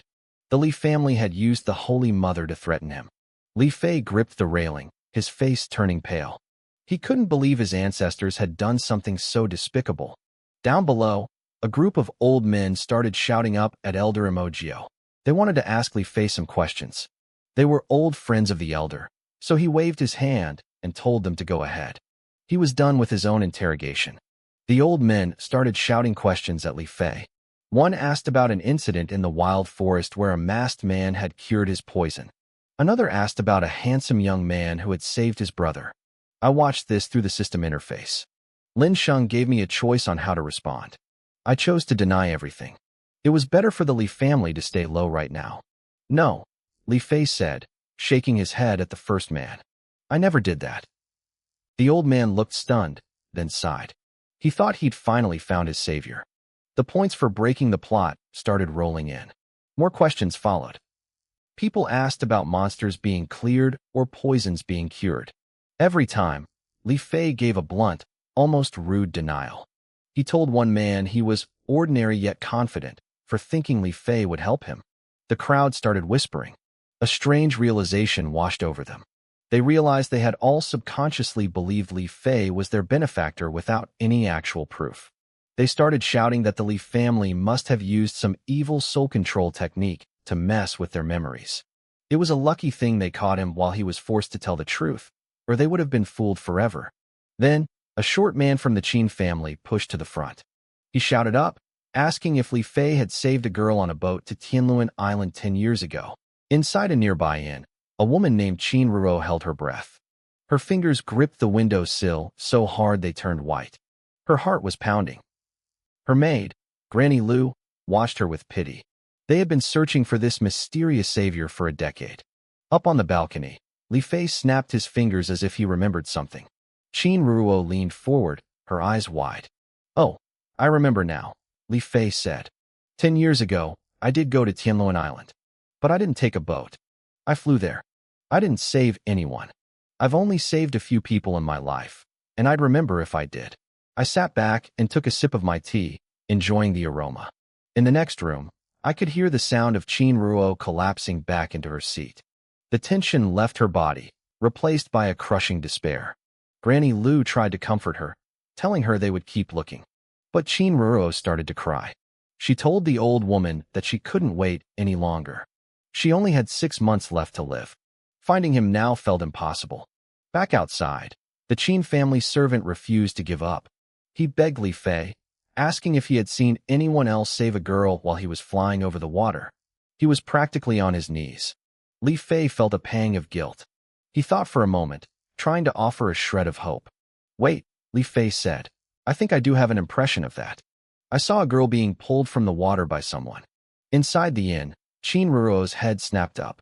The search wasn't over yet. No one had mentioned the savior pulling her from the water yet, but she knew. Qin Ruo's eyes were red and swollen, but she didn't look away from Li Fei up on the 5th floor. If Li Fei had been flying by, she must have seen the person who saved her. The spark of hope in her heart turned into a flame. Her pale, delicate face finally relaxed, blooming like a flower in the sunlight. She waited with bated breath. The Qin family's old servant was just as agitated. His face was flushed a deep, unhealthy red.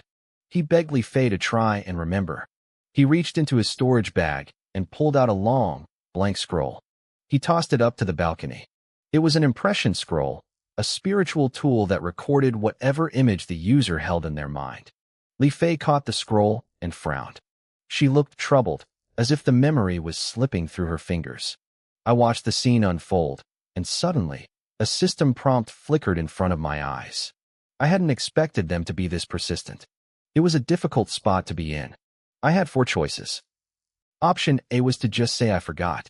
Option B was to show Chu Tian's face from 10 years ago. Option C was Lan Ao's younger face. Then there was option D, show my own face from 10 years ago. I couldn't help it. A smirk tugged at the corners of my mouth. I chose D. Up on the 5th floor, Li Fei's tense expression made the Qin family down below break into a cold sweat. They were terrified she would just drop the scroll and give up. But then, her face cleared. She looked like she had finally remembered. She gripped the edges of the scroll and closed her eyes. A brilliant white light began to pulse from the paper. Inside the inn, Granny Lu was hovering over Qin Ruo. She told her to stay calm. Ruo's body was far too weak for this kind of excitement. A moment later, Li Fei finished the drawing. She gave the paper a bored, indifferent glance before tossing it back down to the old man. Internally, she was mocking them. She had just drawn the most perfect, handsome version of a young boy she could imagine. If they actually found someone who looked like that, she'd be impressed. Li Fei had also realized something else. The eternal tears wine hadn't worked on her.